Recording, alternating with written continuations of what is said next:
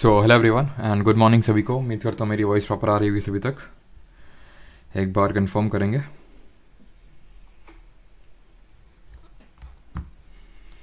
तो आज हम लोग का है कंप्लीट फिजिक्स का, ठीक है। लास्ट वन शॉट रहने वाला है बाकी मेरी तरफ से। बाकी कल आप लोगों को पता है कि कल कंप्यूटर का वन शॉट होगा आपका, ठीक है। और ये मैं कैसे करवा रहा हूँ ये मुझे ही पता है कितनी मशक्क़तों के बाद ये मैं करवा रहा हूँ, बिकॉज काफ़ी टाइम, क्योंकि मैंने आपको प्रॉमिस किया था पहले कि आपको लेक्चर्स मिलने वाले हैं, बट काफ़ी कोशिशों की वजह करने के बावजूद भी वो लेक्चर्स नहीं मिल सके।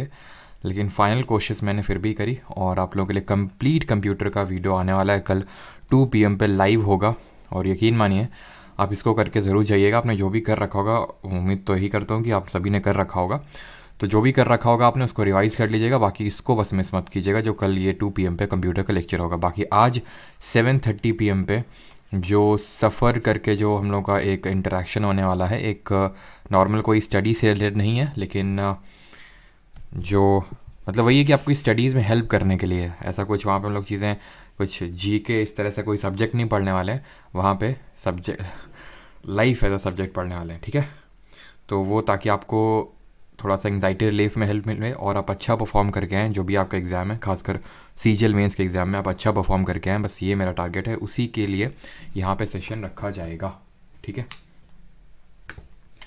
सर हिस्ट्री का एंशिएंट मिडेवल प्लीज़ विवेक, अरे वो पॉसिबल नहीं है। अब आप खुद ही सोचो, आज ये मेरे साइड से होगा 21, कल होगा 22 कंप्यूटर, ठीक है। और फिर आप कब मैं कराऊंगा और कब आप रिवाइज़ करोगे। तो जो इम्पॉर्टेंट चीज़ें हैं, मैं वो नहीं बोल रहा हूँ, मैं इम्पॉर्टेंट चीज़ें हैं उनको कंसाइज करके या फिर PDF फॉर्मेट में जैसा भी होगा मैं आपके टेलीग्राम पे, परमार SSC टेलीग्राम पे डलवा दूंगा मैं आपको, ठीक है। जो भी पॉसिबल होगा। आप ये मत सोचिए कि बस यहाँ से मेरा ख़त्म हो गया, ठीक है। जब तक आप एग्ज़ाम दे के एग्ज़ाम हॉल से बाहर नहीं आ जाते या फिर जब आप एग्ज़ाम देने चले नहीं आते, तब तक मेरा भी, आप ये समझिए कि मेरा भी एक तरह से एग्ज़ाम चल रहा है। मुझे भी उतनी ही चिंता है कि भाई कितना और कहाँ कहाँ से चीज़ें हो सकती हैं जिससे नंबर बढ़ जाएं, ठीक है। तो वो चीज़ मैं अपने साइड से भी इंश्योर करूँगा पूरी तरह से। गुड मॉर्निंग सभी को। पीका, हिमांशु, रजत, मनिक, शिवांगी, तनु, सृष्टि, नैतिक, जय हिंद। चलिए स्टार्ट करते हैं अभी। और कंप्लीट क्या मॉडर्न हिस्ट्री का को अनहाइड कीजिए प्लीज़। अनहाइड हो चुका है मुकेश अभी, आप लगता है चलो तो उसके नोट्स भी, जो मॉडर्न हिस्ट्री कल हुआ था लेक्चर, उसके हैंडरिटन नोट्स आपको मिल जाएंगे जो लोग बैच में होंगे या फिर जो लोग PDF वाले में होंगे। नहीं तो चलो मैं डलवा दूंगा, इसी में डलवा दूंगा, कोई नहीं, ठीक है। तो सबको एक्सेस हो जाएंगे। और ये जो आज का लेक्चर होने वाला है कंप्लीट फिजिक्स का लेक्चर, इसके भी मैं कोशिश करूँगा कि नोट्स आपको हैंडरिटन नोट्स मिल जाएँ, ठीक है, टेलीग्राम पे, परमार SSC टेलीग्राम। तो चलिए स्टार्ट करते हैं और स्टार्ट करेंगे इलेक्ट्रिक करंट एंड सर्किट से, राइट। अभी इलेक्ट्रिक करंट होता क्या है, व्हाट इज़ इलेक्ट्रिक करंट। आपको याद है मैंने आपको ओशन करंट पढ़ाया था ज्योग्राफी में। ओशन करंट क्या था, ओशन का मूवमेंट, ओशन जो वाटर था उसके मूवमेंट को हम लोग ओशन करंट बोल रहे थे। उसी तरह electric current is nothing but electrons का मूवमेंट। ये क्या है, इलेक्ट्रॉन्स का मूवमेंट, इसको बोलते हैं विद्युत धारा। धारा क्या होती है, किसी चीज़ का फ्लो, वो वाटर का भी फ्लो हो सकता है, जैसे वाटर का फ्लो होता है उसी तरह इलेक्ट्रॉन्स का भी फ्लो हो सकता है। तो इलेक्ट्रॉन्स का जो फ्लो है उसको बोलते हैं electric current.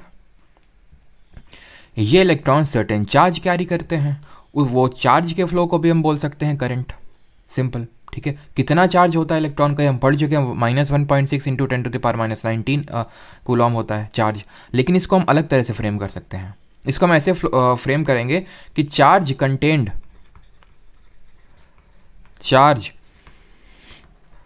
Contained bye 6 × 10⁻18 electrons. इतने इलेक्ट्रॉन्स जो चार्ज कैरी करते हैं, हमने इसको क्वांटिफाई कर दिया। जैसे हम क्वांटिफाई कर देते हैं चीज़ों को कि एक दर्जन में 12 ही चीज़ें होंगी, ठीक है। या फिर इस जैसे फॉर एग्जांपल आप बुक लेने गए, जैसे आप होता ना, कई बार होता है कि बुक में कोई पार्ट हमें नीडेड नहीं होता है, लेकिन वो भी आपको लेना पड़ता है मजबूरी में, क्योंकि वो चीज़ क्वांटिफाई कर दी गई है। इसी तरह ये क्वांटिफाई कर दिया गया कि चार्ज जब मैं इलेक्ट्रिक करंट बोलूँगा दैट मीन, और इलेक्ट्रिक करंट की यूनिट क्या होती है उस पर भी अभी आएंगे। तो दैट मीन कि ये जो 6 × 10⁻18 इलेक्ट्रॉन्स जो चार्ज कैरी कर रहे हैं वो है electric current per unit time. That means कि अगर मैं करंट को डिफाइन करने जाऊँ या फिर इसका फॉर्मूला लिखने जाऊँ, तो that will B charge contained upon with in a unit time, Q/T। ये हो गया आपका फॉर्मूला ऑफ करंट। Q जो होता है Q दैट इज चार्ज, इसकी SI यूनिट होती है कूलॉम्ब। टाइम की हम जानते हैं second, that means coulomb per second can be set to be as the current की यूनिट या फिर यूनिट ऑफ करंट, धारा का, विद्युत धारा का मात्रक। लेकिन उस कूलॉम्ब पर सेकेंड को या तो कूलॉम्ब पर सेकेंड बोल दीजिए या फिर एम्पियर भी बोल दीजिए, वो भी चलेगा, बिकॉज जिन्होंने करंट की एक तरह से डिस्कवरी करी थी इलेक्ट्रिक करंट की, वो उनका नाम एम्पियर था, तो उन्हीं के नाम पे इसका नाम पड़ गया। ठीक, अब किसी चीज़ के फ्लो के लिए, अब याद करो ओशन करंट का एग्जांपल ले लेते हैं, ज्योग्राफी में जो पढ़ा था। क्यों ओशन करंट मूव कर रहे थे? डिफरेंट फैक्टर्स थे, उसमें से एक फैक्टर अगर आपको याद हो तो मैंने बताया था, ग्रेविटी जो होती है वो एक ग्रेडियंट क्रिएट हो जाता है, स्लोप क्रिएट हो जाता है, जिसके से जो ग्रेविटी है वो उस जो वाटर है ओशन के वाटर को उसको मूव करवाती है। सिमिलरली उसी तरह ही जो हमारा ये इलेक्ट्रिक करंट है वो अपने आप, ये जो इलेक्ट्रॉन्स भरे पड़े हैं, इलेक्ट्रॉन्स भरे पड़े अपने आप मूव नहीं करेंगे। ये क्या आपको पता है? जो आपके घरों में बिजली आती है उसका मतलब क्या? घरों में बिजली आती है जिसके लिए आप पे करते हैं अपने, जैसे हमारे कानपुर में केस्को करके है, वैसे आपके भी सिटी में होगी। ठीक है, तो आप वो जो भी आपको इलेक्ट्रिसिटी सप्लाई का मतलब क्या होता है, दैट डजंट मीन कि वो आपको इलेक्ट्रॉन्स भेजते हैं उसके लिए आप पे करते हैं, नहीं। इलेक्ट्रॉन्स तो पहले से ही मौजूद हैं आपके तारों में, वो तो बस क्या करवाते हैं, वो एनर्जी भेजते हैं इन इलेक्ट्रॉन्स को चलवाने के लिए, जिसके लिए आप पे करते हैं, जिसको हम कॉमर्शियल यूनिट ऑफ एनर्जी बोलते हैं। वो भी हम पढ़ेंगे कॉमर्शियल यूनिट ऑफ एनर्जी क्या होती है, जिसको हम एक यूनिट बोलते हैं।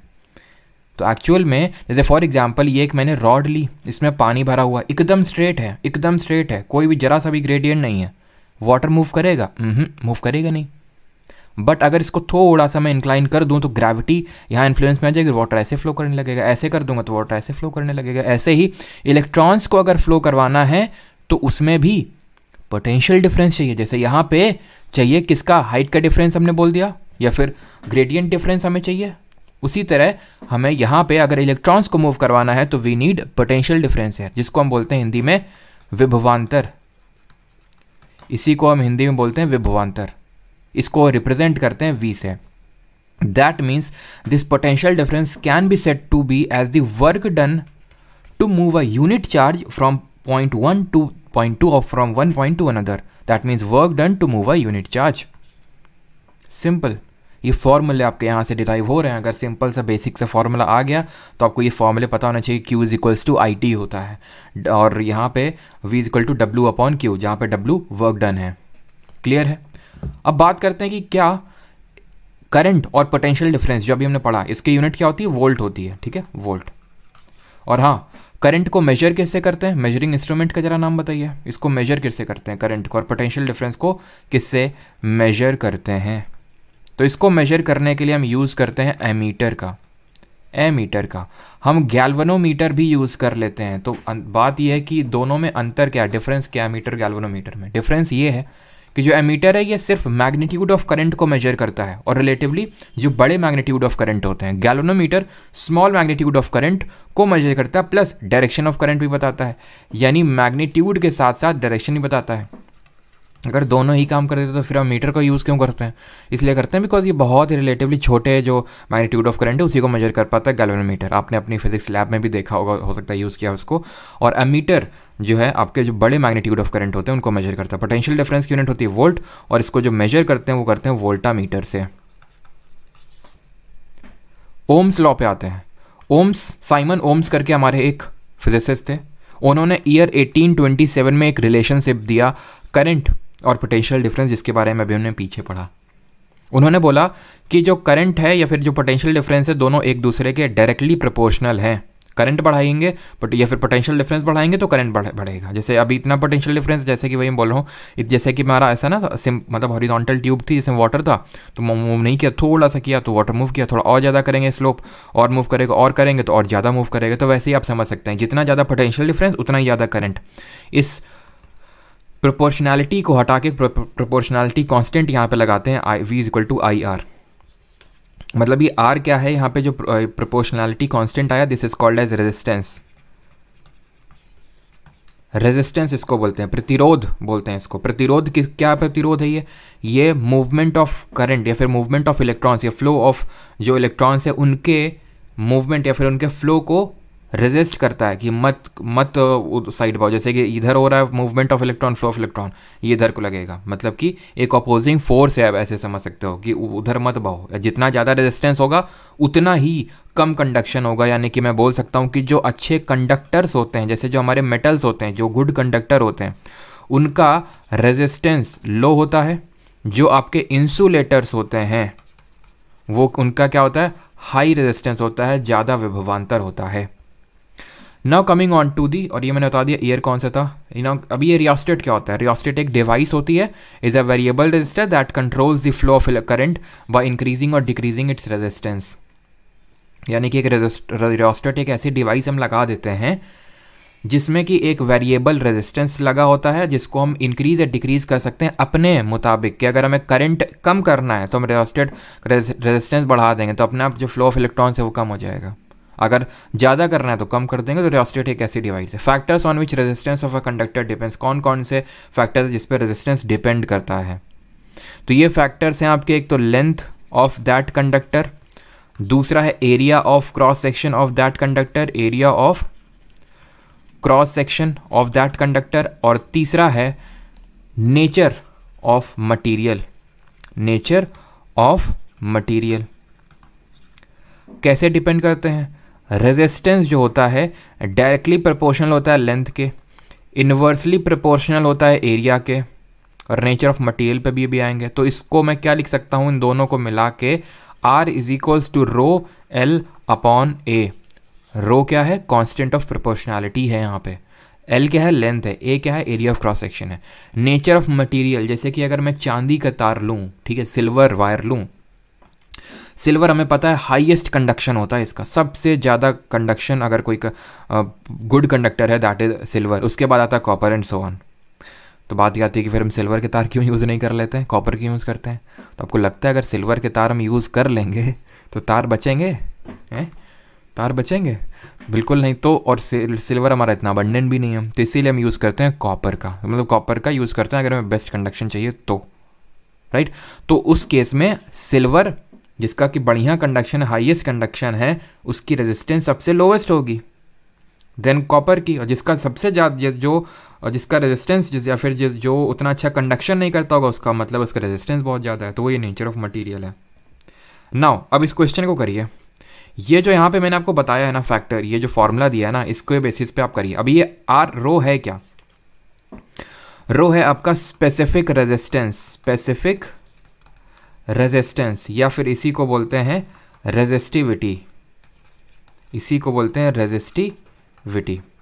इसकी जो यूनिट होती है वो ओम मीटर होती है, और जो हमारा रेजिस्टेंस होता है इसकी यूनिट होती है ओम, ठीक है। इसकी एसआई मात्रक होता है ओम, साइमन ओम के नाम पे पढ़ा है, और इसकी होती है ओम मीटर। कैसे ओम मीटर आया, अगर आपको नहीं समझ में आ रहा, रेजिस्टेंस की ओम होती है, रो लेंथ मीटर होती है इसकी unit, area of cross section metre square, तो 1 मीटर से 1 मीटर उधर गया तो रो मीटर हो जाएगा, ठीक है। करिए इस सवाल को। A wire of given material has a length, एक वायर है जिसकी लंबाई L है, एरिया ऑफ क्रॉस सेक्शन यानी कि जो क्षेत्रफल है उसका A है, रेजिस्टेंस उसका 4 ओम है। What would be the resistance of another wire of the same material क्या है, लेंथ उसकी आधी कर दी और एरिया ऑफ क्रॉस सेक्शन उसका डबल कर दिया है। अब बताइए क्या फैक्टर वहाँ पे क्या इफेक्ट पड़ेगा, जल्दी से बताइए।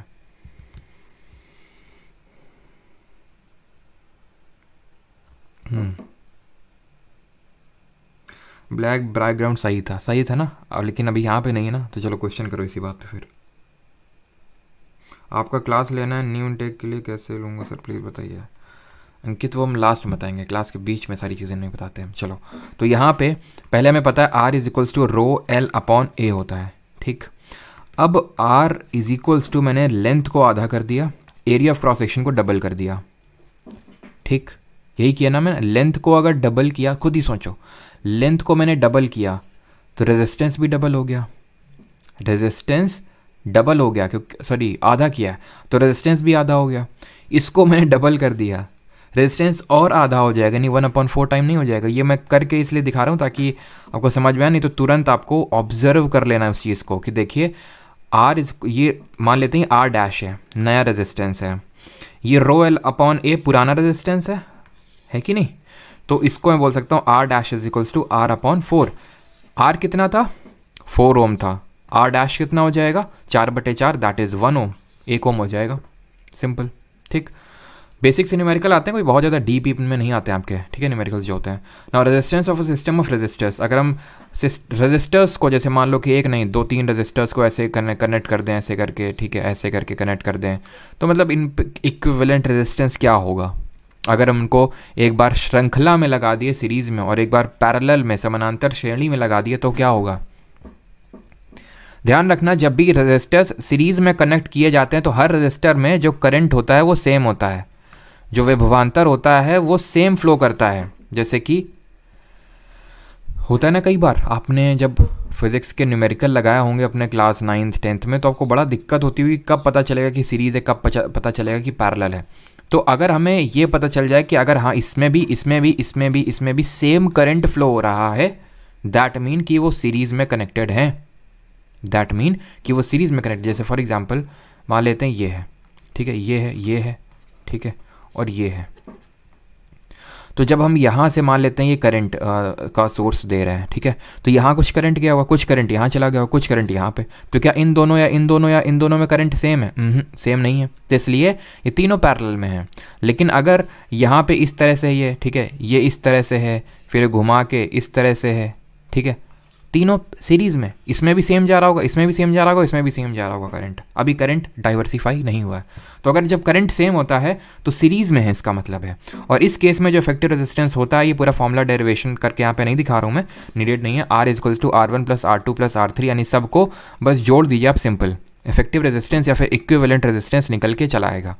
पैरेलल में जब होते हैं तो ध्यान रखना, पैरेलल में पोटेंशियल डिफरेंस यानी कि जो विभवांतर होता है ये सेम होता है, और इस केस में जो इक्विवेलेंट रेजिस्टेंस निकल के आता है वो होता है 1/R1 + 1/R2 + 1/R3 and so on.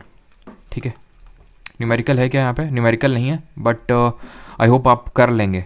ठीक है, कि अगर मैं बोल दूँ कि एक सीरीज़ ऑफ रेजिस्टर्स हैं जिनका रेजिस्टेंस 1 ओम, 2 ओम, 3 ओम है, और ये पैरेलल में कनेक्टेड है, तो एक तो और यहाँ पे करंट, ठीक है, करंट जो है वो 1 एम्पियर है, तो बताइए पोटेंशियल डिफरेंस कितना होगा? जल्दी से बताइए पोटेंशियल डिफरेंस कितना होगा अगर ये तीनों रेजिस्टर्स पैरेलल में कनेक्टेड है, करंट मैं 1 एम्पियर का फ्लो करवा रहा हूँ, तो पोटेंशियल डिफरेंस आपको बताना है कितना होगा। तो पहले तो अगर मुझे पहले तो ये तीनों जो पैरेलल में कनेक्टेड है इससे मुझे इक्विवेलेंट रेजिस्टेंस निकालना होगा 1/1, 1/2, 1/3, क्योंकि पैरेलल में हमें पता है 1 अपॉन करके इक्विवेलेंट रेजिस्टेंस निकालना होता है। एलसीएम लेंगे हम, 3 आएगा, यहाँ से 1, यहाँ से 6 आएगा, यहाँ से आपका 6, यहाँ से 3 और यहाँ से 2, ये हो गया आपका 1/R इक्विवेलेंट। ठीक है, तो इसकी वैल्यू आ गई 6 3 9 2 11/6, दैट मीन कि जो R इक्विवेलेंट होगा दैट विल बी 6/11, ये हो गया R इक्विवेलेंट। करंट कितना है? 1 एम्पियर है, तो हमें पता है ओम्स लॉ से V = IR, ये रिलेशनशिप होता है between the potential difference and the current. Potential difference निकालना है, करंट 1 एम्पियर है, रेजिस्टेंस आपका 6/11 है, तो ऑब्वियस सी बात है जो पोटेंशियल डिफरेंस आएगा वो 6/11 वोल्ट आ जाएगा। ठीक, now coming on to the heating effect of electric current. कभी आपने ऑब्जर्व किया है कि जब पंखा चलते चलते जब आप पंखे को टच करो तो काफ़ी गर्म हो जाता है वो, है ना? बल्ब को आप छूते हो तो वो भी गर्म हो जाता है, इलेक्ट्रिक केटल को छूते हो वो भी गर्म हो जाता है। ऐसा क्यों होता है? क्यों ये जो हमारे इलेक्ट्रिक अप्लायंसेज हैं वो गर्म हो जाते हैं, हीट क्यों हो जाते हैं? क्यों आपने सोचा? इसका कारण ये है कि जो इलेक्ट्रिक करंट है जब वो फ्लो होता है तो वो हीटिंग इफेक्ट दिखाता है, वो एक पर्टिकुलर अमाउंट ऑफ हीट भी जनरेट करता है, और वही हीट हमें देखने को मिलती है। बात ये आती है कि इसको यहाँ से जो क्वेश्चन बनेंगे कि इसके एप्लीकेशंस क्या हैं, इसको डिस्कवरी किसने करी थी, इसका फॉर्मूला क्या है। तो सबसे पहले इसकी जो डिस्कवरी करी थी वो जेम्स जूल ने करी थी। किसने? जेम्स जूल, ये नाम याद रखिएगा, जेम्स पी जूल।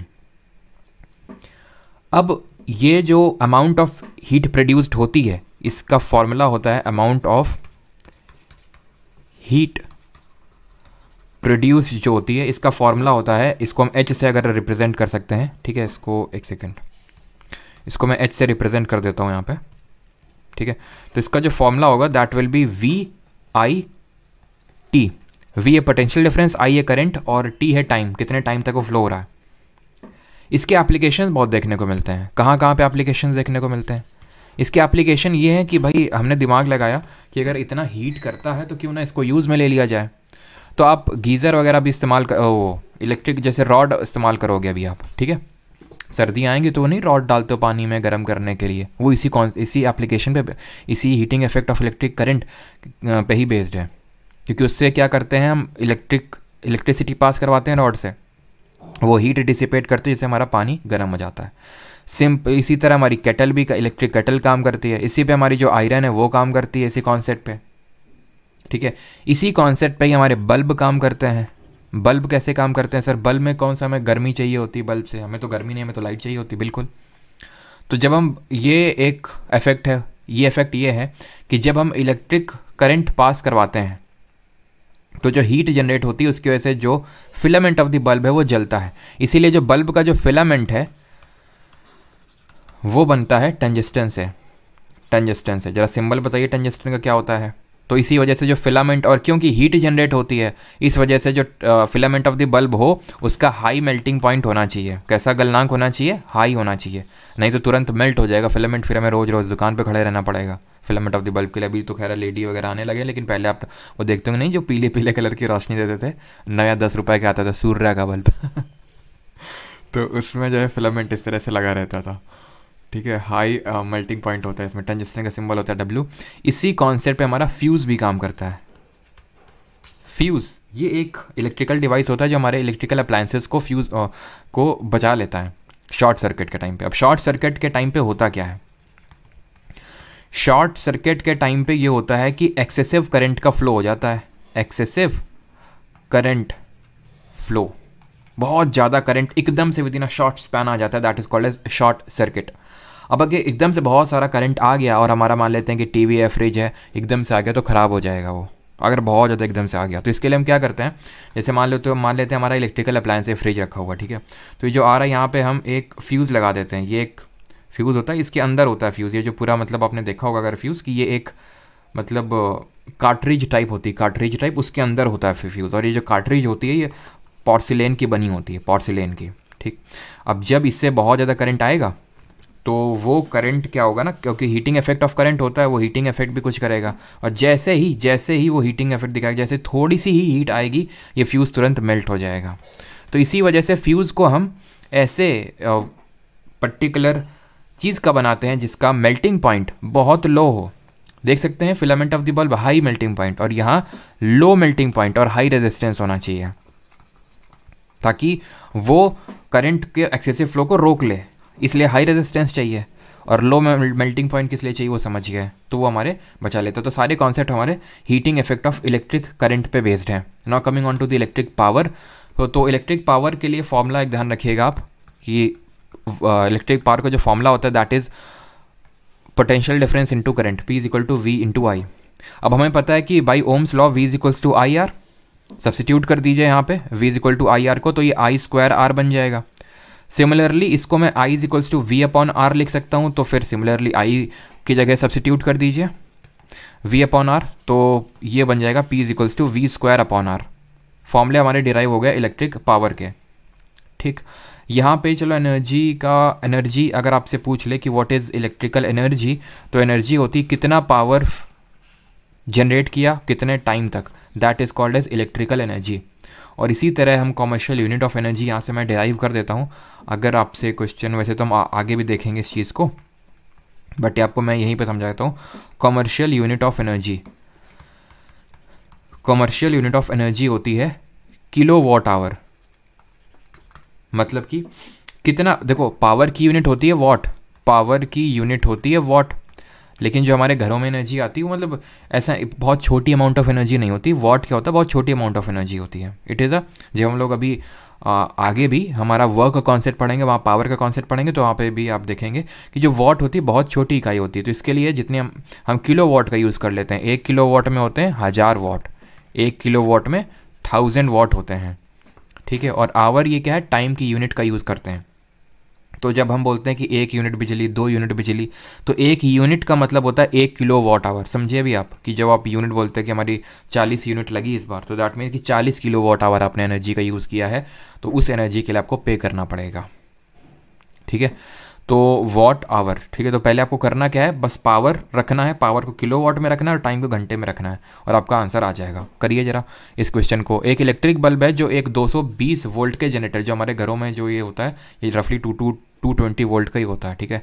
करंट इसमें इतना है, तो बताइए पावर ऑफ द बल्ब। अच्छा, यहाँ पे सिर्फ वो कमर्शियल यूनिट वाला क्वेश्चन नहीं है, ये तो सिंपल है। Power is equals to V into I, ठीक है, V into I simple. V कितना है, 220 है, पावर कितना है वो 0.5, दैट मीन कि आधा, यानी कि 110 वॉट आंसर आ जाएगा आपका, ठीक। एक सवाल मैं आपसे पूछता हूँ, ठीक है, कि एक इलेक्ट्रिकल अप्लायंस है, एक अप्लायंस है, ठीक है, जो कि 20 वॉट पावर सप्लाई हो रही है जिसमें, और ये जो है 1 महीने चलता है। 1 महीने दैट मीन्स कि मान लो कि 30 डेज़ के लिए चलता है, 30 डेज़, और हर दिन 30 मिनट्स चलता है। तो बताओ कि कितनी एनर्जी या फिर कितने यूनिट ऑफ एनर्जी, या फिर वही आप बोल सकते हो कि कितने यूनिट ये सिर्फ यही अप्लायंस खींच रहा है। बताइए जल्दी से। 20 वॉट 30 दिन के लिए, और 30 मिनट हर दिन, 30 मिनट्स पर डे। अभी मैंने आपको क्या बताया कि कमर्शियल यूनिट ऑफ एनर्जी कैसे निकालते हैं, सिर्फ किलो वॉट आवर, बस इसको फोकस में रखना है। ये किलो वॉट, ये वॉट में है ना, किलो वॉट में कन्वर्ट कर लो, 0.02 हो जाएगा। कितने आवर चला, कितने आवर चला, ये 30 दिन चलता है, और हर दिन 30 मिनट तक चलता है, हर दिन 30 मिनट तक चलता है, दैट मीन, और इसको आप घंटे में कन्वर्ट कर सकते हो, ठीक है, क्योंकि जब 30 इंटू 30 करोगे तो मिनट आएंगे।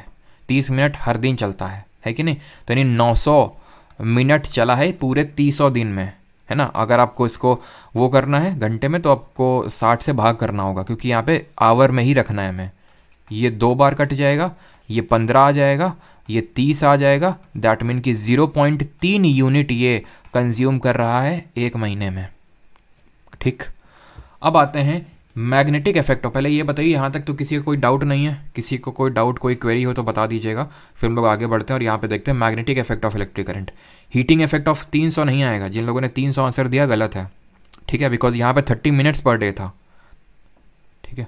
अगर यहाँ पे 1 आवर पर डे इस तरह से रखता तो आवर में था, बिकॉज यहाँ पे आवर में आपको रखना, मिस्टेक हो गया। तूफान का देवता, ऐसे कैसे चलेगा है, तूफान के देवता हो। क्लियर। अभी आते हैं magnetic effect of electric current, देखते हैं। हीटिंग वाला तो देख लिया, तो एक बार हुआ क्या, सर प्लीज़ प्राइवेट ना कीजिएगा, नहीं प्राइवेट तो होगा, भारी मिस्टेक हो गया। चलो, तो magnetic effect of electric current, एक बार हुआ क्या, हमारे एक साइंटिस्ट थे जिनका नाम था हैंस क्रिस्टियन ऑस्टेड। क्या नाम था इनका? Hans Christian Oersted. काम कर रहे थे एक बार, ठीक है, तो क्या मतलब काम कर रहे थे तो कुछ अच्छा ही हुआ होगा। हमारे यहाँ तो है नहीं कि काम कर रहे तो एक गोली चली और वहीं से फिर ऐसा हुआ कि वो डाकू बन गए। ये होता है इंडिया में। वहाँ पे क्या हुआ कि जब एक बार ये लैब में काम कर रहे थे, तो जब इन्होंने ये एक तार पड़ा हुआ था, इससे इलेक्ट्रिक वो पास करवा रहे थे, करंट पास करवा रहे थे। बगल में ही एक मैग्नेटिक नीडल रखा हुआ था। वो नीडल तभी डिफ्लेक्ट करता है, ऑब्वियस सी बात है, जब वो मैग्नेट के पास में आता है, ठीक है। मैग्नेटिक कंपास रखा हुआ था, वो मैग्नेटिक कंपास डिफ्लेक्ट कर रहा था। एक बार उनको लगा हो सकता है कि धोखा हो, दूसरी बार वहम हो, तीसरी बार हो सकता है आत्मा घुस गई हो, चौथी बार नहीं, अब तो पक्का है, पक्का इसने वो कुछ ना कुछ है। तो फिर इन्होंने देखा, फिर इन्होंने इस चीज़ को, इन्होंने ही कॉन्सेप्ट दिया कि हाँ, ये जो इलेक्ट्रिक करंट फ्लो कर रहा है ना, ये मैग्नेटिक फील्ड डेवलप करता है अपने अराउंड एक। और ये मतलब बिगनिंग था बहुत सारी चीज़ों के लिए। अभी देखना कितना मज़ा आएगा। इलेक्ट्रिक जो हमारी मोटर चलती है, जो पंखों में मोटर लगी हुई है, जो घूमती है घर घर घर करके, जनरेटर जो हमारा काम करता है, जो हमारे ट्रांसफार्मर्स काम करते हैं, वो इसी कॉन्सेप्ट पे ही काम करते हैं। मतलब इसी पे ही फर्दर इवोल्यूशन होता गया। इसीलिए जो मैग्नेटिक फील्ड स्ट्रेंथ की एक यूनिट है, वैसे तो टेस्ला ऐसा यूनिट है, बट एक यूनिट इनके नाम पे भी, ऑस्टेड जी के नाम पे। और ये जो मैग्नेटिक फील्ड, चलो अभी तो इतनी चीज़ आई होप आपको क्लियर हो गई होगी कि एक जब इलेक्ट्रिक करंट किसी कंडक्टर से पास होता है तो वो मैग्नेटिक फील्ड भी जनरेट करता है। हम थोड़ी सी प्रॉपर्टीज़ देख लेते हैं मैग्नेटिक फील्ड लाइंस की। तो हमने बचपन में ही पढ़ा है कि भाई एक मैग्नेट होता है, एक उसका नॉर्थ पोल होता है, एक साउथ पोल होता है। इस तरह से आपकी मैग्नेटिक फील्ड लाइन्स निकलती हैं, है ना, इस तरह से आपकी मैग्नेटिक फील्ड लाइन्स निकलती हैं। तो प्रॉपर्टीज़ क्या होती है मैग्नेटिक फील्ड लाइन्स की? सबसे पहले ध्यान रखना, जो मैग्नेटिक फील्ड लाइन्स होती हैं ये क्लोज्ड कर्व के फॉर्म में होती हैं, जैसे कि आप इस पर्टिकुलर फिगर में भी देख पा रहे हैं। ये हमेशा क्लोज्ड कर्व के फॉर्म में होती हैं। ये कभी एक दूसरे को इंटरसेक्ट नहीं करेंगी, नेवर इंटरसेक्ट ईच अदर। कारण क्या है? मतलब पहली बात तो करती नहीं। और अगर मान लो फॉर एग्जाम्पल कर लिया, ठीक है। तो इसका मतलब क्या होगा, अगर कभी पूछ ले कि अगर मान लो कि दो फील्ड लाइंस एक दूसरे को कट कर रही हैं, पहली बात तो कभी कट करती ही नहीं है, नेवर नेवर। लेकिन फॉर एग्जांपल मान लेते हैं कट करवा दिए, तो इसका मतलब क्या होगा, दैट मीन कि यहाँ पे इस पर्टिकुलर पॉइंट पे मैग्नेटिक फील्ड के दो डायरेक्शन हो जाएंगे, जो कि पॉसिबल ही नहीं है, इसलिए, ठीक। और जो मैग्नेटिक हमारी फील्ड होती है ये एक वेक्टर क्वांटिटी होती है ना, ये तो हम मैग्नेटिक फील्ड लाइन के बारे में पढ़ रहे हैं, बट इन जनरल जो हमारी मैग्नेटिक फील्ड होती है वो वेक्टर क्वांटिटी होती है। वाई वेक्टर, वेक्टर वो हमारी क्वांटिटी होती हैं, वो सदिश राशियाँ होती हैं, इनको बोलते हैं हिंदी में, जिनका मैग्नीट्यूड भी होता है और प्लस कोई ना कोई डायरेक्शन यानी दिशा भी होती है, इसलिए ये वेक्टर क्वांटिटी होती हैं, सदिश राशियाँ होती हैं। तो क्लोज्ड कर्व होती हैं, कभी एक दूसरे को इंटरसेक्ट नहीं करती हैं, और वेक्टर वाला हटा देते हैं यहाँ से, वेक्टर तो मैं बाद में भी लिख दूंगा यहाँ पे, लेकिन इस चीज़ को ध्यान रखना कि कहीं पे भी जो हमारे मैग्नेटिक फील्ड लाइंस की जो डेंसिटी है, मैग्नेटिक फील्ड लाइंस की जो डेंसिटी है वो उसकी स्ट्रेंथ ऑफ मैग्नेटिक फील्ड को दर्शा रहा है। मैग्नेटिक फील्ड को हम यूजुअली बी से रिप्रेजेंट करते हैं। मतलब इसका क्या हुआ, आप यहाँ पे एक चीज़ को ऑब्जर्व करिए कि यहाँ पे बहुत ही डेंस है मैग्नेटिक फील्ड, यहाँ पे थोड़ी सी स्पार्स है, यहाँ पे स्पार्स है, ठीक है, यहाँ पे स्पार्स है, तो यहाँ पे मैग्नेटिक फील्ड की जो स्ट्रेंथ होगी वो कम होगी एज़ कम्पेयर टू यहाँ पे, ठीक है। तो जो डेंसिटी है मैग्नेटिक फील्ड लाइंस की वो strength of magnetic field at a particular point बता रही है, ठीक है। और यहाँ पे लिख देता हूँ आखिरी में, ये वेक्टर क्वांटिटी होती है आपकी, यानी कि मैग्नीट्यूड के साथ साथ इसमें डायरेक्शन भी होता है। Now magnetic field due to a current carrying conductor, एक कंडक्टर है, जैसे मान लो ये कंडक्टर है, इससे हमने वो पास करवाई क्या, करंट, तो कैसी मैग्नेटिक फील्ड होगी, ये मैग्नेटिक फील्ड सर्कुलर होगी, ये मैग्नेटिक फील्ड सर्कुलर होगी, तो कैसी होगी, सर्कुलर होगी।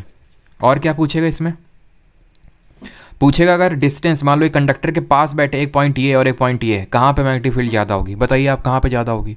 तो अभी मैंने बताया जहाँ पे मैग्नेटिक फील्ड लाइंस क्लोज्ड होंगी, मतलब आपस में पास होंगी, तो वहाँ पे मैग्नेटिक फील्ड की जो स्ट्रेंथ होगी वो ज़्यादा होगी कंपेयर टू जहाँ दूर दूर है। तो जैसे डिस्टेंस इंक्रीज करेंगे वैसे ही मैग्नेटिक फील्ड जो स्ट्रेंथ है, ठीक है, मैग्नेटिक फील्ड की जो स्ट्रेंथ है वो कम होगी, ये आप ध्यान रखिएगा। और अगर हम यहाँ पे डायरेक्शन ऑफ करंट को रिवर्स कर दें, जैसे फॉर एग्जांपल यहाँ पे डायरेक्शन ऑफ करंट कुछ नीचे की तरफ है, ठीक है, तो जो भी डायरेक्शन ऑफ मैग्नेटिक फील्ड है वो कैसे निकलता है अभी उस पर भी डिस्कशन करेंगे। लेकिन अगर इसको हम डायरेक्शन को चेंज कर दें, डायरेक्शन ऑफ करंट अगर हम रिवर्स कर दें या फिर चेंज कर दें, ठीक है, तो मैग्नेटिक फील्ड का जो डायरेक्शन है वो भी चेंज हो जाता है अकॉर्डिंगली। निकालते कैसे हैं, बहुत आसान है, इसको निकालने के लिए हम यूज़ करते हैं right hand thumb rule. Right hand thumb rule का यूज़ करते हैं। अपने अंगूठे को लीजिए और अंगूठे को उस डायरेक्शन में रखिए जहाँ पे करंट फ्लो हो रहा है। जैसे ये स्ट्रेट करंट कैरिंग कंडक्टर है, अब इस केस में तो भाई ये तो नीचे फ्लो हो सकता है, ऊपर फ्लो हो सकता है, यानी अंगूठा है तो ऊपर रखो, है तो नीचे रखो, जहाँ भी फ्लो कर रहा है। और फिर अपनी चारों उंगलियों को घुमाओ। अब मैं तुम्हें तो दिख तो रहा नहीं हूँ, लेकिन मैं कर रहा हूँ ये काम, ठीक है, तुम भी करो इस काम को, कि ऐसे अंगूठे को करो ऊपर या नीचे और उंगलियों को घुमाओ। तो जो उंगलियों को घुमाव हो रहा है ना चारों उंगलियों का, वो डायरेक्शन ऑफ मैग्नेटिक फील्ड है।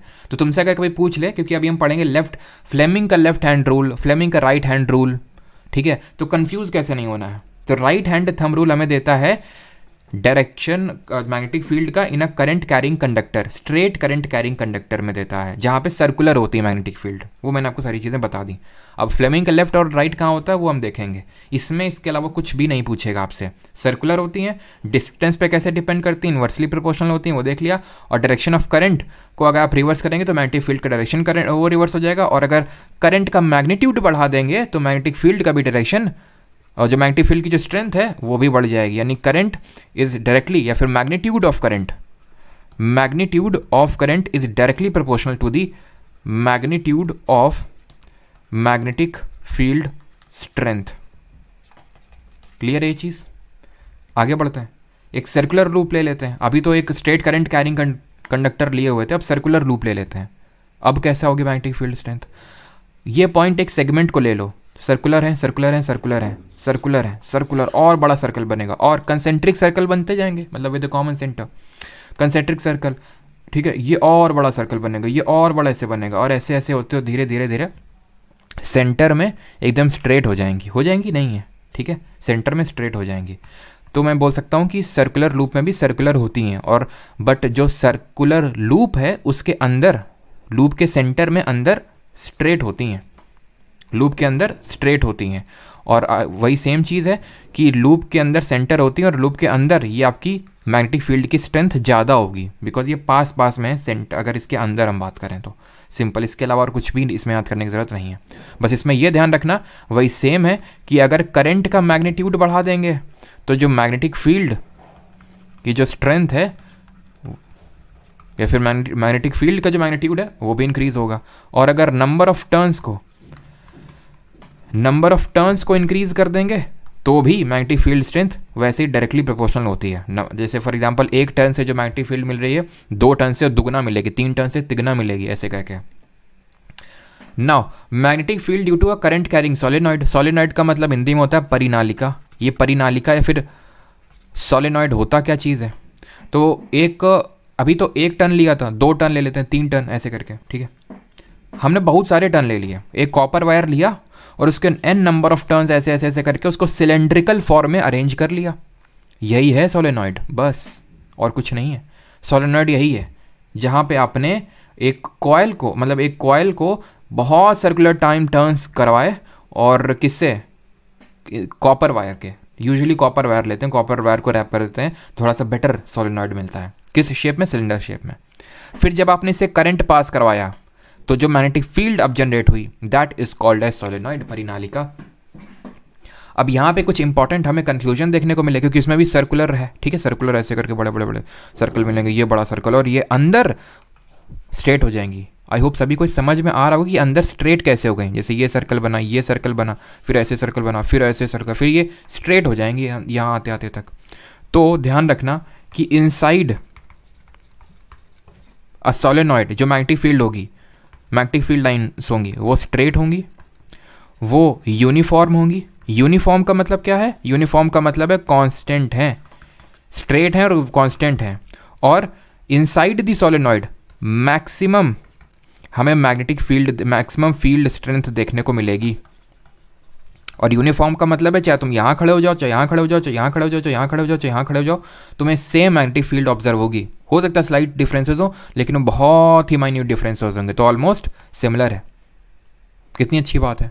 इसका हम आगे एप्लीकेशन अभी करेंगे। इसमें हम एक काम करेंगे कि हमने ये काम किया कि हमने वो डाल दिया सॉफ्ट आयरन रॉड, इसमें घुसेड़ दी। किसमें? इस इलेक्ट्रोमैग्नेट में स्पेस है ना अंदर, तो सॉफ्ट आयरन मैग्नेट डाल दिया इसमें हमने। जैसे सॉफ्ट आयरन मैग्नेट डाला इसको मैग्नेटिक फील्ड के अंदर, बिकॉज मैग्नेटिक फील्ड अंदर कांस्टेंट है और काफ़ी ज़्यादा है, क्योंकि अंदर आप देखो कंडेंस्ड है, पास में मैग्नेटिक फील्ड की जो लाइन्स हैं, इसलिए तो हमें एक इलेक्ट्रोमैग्नेट मिल जाएगा। इसको हम बोलते हैं विद्युत चुंबक। इसको बोलते हैं विद्युत चुंबक। होता क्या है? कुछ नहीं होता इलेक्ट्रोमैग्नेटिक। ये जब हम एक सोलेनॉइड में एक सॉफ्ट आयरन रॉड डाल देते हैं तो उसमें उस पर्टिकुलर रॉड में मैग्नेटिक प्रॉपर्टी आ जाती हैं। वो एक मैग्नेट की तरह बिहेव करने लगता है, उसमें भी north and south pole develop हो जाते हैं। इसी को हम बोलते हैं इलेक्ट्रोमैग्नेट। क्लियर है यहाँ तक सभी को ना? Force on a current carrying conductor in a magnetic field. हमने ये चीज़ ऑब्जर्व किया कि एक करंट कैरिंग कंडक्टर है, ठीक है। करंट कैरिंग कंडक्टर को ये मान लेते हैं करंट कैरिंग कंडक्टर है, यहाँ कंपास नीडल के पास इसको लेके आए, ऐसे कंपास नीडल था, लेके आए, तो हमें पता है करंट कैरिंग जो कंडक्टर होता है वो मैग्नेटिक फील्ड डेवलप करता है, तो मैग्नेटिक फील्ड डेवलप करेगा तो ये कंपास डिफ्लेक्ट करेगा। ये कंपास डिफ्लेक्ट करेगा तो ये कंपास पे फोर्स लगाया एक तरह से इसने। और न्यूटन का तीसरा नियम ये बोलता है कि every action as an equal and opposite reaction, यानी हर क्रिया के लिए बराबर प्रतिक्रिया भी होती है। तो ये भी प्रतिक्रिया मारेगा, ये भी फोर्स मारेगा उस पर, किस पे? इस पे। तो इसी को बोलते हैं force on a current carrying conductor in a magnetic field. तो जो इसने फोर्स इस पे मारा that is called as force on a current carrying. इसके काफ़ी एप्लीकेशन है, जैसे फॉर एग्जांपल चलो यहाँ पे मैं आपको एक्सप्लेन करता हूँ एक कॉन्सेप्ट से। मान लेते हैं यहाँ पे मैग्नेट रखते हैं, ठीक है। ये मैंने एक रखा, ठीक है, और ये मैंने मैग्नेट रखा, ठीक। और होगा क्या? ये मैग्नेट यहाँ पे मैग्नेटिक फील्ड डेवलप करेंगे, ये दोनों मैग्नेट यहाँ पे खूब मैग्नेटिक फील्ड डेवलप करेंगे, ठीक। और यहाँ पे मैग्नेटिक फील्ड मान लेते हैं, ठीक है, कुछ इस तरह से मैग्नेटिक फील्ड लाइंस ऐसे कुछ करके कुछ है यहाँ पे, ठीक है, ऐसे ऐसे करके मैग्नेटिक फील्ड लाइंस है यहाँ पे, ठीक। मतलब यहाँ पे तो मैं इंटरसेक्ट करवा रहा हूँ, लेकिन आपको पता है इंटरसेक्ट नहीं करती हूँ, ठीक है। तो यहाँ पे मैग्नेटिक फील्ड है, यहाँ पे भी है। यहाँ पे मैं एक लाया कंडक्टर को, ठीक है, यहाँ पे लाया मैं एक कंडक्टर को, ये कंडक्टर को लाया मैं, ठीक। ये जो कंडक्टर है ये फोर्स एक्सपीरियंस करेगा। अब इस पे अगर कोई सवाल बन जाएगा कि ये फोर्स मैक्सिमम कब एक्सपीरियंस करेगा, अगर मैग्नेटिक फील्ड लाइन बढ़ जाएंगी तो क्या होगा इस पे, ये सारे तरह के क्वेश्चंस बन सकते हैं इस पे, ठीक। तो पहली बात तो ये है कि अगर जैसे ये करंट कैरिंग कंडक्टर है, ठीक है, अगर इसमें करंट हम बढ़ा दें, करंट इसमें अगर हम बढ़ा दें तो ये जो मैग्नेटिक फील्ड एक्सपीरियंस करेगा वो भी बढ़ जाएगी, ठीक। और इस पर मैग्नेटिक फील्ड मैक्सिमम कब होगी, जब परपेंडिकुलर होगा। ये मैग्नेटिक फील्ड का हमारा डायरेक्शन है, तो जब मैग्नेटिक फील्ड फोर्स, जो फोर्स होगा वो मैक्सिमम होगा अगर ये जो कंडक्टर है, जो कंडक्टर है ये परपेंडिकुलर होगा, ठीक है, परपेंडिकुलर होगा to the direction of magnetic field, ठीक है, मैक्सिमम होगा। 0 डिग्री होगे तो ना के बराबर होगा। जैसे एंगल बढ़ाते जाएंगे इसमें जो फोर्स एक्सपीरियंस करेगा वो भी बढ़ता जाएगा। जैसे फॉर एग्जांपल ये वाला कंडीशन है, 0 होगा ऑलमोस्ट 4, जैसे धीरे धीरे धीरे धीरे इसका एंगल बढ़ाएंगे और 90 पे लाएंगे तो 90 पे ही मैक्सिमम होगा इसका, मतलब मैक्सिमम ये फोर्स एक्सपीरियंस करेगा, ठीक है। अब इस पर्टिकुलर चीज़ को हम यूज़ करते हैं अपनी डिफरेंट जगहों में, जैसे कि फॉर एग्जांपल जैसे हमारे मोटर है, जो हमारी इलेक्ट्रिक मोटर होती है, इलेक्ट्रिक मोटर क्या करती है, इलेक्ट्रिक मोटर करती है इलेक्ट्रिकल एनर्जी को मैकेनिकल एनर्जी में कन्वर्ट, ये करती है विद्युत ऊर्जा को, इलेक्ट्रिक एनर्जी को मैकेनिकल यानी कि यांत्रिक ऊर्जा में परिवर्तित करती है। अच्छा कमेंट बताइए डायनमो किसको किस में कन्वर्ट करता है, डायनमो। तो इलेक्ट्रिक मोटर आप समझिए इलेक्ट्रिकल को मैकेनिकल में, बिकॉज एनर्जी हमें पता है, लॉ ऑफ एनर्जी बोलता है कि energy can neither be created not be destroyed. तो इस कॉन्सेप्ट का यूज़ करके कि जब हम किसी कंडक्टर को ऐसे ये मतलब थोड़ा सा डीप है मुझे पता है, लेकिन मैं उतना डीप में ले नहीं जाना चाहता हूँ क्योंकि उतना नीडेड अभी के लिए तो नहीं है आपके लिए, ठीक है। जब मैं आपको पूरा ये बेसिक से कवर कराऊंगा तो वहाँ पे हम लोग डीप में भी देख लेंगे। तो ये एक तरह से ऐसे समझिए कि इसी कॉन्सेप्ट बेस करता है, बेस्ड है ये, कि जब हम किसी करंट कैरिंग कंडक्टर को चेंजिंग मैग्नेटिक फील्ड में या फिर मैग्नेटिक फील्ड में लाते हैं, उसको इंट्रोड्यूस करते हैं, तो उसको फोर्स एक्सपीरियंस करता है और वो घूमने लगता है। ऐसे ही हमारी मोटर घूमती है कि जब हमने उस पर्टिकुलर मोटर में इलेक्ट्रिकल एनर्जी डाली तो वहाँ पे मैग्नेटिक फील्ड डेवलप हुई, उस मैग्नेटिक फील्ड के जैसे इसने फोर्स एक्सपीरियंस किया, उस फोर्स के जैसे घूमना चालू किया, और ऐसा हम रखते हैं कि वो 90 डिग्री पे रहे, और वो जब घूमती है तो हमें हवा मिलती है, पंखे से हवा मिलती है, मैकेनिकल एनर्जी, वो चल रहा है पंखा, मैकेनिकल एनर्जी। मैकेनिकल एनर्जी पे भी देखेंगे इसमें क्या होता है मैकेनिकल एनर्जी, क्लियर, मोटर। अब एक कॉन्सेप्ट होता है हमारा इलेक्ट्रोमैग्नेटिक इंडक्शन, विद्युत चुंबकीय प्रेरण, जिसकी डिस्कवरी सन 1831 में 1831 में माइकल फैराडे जी ने करी थी। माइकल फैराडे जी ने यह बोला था कि अगर आप कैसे मैं को एक्सप्लेन करूं, रुको जरा, इलेक्ट्रोमैग्नेटिक इंडक्शन में कैसे फैराडे जी ने यह बात बोली कि अगर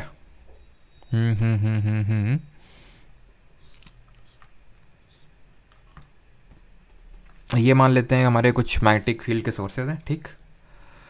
तो इन्होंने ये बोला कि जैसे फॉर एग्जांपल इनकी कोई मैग्नेटिक फील्ड हुई, ठीक है, ऐसे ऐसे करके ऐसे हमें पता है गैल्वेनोमीटर मेजर करता है किसको, इलेक्ट्रिक करंट को।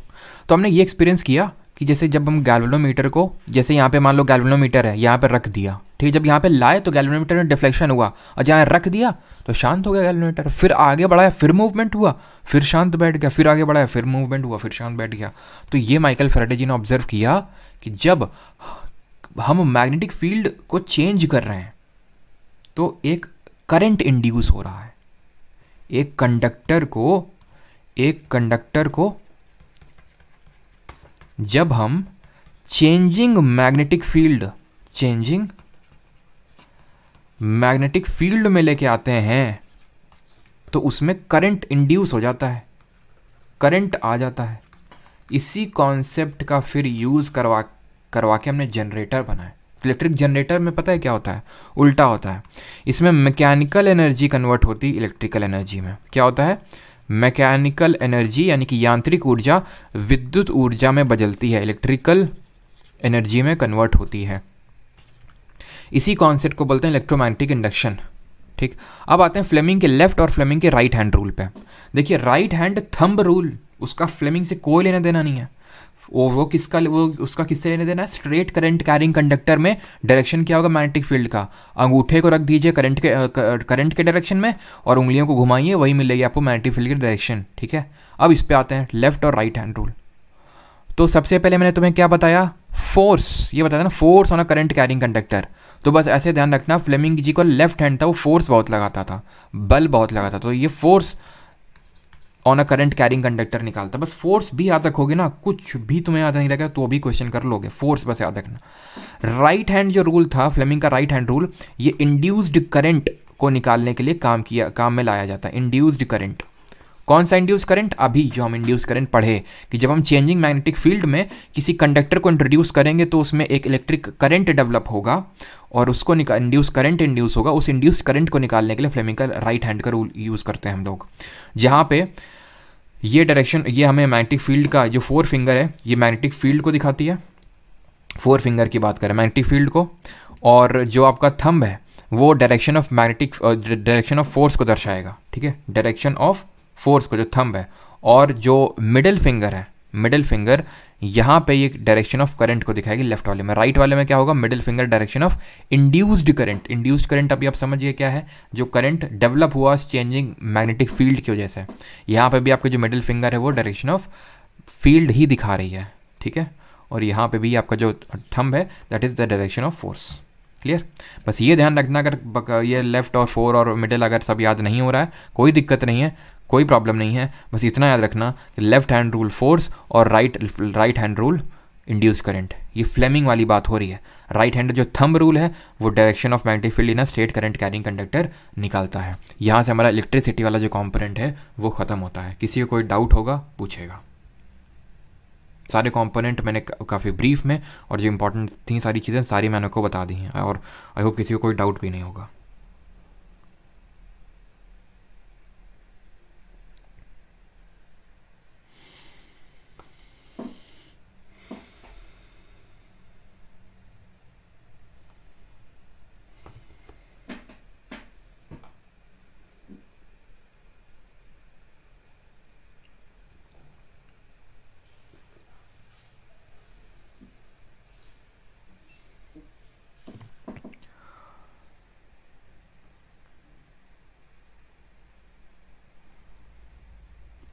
अगर कंफ्यूज करता है मन तो याद करने की ज़रूरत नहीं है, बस फ्लेमिंग का लेफ्ट हैंड ध्यान रखो, फोर्स लगाता था, और राइट वाला करंट, ठीक।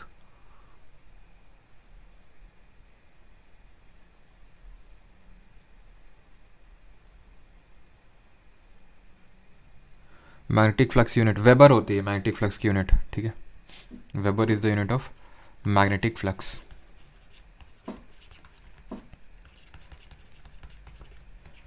वेबर, ठीक। और किसी कोई डाउट? और ये SI यूनिट है, वैसे तो मैक्सवेल भी होती है बट वो CGHS यूनिट होती है। नियॉन ऑर्गन, क्या नियॉन ऑर्गन? आप इसकी तो बात नहीं कर रहे हैं यहाँ पे, अभी बल्ब में तो नहीं पड़े हुए हैं आप, ठीक है। जो बल्ब वगैरह हम यूज़ करते हैं, कहाँ गया bulb? Heating effect of electric current बताया होगा ना इस चीज़ को तो मैंने। बल्ब में, तो बल्ब में हम यूज़ करते हैं आर्गन गैस का, ऑर्गन का, नाइट्रोजन का, इनका यूज़ करते हैं। क्यों यूज़ करते हैं इनका? कारण इसका यूज़ करने का ये बिकॉज ये जो टंजस्टन होता है उसको अफेक्ट नहीं करती हैं, ठीक है। इनर्ट गैसेस एक तरह से होती हैं।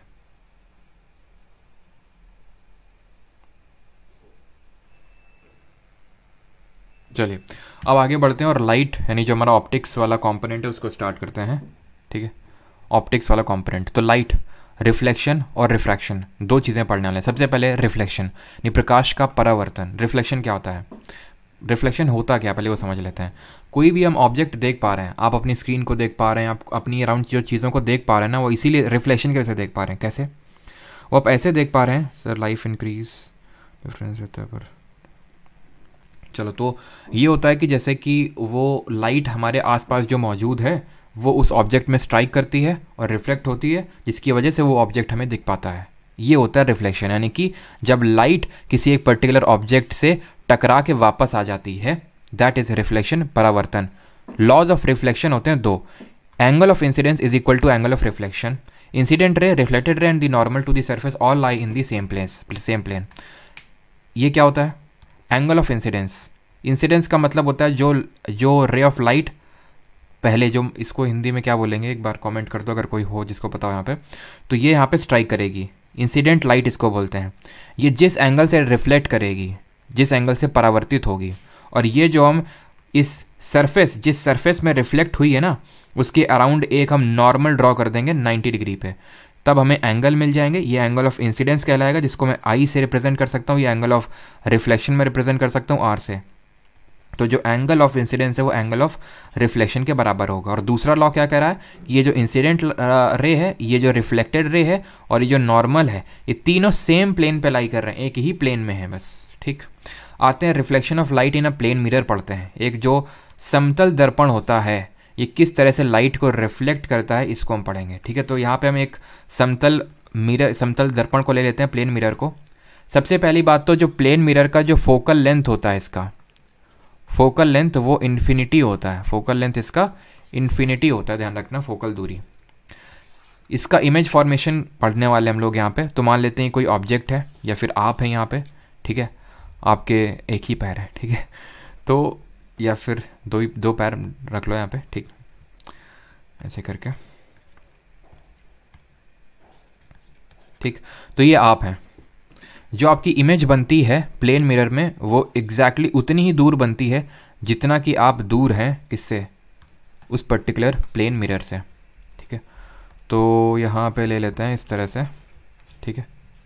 हो सकता है यहाँ पे आपको पैर अपने बड़े दिख रहे हो, लेकिन आपको ये पता है कि ये पहली बात तो सेम डिस्टेंस पे, जितनी डिस्टेंस होगी वो सेम होगी, यानी कि सेम डिस्टेंस पे इमेज फॉर्मेशन होता है प्लेन मिरर में।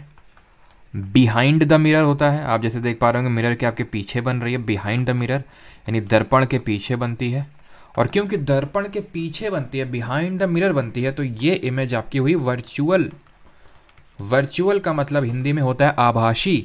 और जो हमेशा इस चीज़ को याद रखना, जो वर्चुअल इमेज होती है वो आपकी इरेक्ट होती है। इरेक्ट का मतलब होता है सीधा। तो आप देख पा रहे हैं कि आप सीधे, ऐसा तो है नहीं कि जब आप खुद को प्लेन मिरर में देखते हैं तो आपका जो सिर है वो नीचे दिखाई देता है और पैर ऊपर हो जाते हैं, ऐसा तो नहीं होता है। ऊपर का ऊपर, नीचे का नीचे रहता है, बट लेटरल इन्वर्जन ज़रूर हो जाता है। जो इमेज आपको मिलेगी वो लेटरली इन्वर्टेड मिलेगी। इन्वर्टेड दैट मीन्स कि जो लेफ्ट है वो राइट हो जाएगा, लेफ्ट का राइट, राइट का लेफ्ट। ठीक है, आपका जो लेफ्ट हैंड है वो राइट हैंड हो जाता है, जो राइट हैंड होता है वो लेफ्ट हैंड आपको दिखता है आपके मिरर में।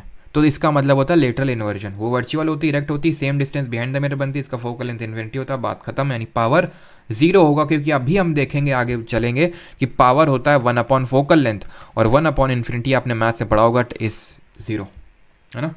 चलो, खासकर जो हम लोग है ना क्लास 12th में एल ऑर्बिटल रूल याद आ रहा है तो वहाँ पे हम लोग काफ़ी इसका यूज़ करते थे। खैर, प्लेन मिरर में इमेज फॉर्मेशन कैसे होता है आप समझिए।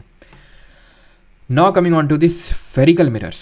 प्लेन मिरर में समझिए आप, अब हम स्फेरिकल मिरर में देखेंगे। What are spherical mirror. तो मान लेते हैं स्फीयर है। स्फेरिकल मिरर वो मिरर होते हैं जो कर्व्ड होते हैं, ठीक है, ऐसे घूमे हुए होते हैं, जिनको हम ये बोलते हैं कि हमने एक स्फीयर से इनको निकाला। ये मान लेते हैं एक स्फीयर है जो आप यहाँ बड़ा देख पा रहे हैं, एक ऐसे कट किया और ऐसे कट किया। तो चाहे स्फेरिकल मिरर हो चाहे प्लेन मिरर पड़ा था, एक रिफ्लेक्टेड सरफेस होती है जिसको कि इस डैश डैश डैश से मैंने रिप्रेजेंट किया ना, दैट मीन कि ये पॉलिश्ड सरफेस है, पॉलिश है ये। और ये जो है ना इधर साइड जहाँ पे रिफ्लेक्शन हुआ, जिसकी वजह से हम खुद को देख पाए, that is called as reflecting surface. ठीक, तो यहाँ पे आप देख पा रहे होंगे स्फेरिकल मिरर है, एक मैंने ये ऐसे करके निकाला और एक ये कर्व निकाला। तो क्योंकि ये पॉलिश्ड है। अब यहाँ पे स्फेरिकल मिरर की पहले डेफिनेशन समझ लेते हैं। Spherical mirror is a mirror that is shaped like a piece cut out of spherical surface. They are usually made from glass. The curved surface is the glass has a silver coating on one side and a polished surface on the other side where the reflection of light takes place. देखो, एक ये mirror निकाल सकते हैं, है कि नहीं, और ये वाला ये जो हमने किया, ठीक है, और एक ऐसे इस साइड वाला, इसको निकाल लेते हैं अलग से ऐसे करके, ठीक है। इसको यहाँ पे इसको पॉलिश कर दिया, ठीक है। पॉलिश यूजली आप किसी की भी कर सकते हैं, बट सिल्वर की प्रेफर की जाती है ताकि अच्छा रिफ्लेक्शन देखने को मिले। तो अब हम जब इसमें कोई भी ऑब्जेक्ट रखेंगे, ठीक है, तो रिफ्लेक्शन कहाँ पे होगा, इस वाली साइड से, बिकॉज ये वाली साइड जहाँ मैंने लाइंस ड्रॉ करी है तो पॉलिश्ड सरफेस है ये, तभी मैंने इसको लाइन से रिप्रेजेंट किया, ये दिखाने के लिए कि वो पॉलिश्ड साइड है। ऐसे मिरर को कॉन्वेक्स मिरर बोलते हैं, उत्तल दर्पण बोलते हैं। डेफिनेशन भी दे के पूछ सकता है आपसे, दोनों की डेफिनेशन रिवर्स कर देगा और आंसर नन ऑफ दीज हो जाएगा, ध्यान रखना। तो कॉन्वेक्स मिरर वो मिरर होता है जिसकी reflecting surface is curved outwards, या फिर ये बोल सकता हूँ कि जो पॉलिश्ड सरफेस है दैट इज कर्व्ड इनवर्ड्स। अब मैंने सिर्फ एक चीज़ को लिख दिया, बाकी तो लिखने की ज़रूरत नहीं है। ये कॉनकेव मिरर होता है, अवतल दर्पण होता है। तो कॉनकेव मिरर में रिफ्लेक्टिंग सरफेस ये है अंदर की साइड वाली, यानी कि कॉनकेव मिरर में reflecting surface is curved inwards. Simple. अब वो कुछ भी पूछ सकता है, एक याद रखो, बाकी सब आपको याद हो गया। ठीक, अब हम इमेज फॉर्मेशन करवाएंगे इसमें। एक ऑब्जेक्ट रखेंगे और उसमें इमेज फॉर्मेशन करवाएंगे और देखेंगे कैसे इमेज फॉर्म होगी। जिस तरह की हमने प्लेन मिरर में करवाया था, प्लेन मिरर में हमने इमेज फॉर्मेशन देखा था, सिंपल था, सेम डिस्टेंस पे बन रही थी। चाहे आप कहीं पे यहाँ खड़े हो जाओ, ठीक है, यहाँ खड़े हो जाओ, यहाँ खड़े हो जाओ, कहीं भी खड़े हो जाओ, सेम डिस्टेंस पे बनेगी। जितना आप मिरर से उतना ही पीछे मिरर से बनेगी, बिकॉज पीछे बन रही है दैट वीज वर्चुअल है, और सीधे आप बन रहे हैं, सीधे हैं तो इस वजह से इरेक्ट है। बाकी आपको ये दिमाग लगाने की ज़रूरत नहीं ज़्यादा। अगर वर्चुअल इमेज है तो पक्का इरेक्ट होगी, अगर वो इरेक्ट इमेज है, सीधा आप बन रहे हैं, तो पक्का वर्चुअल इमेज ही होगी। इमेज का जो फॉर्मेशन है वो ऐसा हो सकता है, अगर वो रियल है, ध्यान रखना, यानी कि अगर वो वास्तविक है तो वो इन्वर्टेड होगी, उल्टी इमेज होगी, अगर वो वास्तविक है तो। और अगर वो अगर वो, इसको रियल क्या बोलेंगे, हाँ वास्तविक बोलेंगे ना, वर्चुअल को आभासी बोलेंगे, ठीक है। अगर वर्चुअल है तो इरेक्ट होगी, सीधी होगी, पक्का 100%। आपको दिमाग नहीं लगाना इसमें ज़्यादा, ये ऑलवेज ट्रू है। तो पहला केस ले लेते हैं, इन्फिनिटी पे रखते हैं। भाई प्लेन मिरर में कोई केस वेस नहीं चाहिए था, मैं कहीं पे रख दो सेम डिस्टेंस पे, बट यहाँ पे हमें केसेस चाहिए, जैसे इन्फिनिटी। पहले तो ये समझ लो ये सब होते क्या हैं। देखिए मैं बहुत ही, क्योंकि ये डीप में, ठीक है, आप जब आईआईटी का एग्ज़ाम भी दिए होगे तो भी उसमें ये चीज़ आती हैं, है कि नहीं, और उसमें कितने डीप लेवल पे आती हैं वो भी आपको पता है। तो उतना तो हमें यहाँ पे पढ़ने की ज़रूरत नहीं है, तो फिर मैं उसी हिसाब से आपको चीज़ें यहाँ पे समझा रहा हूँ, ठीक है। और बहुत ज़्यादा कोई डीप में अगर न्यूमेरिकल फॉर एग्जांपल आ भी गया ना, तो कैसे करना है वो आपको बता दूंगा, लेकिन बहुत डीप में भी न्यूमेरिकल नहीं आएगा। बेसिक आप समझ लो, ये होता है जहाँ पे एक हमने लाइन ड्रॉ कर देते हैं जो एकदम बीच से पास होती है, इसको हम बोलते हैं प्रिंसिपल एक्सिस। इस लाइन को हम बोल देते हैं प्रिंसिपल एक्सिस। जहाँ पे लाइन कट करती है मेरे को, इसको बोल देते हैं पोल, ठीक है। ये जिस भी स्फीयर से ड्रॉ किया गया होगा उसका कोई सेंटर होगा तो उसको सेंटर ऑफ कर्वेचर बोल देते हैं। इस सेंटर ऑफ कर्वेचर से आधी दूरी पे, यानी यहाँ से यहाँ तक मान लेते हैं 20 सेंटीमीटर की दूरी है, तो ये 10 सेंटीमीटर यहाँ पे हम बोल देते हैं फोकल लेंथ, इसको फोकस बोल देते हैं या फिर फोकल दूरी बोल देते हैं, जो उस पर्टिकुलर मिरर की फोकल लेंथ कहलाती है, ठीक है। बस इतने ही सारी चीज़ें हैं। तो पहले हम इन्फिनिटी पे रख देते हैं ऑब्जेक्ट को, रटना नहीं है, अभी सब समझ आ जाएगा, ठीक है। तो फोकस पे इमेज बनती है, बियॉन्ड सेंटर ऑफ कर्वेचर, यानी सेंटर ऑफ कर्वेचर के बियॉन्ड रखते हैं तो प्रिंसिपल, फोकस और सेंटर ऑफ कर्वेचर के बीच में इमेज बनती है। सेंटर ऑफ कर्वेचर पे ही उठा के रख देंगे तो सेंटर ऑफ कर्वेचर बन जाती है। पढ़ लो अपने आप से। अब मैं आपको सिखाता हूँ कि अगर फॉर एग्जाम्पल आ गया तो क्वेश्चन करेंगे कैसे। और सबसे राइट साइड में नेचर ऑफ इमेज है, सबसे राइट साइड में नेचर ऑफ इमेज है। यहाँ पे आप देखिए ये नेचर में एक चीज़ तुम नोटिस करो, नेचर में तुम एक चीज़ नोटिस करो कि हर केस में रियल और इन्वर्टेड ही बन रही है, real inverted, real inverted, real inverted, real inverted, ठीक है, real inverted, except one case and that is ये वाला केस। यहाँ पे बस वर्चुअल और इरेक्ट बन रही है। तो बस आपको ये केस याद रख लेना है कि जहाँ पे ऑब्जेक्ट पोल और फोकस के बीच में होगा, यानी कहीं यहाँ पे होगा, उस केस में वर्चुअल और इरेक्ट इमेज बनेगी, ठीक। अभी नेचर ऑफ इमेज पे ही रहते हैं सर, ठीक है। डिमनिश्ड है, डिमनिश्ड नहीं, एक्सट्रीमली डिमनिश्ड है या फिर हाईली डिमनिश्ड है अभी, ठीक है। डिमनिश्ड हो गई, इक्वल टू ऑब्जेक्ट हो गई, बिगर देन द ऑब्जेक्ट हो गई, एक्सट्रीमली बड़ी हो गई। इसको छोड़ दो, 5 तक पे ही फोकस करो, अभी उसको छोड़ दो आखिरी वाले को तुम, ठीक है। अब तुम्हें समझाते हैं हो गई सी रही चीज़ें, तुम्हें समझ में अगर नहीं आ रही तो। ये ऑब्जेक्ट है, इन्फिनिटी पे रखा हुआ, इन्फिनिटी पे रखा हुआ है, ठीक है। इन्फिनिटी पे रखा हुआ इमेज कहाँ बन रही है, फोकस से बन रही है, ठीक। ये सेंटर ऑफ कर्वेचर है। जब इसको बियॉन्ड सेंटर ऑफ कर्वेचर यहाँ पे रखा तो कहाँ पे, अब ऑब्जेक्ट इमेज यहाँ बन रही है, सेंटर ऑफ फोकस। अब उसको यहाँ पे ले आए तो इमेज भी यहीं पे बन रही है। अब उसको ऑब्जेक्ट को और पास ले आए तो इमेज और दूर चली गई, बियॉन्ड सी हो गई या फिर बियॉन्ड 2f हो गई, सी कोई 2f बोल सकते हैं। कितना आसान है याद करना, नहीं आसान याद करना। अगर याद कर सकते हो तो नहीं, ये भी अगर नहीं समझ में आ रहा है तो फिर छोड़ने के अलावा कोई ऑप्शन नहीं है फिर, ठीक है। इसके अलावा फिर कोई ऑप्शन नहीं है, लोड नहीं लेना फालतू का दिमाग में। अगर समझ में नहीं आ रहा तो टाटा बाय बाय कर दो, क्योंकि बहुत ज़्यादा क्वेश्चन नहीं है, लेकिन अगर आप थोड़ा सा भी पकड़ सकते हो तो पकड़ लो, ताकि अगर क्वेश्चन आ जाए तो फिर आपसे बन जाएगा कि जनता गलत करेगी इसको अगर क्वेश्चन इस पर आ गया, जनता। ठीक, कितना आसान है कि अगर हम दूर रखते हैं, इन्फिनिटी पे रखते हैं, आप एक चीज़ को देखो, इन्फिनिटी पे जब है, ठीक है, तो ऐसे करके जब प्रिंस इसको कितना, अभी मैं दिखाता हूँ आपको कि जैसे जब इन्फिनिटी पे रखा हुआ है हमारा ऑब्जेक्ट, इन्फिनिटी पे रखा हुआ है, ठीक है, प्रिंसिपल फोकस बन रहा है। जब प्रिंसिपल फोकस पे ऑब्जेक्ट रखा हुआ तो इन्फिनिटी पे इमेज बन रही है। जब बियॉन्ड सेंटर ऑफ कर्वेचर जब ऑब्जेक्ट रखा हुआ है तो इमेज पोल और फोकस के बीच बन रही, फोकस और सेंटर ऑफ कर्वेचर। जब ऑब्जेक्ट फोकस और सेंटर ऑफ कर्वेचर के बीच में है तो image beyond centre of curvature है, और सेंटर ऑफ कर्वेचर पे ऑब्जेक्ट है तो सेंटर ऑफ कर्वेचर पे इमेज भी है। यानी कि जैसे जैसे इसमें हम पास में ला रहे हैं ऑब्जेक्ट को, वैसे वैसे इमेज दूर होती जा रही है। नेचर की बात करें तो भैया रियल और इन्वर्टेड ही, उसमें तो याद ही नहीं करना। और रही बात उसकी हाइट की, मैग्नीफिकेशन का मतलब होता है कितनी बड़ी ऑब्जेक्ट कंपैरिजन में। तो पहले, सबसे पहले केस में, यानी बियॉन्ड सी या फिर इन्फिनिटी में हाईली डिमिनिश्ड, बियॉन्ड सी या फिर बियॉन्ड, उसी को 2f बोल देते हैं, डिमिनिश्ड। पहले बहुत डिमिनिश्ड, बहुत छोटी, अब छोटी बस, यानी उससे थोड़ी सी बड़ी होगी। Same size, enlarged, highly enlarged, खत्म। ठीक है, हाईली एनलार्ज। अब जब पोल और फोकस वाला है वो एक एक्सेप्शन केस है, उसको अलग से देख लेना कि इसमें एनलार्ज, वर्चुअल और इरेक्ट बनेगी। ठीक है, मैग्नीफाइड बनेगी, वर्चुअल इरेक्ट बनेगी, और बिहाइंड द मिरर, बिहाइंड है तभी वो वर्चुअल भी है, आभासी है। ठीक है, बिहाइंड बन रही, बाकी सब सामने बन रही, इसलिए वो रियल है। ठीक, कॉन्वेक्स मिरर यानी उत्तल दर्पण कैसे इमेज फॉर्मेशन करता है, 2 केस पढ़ने हैं बस। और ध्यान रखना, कॉन्वेक्स मिरर ऑलवेज, हमेशा forms virtual smaller and erect image. देख सकते हैं आप यहाँ पे वर्चुअल इरेक्ट इमेज यानी कि आभासी और सीधी इमेज बनेगी। हाँ, पहले केस में जब इन्फिनिटी पे आप रखते हो, इन्फिनिटी वाले केस में होता है कि पॉइंट साइज आपकी इमेज बनती है, बहुत छोटी बनती है, उससे थोड़ी सी बड़ी हो जाती है, बट फिर भी ऑब्जेक्ट से तब भी बड़ी नहीं, अभी भी वो स्मॉलर ही है।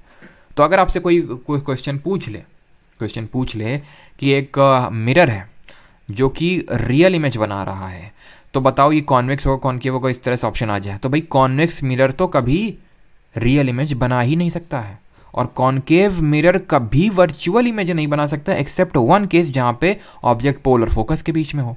समझ में आया तो ठीक, नहीं तो tata bye bye bye bye. Users इसको टाटा बाय बाय नहीं कर सकते आप, ये तो रटना ही पड़ेंगे। यूजेस ऑफ कॉनकेव मिरर, जो कॉनकेव मिरर होता है इसको हम यूज़ करते हैं चीज़ों को मैग्नीफाई करने के लिए, छोटी चीज़ों को बड़ा करके देखने के लिए। जैसे कि इसका यूज़ हमारा डेंटिस्ट कर लेता है, इसको as a shaving mirror use किया जाता है, शेविंग मिरर यूज़ किया जाता है। तो जहाँ पे भी हमें चीज़ों को बड़ा करके देखना है वहाँ पे इसका हम यूज़ करेंगे। कॉन्वेक्स, अगर उत्तल दर्पण की बात करें जहाँ पे चीज़ों को डिमिनिश्ड, बहुत सारी चीज़ों को छोटे से मिरर में देखना है, तो वहाँ पे हम इसका यूज़ करते हैं। जैसे कि आपने देखा होगा जब कहीं टर्न्स वगैरह, रोड में नहीं टर्न्स वगैरह होते हैं तो वहाँ पे मिरर लगे रहते हैं। एटीएम जहाँ पे लगे होते हैं, एटीएम सिक्योरिटी में पर्पस से लगे होते हैं। रेलवे, जो हमारा रेलवेज़ होते हैं वहाँ पे सिक्योरिटी पर्पस से लगे होते हैं। या फिर जो हमारे rear view vehicle, rear view में जो मिरर होता है व्हीकल्स में, रियर व्यू मिरर इन व्हीकल्स, वहाँ पे भी हम यूज़ करते हैं कॉन्वेक्स मिरर का ही, बिकॉज गाड़ी में हम गाड़ी के छोटे से शीशे में पीछे की बहुत सारी चीज़ों को देखना होता है। तो बहुत सारी चीज़ें अगर हमें देखनी है तो कॉन्वेक्स मिरर का ही हमें यूज़ करना होगा। ठीक है, तो एटीएम में सिक्योरिटी पर्पसेस से, टर्न्स में, रेलवेज में, मतलब रेलवे स्टेशन में, या फिर आगरा फोर्ट में अगर आप कभी जाओ तो वहाँ पे भी आपने देखा होगा कॉन्वेक्स मिरर। तो बहुत सारी जगहों में है ना कॉन्वेक्स मिरर। अब आते हैं मिरर फार्मूला और मैग्नीफिकेशन पे। अगर कभी न्यूमेरिकल आ जाए तो हम एक फार्मूला है 1/v + 1/u is equals to 1/f। v u f है क्या वो समझ लीजिए।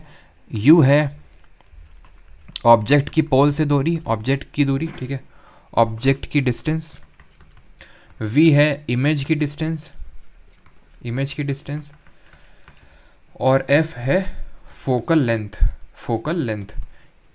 ठीक, मैग्नीफिकेशन क्या होता है कि ऑब्जेक्ट के कंपैरिजन में हाइट की क्या, ऑब्जेक्ट के कंपैरिजन में इमेज की क्या हाइट है, तो इसको हम रखते हैं height of image upon height of object is equals to -v/u। v क्या है, इमेज की पोल से डिस्टेंस, और u है ऑब्जेक्ट की पोल से डिफरेंस। तो आप किसी भी फॉर्मूले का यूज़ कर सकते हैं, फिर हो सकता है दोनों का यूज़ करना आपको पड़ जाए। कार्टेशियन सिस्टम को थोड़ा समझ लेते हैं। What is Cartesian system? ये यू वी एफ और ये सब कैसे पॉजिटिव रखना है कि नेगेटिव रखना है। तो पहले ये समझ लो कि अगर वो कॉन्वेक्स मिरर है तो फोकल लेंथ पॉजिटिव रखनी है, और कॉनकेव मिरर है तो फोकल लेंथ नेगेटिव रखनी है। ठीक है, ऑलवेज। केव मतलब गुफा में नेगेटिव चीज़ें हो रही हैं। ठीक है, पता नहीं क्या हो रहा है गुफा में, लेकिन नेगेटिव हो रहा है कुछ। कार्टेशियन सिस्टम पे आते हैं। तो कार्टेशियन सिस्टम आपने पढ़ा होगा, ये हमारे जैसे अपनी नहीं ट्रिग्नोमेट्री में चारों क्वाड्रेंट इस तरह से पढ़ते हैं, नहीं हमारे एक्स एक्सिस और वाई एक्सिस। तो हमें पता है ये positive side of Y axis, positive Y axis है, ये नेगेटिव वाई एक्सिस है, ये पॉजिटिव एक्स एक्सिस है और ये नेगेटिव वाई एक्सिस है। इतना तो आई होप सबको पता होगा, है ना। जब एग्ज़ाम देने जा रहे हैं इसको हटा देते हैं यहाँ से, इतना पता है आपको। तो जब पता है तो फिर क्या दिक्कत है? पता है तो क्या दिक्कत है? जैसे फॉर एग्जांपल ये मिरर है, ठीक है। अगर object in front of mirror रखा है, तो आप यू क्या रखेंगे? नेगेटिव रखेंगे। क्यों? क्योंकि ये नेगेटिव एक्स एक्सिस है। ठीक। अगर मुझे वी पॉजिटिव या फिर वी पॉजिटिव मिल रहा है अपने फॉर्मूले में, मतलब फॉर्मूला रखा के वो वी पॉजिटिव मिल रहा है, मतलब इसका क्या हुआ? मतलब इसका ये हुआ कि इमेज इधर बन रही है, इधर में बन रही, मतलब मिरर के पीछे बन रही है, मतलब वो इमेज वर्चुअल होगी। वर्चुअल है तो इरेक्ट होगी। अब मैं ये कैसे बोल सकता हूँ कि ऐसे ही बनेगी क्योंकि इरेक्ट है, सीधी बन रही इसलिए। ठीक। लेकिन फॉर एग्जांपल मुझे एक और चीज़ पता चली, मुझे ये कुछ पता नहीं चला कि वी कहाँ है, मतलब वर्चुअल इरेक्ट, मुझे कुछ नहीं पता चला कहाँ बन रही। बस मुझे इतना पता चला कि जो मैग्नीफिकेशन निकल के आया, जो हाइट ऑफ जो इमेज निकल के आई वो नेगेटिव निकल के आ रही है। जब मैंने इस फॉर्मूले मैग्नीफिकेशन को रखा वैल्यू तो नेगेटिव मेल मिला। दैट मीन्स कि वो नेगेटिव वाई एक्सिस में है। वो यहाँ पे भी हो सकता है, यहाँ पे भी हो सकता है। अब वो यहाँ पे है या फिर यहाँ पे है, वो मुझे तभी पता चलेगा कि इमेज कैसी। अब वो नहीं देखो, ये भी मुझे पता चल सकता है कैसे, देखो, क्योंकि ये इमेज कैसी है, अगर ये नेगेटिव है दैट मीन कि नेगेटिव वाई एक्सिस में बन रही है, दैट मीन कि इन्वर्टेड है, उल्टी है। और उल्टी इमेज तो हमेशा रियल होती है, और रियल इमेज तो हमेशा मिरर के सामने बनती है। अब उसकी पोजीशन तो नहीं बता सकता हूँ, लेकिन ये पक्का बता सकता हूँ कि ये इमेज सिर्फ इतना पता होने से कि जो मैग्नीफिकेशन नेगेटिव है, कि वो इमेज मिरर के सामने पीछे कहाँ बन रही होगी, क्योंकि नेगेटिव है तो नेगेटिव वाई एक्सिस में, अब नेगेटिव है तो इन्वर्टेड है, उल्टी है मतलब वो रियल होगी, पक्का होगी। ठीक है, वास्तविक होगी। सिंपल, खत्म। क्वेश्चन को कर दीजिए जरा एक क्वेश्चन, अगर आ गया क्वेश्चन तो आप इनको भी उड़ा पाएँ। करिए इस सवाल को जल्दी से।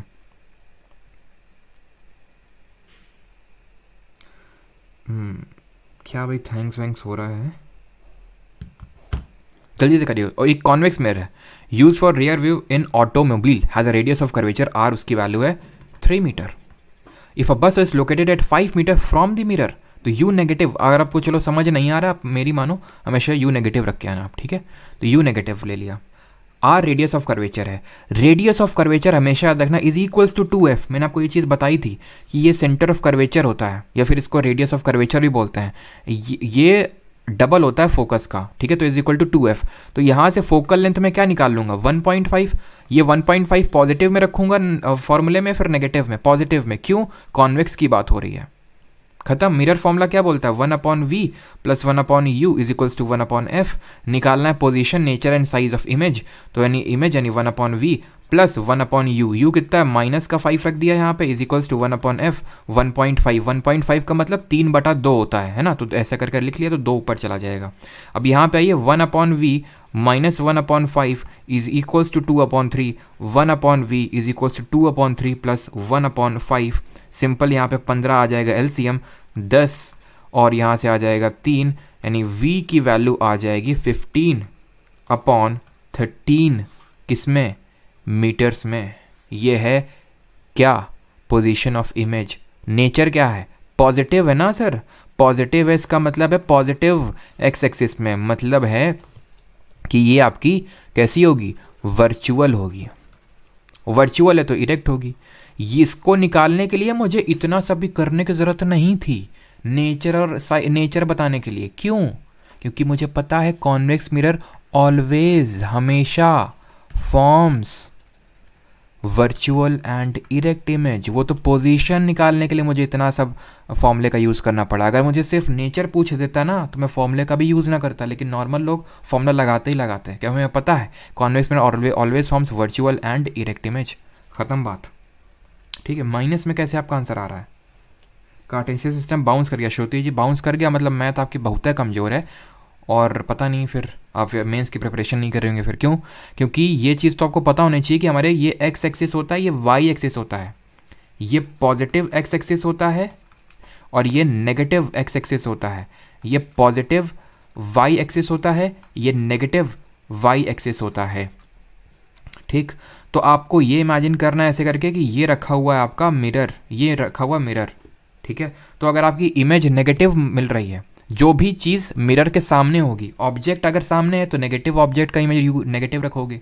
ठीक है, और अगर इमेज हमें पॉजिटिव मिल रही है, सिंपल सी बात है ना, यहाँ जैसे हमने इमेज निकाली है तो हमें पॉजिटिव मिली, तो इससे हमने क्या कंक्लूजन निकाला? पॉजिटिव मतलब पॉजिटिव एक्स एक्सिस, मतलब कि इधर इमेज इसके पीछे, और पीछे मतलब वर्चुअल बन रही है आभासी, और वर्चुअल हमेशा इरेक्ट होती है। ये पॉजिटिव वाई और नेगेटिव वाई हमें मैग्नीफिकेशन में हेल्प करता है। जैसे हम इसका मैग्नीफिकेशन, या अच्छा पूछा तो है, साइज़ भी पूछा है, तो साइज़ निकालने के लिए क्या करते हैं? Height of image upon height of object. क्या हाइट ऑफ ऑब्जेक्ट दी हुई है? नहीं दी हुई है। दूसरा फॉर्मूला लगाओ, minus V upon U. Minus V क्या है? 15/13। यू क्या है? 5 है। यू 5 है, लेकिन माइनस का 5, साइन का आवश्यक ध्यान रखेंगे आप। ठीक है, तो यहाँ पे मैंने -5 किया, तो हुआ क्या? यहाँ पे -15/13, और ये माइनस से माइनस कट जाएगा तो इस माइनस को हटा सकता हूँ, 1/5 यानी 3/13। मैग्नीफिकेशन आएगा 3/13। पॉजिटिव में आ रहा है, पॉजिटिव में आ रहा है मतलब कि पॉजिटिव वाई एक्सिस में बन रहा है, पॉजिटिव वाई एक्सिस में, दैट मीन कि सीधा है। अगर नेगेटिव होता मतलब नेगेटिव में जा रहा है, मतलब उल्टा है, खत्म। आते हैं रिफ्रैक्शन ऑफ लाइट यानी प्रकाश का अपवर्तन में। अभी हम क्या करवा रहे थे? पॉलिश कर रहे थे एक सरफेस को और रिफ्लेक्शन करवा रहे थे इस तरह से, यानी पूरी तरह से वापस आ रहा था क्या? हमारी लाइट। लेकिन लाइट मान लेते हैं कि ये पॉलिश्ड सरफेस नहीं है, तो पूरी लाइट हमारी वापस टकरा के नहीं आ रही है। रियलिटी में ये होता है कि जैसे कि हमारी ज़्यादातर जैसे कि हाईली पॉलिश्ड है तो पूरा रिफ्लेक्शन होता है, लेकिन जैसे मान लेते हैं ग्लास स्लैब ले लेते हैं, फिर कुछ ले लेते हैं, तो होता क्या है कई बार कि थोड़ा सा रिफ्लेक्शन हो जाता है, थोड़ा सा वो पास हो जाती है और उसका डायरेक्शन चेंज हो जाता है, उसको रिफ्रैक्शन बोलते हैं, प्रकाश का अपवर्तन। क्या होता है कि डायरेक्शन ऑफ लाइट जो है वो चेंज हो जाता है when it passes from one medium to another, that is called as refraction of light, प्रकाश का अपवर्तन। जैसे फॉर एग्जांपल ये लाइट है, ये आप टॉर्च मारो, ठीक है, एक कांच में, ठीक है, तो कुछ तो आपको हो सकता है टकरा के वापस आ जाए, टकराने वाला सिस्टम देख लिया, उसको रिफ्लेक्शन बोलते हैं, परावर्तन। कुछ क्रॉस करके चीर फाड़ के आगे निकल जाएगी, लेकिन उसका डायरेक्शन चेंज हो जाएगा। वो जो डायरेक्शन चेंज हुआ ना, उसी को रिफ्रैक्शन बोलते हैं। जो डायरेक्शन चेंज हुआ, जैसे कि लाइट ऐसे जानी चाहिए थी, ऐसे चली गई, ऐसे चली गई, इसी को रिफ्रैक्शन बोलते हैं। या फिर सीधे भी चली गई लेकिन क्रॉस कर गई, उसको रिफ्रैक्शन। लॉज ऑफ रिफ्लेक्शन पढ़े थे, incident ray, normal and the reflected ray all line the same plane and angle of incidence is equal to angle of reflection. अब हम पढ़ते हैं laws of refraction. The incident ray, the refracted ray and the normal to the interface at the point of incidence all lie in the same plane। कुछ अंतर नहीं उससे, same है, बस अंतर ये है the ratio of sine of angle of incidence and the sine of angle of refraction is constant। अब देखते हैं, मैं आपको ये दूसरा वाला उस समझाने के लिए आगे बढ़ रहा हूँ। Refraction through a rectangular slab, ये रेक्टेंगुलर स्लैब है, ये एक रे ऑफ लाइट को यहाँ से हम पास करवाते हैं ऐसे करके, ठीक, ऐसे पास करवाएं, ठीक है, जैसे कि नहीं वो शाहरुख खान चक दे इंडिया में, या अल्लाह ऐसे कर कुछ नहीं प्रे करता है कि चला जाए, ठीक है, या अल्लाह सीधी चली जाए, ये लेफ्ट जाएगी कि दाएं, लेफ्ट जाएगी राइट जाएगी, लेफ्ट जाएगी राइट, लेफ्ट राइट, ऐसे ना। तो ऐसे यहाँ पे भी है कि जब ये एक इंटरफेस आता है, नहीं, जहाँ इंटरफेस का मतलब है एक मीडियम और दूसरे मीडियम के बीच का जो लाइन होता है, that is called as interface. तो ये या तो यहाँ सीधी जा सकती थी, लेकिन क्योंकि ये मीडियम दूसरा है, ये जो मीडियम मान लेते हैं हवा है, ये ग्लास है, मान के लेते हैं ये ग्लास है, ये तो सीधे तो नहीं जाने वाली फॉर श्योर, लेफ्ट जाएगी राइट, ठीक है, तो वही आप करोगे अल्लाह राइट लेफ्ट। तो ये निकालने के लिए हमें करना पड़ता है क्या, हमें एक चीज़ का इस्तेमाल करना पड़ता है कि जब ray of light rarer medium से डेंसर मीडियम पे जाती है तो it bends towards the normal, it bends towards the normal। Normal क्या है, ये जो परपेंडिकुलर मैंने लाइन ड्रॉ की है उसकी तरफ चली जाएगी, उसकी तरफ भाग जाएगी वो, इसके उल्टा केस में डेंसर से रेयर में जाएगी तो अवे फ्रॉम द नॉर्मल चली जाएगी। अब हवा ज़्यादा लाइट होती है या फिर हमारा ग्लास स्लैब, तो हमें पता है कि जो ग्लास होता है वो ज़्यादा डेंसर होता है, उसकी डेंसिटी ज़्यादा है। क्योंकि डेंसिटी ज़्यादा है तो ये रेयर मीडियम हुआ, ये डेंसर मीडियम हुआ, तो जो रे ऑफ लाइट है it will bend towards the normal. That mean ये सीधी ना जाने के बजाय कुछ ऐसे नॉर्मल के पास, ये नॉर्मल है, नॉर्मल से बोलेगी मैं आ रही हूँ तुम्हारे करीब, ये हो गया केस, ठीक। लेकिन ये गलत ड्रॉ करना गलत बात है। क्यों? क्योंकि जब ये लाइट ऐसे जाएगी फिर से एक इंटरफेस आ गया, देखो यहाँ पे।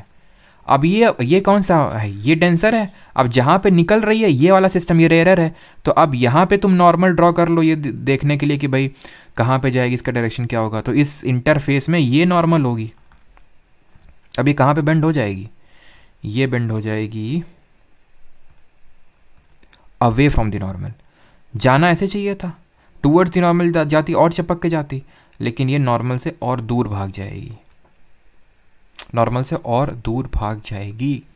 ये आप समझे कि नहीं? ये कहलाता है एंगल ऑफ इंसिडेंस, ये कहलाता है एंगल ऑफ रिफ्रैक्शन। तो वही यहाँ पे लिखा हुआ है कि sine of angle of incidence upon sine of angle of refraction is constant.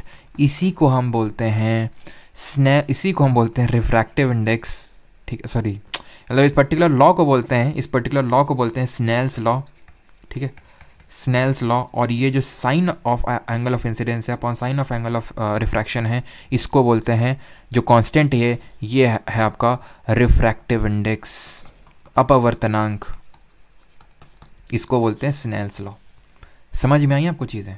एक चीज़ हमेशा ध्यान रखना कि अगर एंगल ऑफ इंसिडेंस 90 डिग्री हो जाएगा ना, तो angle of incidence will be equal to angle of refraction, वो भी 90 डिग्री हो जाएगा। निकालने की ज़रूरत नहीं है। मतलब कि ये मान लेते हैं ग्लास स्लैब है, सीधे आप डालें इसको, किसको, रे ऑफ लाइट को 90 डिग्री पे, बिना किसी उसके साथ फिर रेयर डेंसर मत करने बैठ जाना, सीधे निकल जाएगी वो, ठीक, वो सीधे निकल जाएगी। क्यों? क्योंकि साइन 90 आपका देन 1 हो जाएगा उस केस में। तो साइन R 1, समझ रहे हैं आप? नहीं समझे आप? देखो, sine of angle of incidence I equal to 90, 1 रखा तो आपका R भी यहाँ पे 90 आ जाएगा, ठीक है। तो ये चीज़ ध्यान रखना कि अगर आप एंगल ऑफ इंसिडेंस 90 है तो एंगल ऑफ रिफ्रैक्शन भी 90 डिग्री होगा, ठीक। रिफ्रैक्टिव इंडेक्स पढ़ लेते हैं। Refractive index is a measure of how much a light bends when it, और जो लाइट की बेंडिंग होती है टूवर्ड्स अराउंड एन ऑब्जेक्ट, ध्यान रखना उसको डिफ्रैक्शन बोलते हैं। क्या बोलते हैं? डिफ्रैक्शन। अभी बहुत अच्छी इंपॉर्टेंट चीज़ें पढ़ेंगे, वो जो जिनसे डायरेक्टली क्वेश्चन आते हैं कि क्यों रेनबो दिखता है, क्यों रेनबो में कितने रिफ्रैक्शन होते हैं, कितने TIR होते हैं, क्यों तारे टिमटिमाते हैं, ठीक है, क्यों सूरज हमें लाल दिखता है, तो वो सारी चीज़ें, ठीक है। तो refractive index is a measure of how much a light bends when it passes from one medium to another. बता दिया मैंने आपको, रिफ्रैक्शन की तरह होता है, कितना लाइट बेंड कर रही है। Refractive index is calculated by dividing the speed of light in a vacuum by the speed of light in a substance. This formula is known as C/V।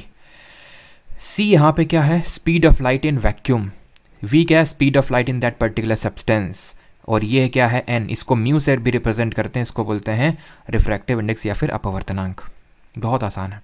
जो भी चीज़ ज़्यादा डेंसर होती है उसका जो रिफ्रैक्टिव इंडेक्स है वो उतना ही ज़्यादा होता है। जैसे कि एयर की अगर रिफ्रैक्टिव इंडेक्स की बात करें 1 होता है, वाटर की अगर बात करें 1.33 होता है। एयर हो गया, वाटर हो गया। डायमंड की अगर बात कर लें 2.4 हो जाता है, क्योंकि वो और ज़्यादा डेंसर है, यानी इसका और ज़्यादा रिफ्रैक्टिव इंडेक्स है, ठीक। और वही अगर बात कर लें refractive index of second medium with respect to first medium, तो इसका मतलब पता क्या हुआ? Velocity of light in the first medium upon velocity of light in the second medium, अगर कभी इस तरह से न्यूमेरिकल पूछ ले तो। बाकी refractive index is equal to speed of light in vacuum upon speed of light in particular medium. और वैक्यूम में स्पीड ऑफ लाइट कितनी होती है? We know that 3 × 10⁸ metre per second. Clear है चीज़?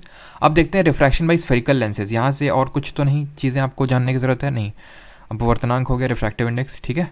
तो बस आपको रिफ्रैक्टिव इंडेक्स वाला कॉन्सेप्ट आई होप सबको क्लियर हो गया होगा। रिफ्रैक्टिव इंडेक्स होता क्या है? तो जिसकी ज़्यादा डेंसिटी उसका उतना रिफ्रैक्टिव इंडेक्स ज़्यादा। तो अगर मान लो कि ये lower refractive index higher refractive index में कोई चीज़ जा रही है तो it will bend towards the normal. और रिफ्रैक्शन की वजह से हमारी जो ज़्यादातर जो हमारी चीज़ें होती हैं हमारे लाइफ के, जैसे कि अगर पेंसिल को आप पानी में डाल दो तो जो बेंड हो जाएगी पेंसिल वो उसकी वजह से होता है, रिफ्रैक्शन की वजह से है।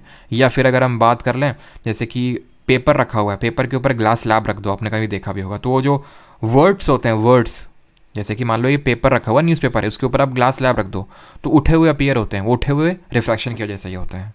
ठीक, जो कॉइन आप सिक्का डाल दो, ठीक है, मान लो ग्लास में, तो वो सिक्का उठा हुआ अपीयर होता है, देन इट्स एक्चुअल, तो रिफ्रैक्शन होता है। देन रिफ्रैक्शन में हम ये बोल सकते हैं, रिफ्रैक्शन में हम ये बोल सकते हैं कि एपरेंट पोजीशन ऑब्जेक्ट की चेंज हो जाती है। और ये चीज़ अभी आपको काम आएगी जब मैं आपको वो सूरज वाला कॉन्सेप्ट बताऊंगा, तो काफ़ी कन्फ्यूज़न रहता है ना कि यार 2 मिनट सूरज पहले क्यों दिखता है, बाद तक क्यों दिखता है, इसमें स्कैटरिंग होगा कि रिफ्लेक्शन होगा, रिफ्लेक्शन होगा, क्या होगा।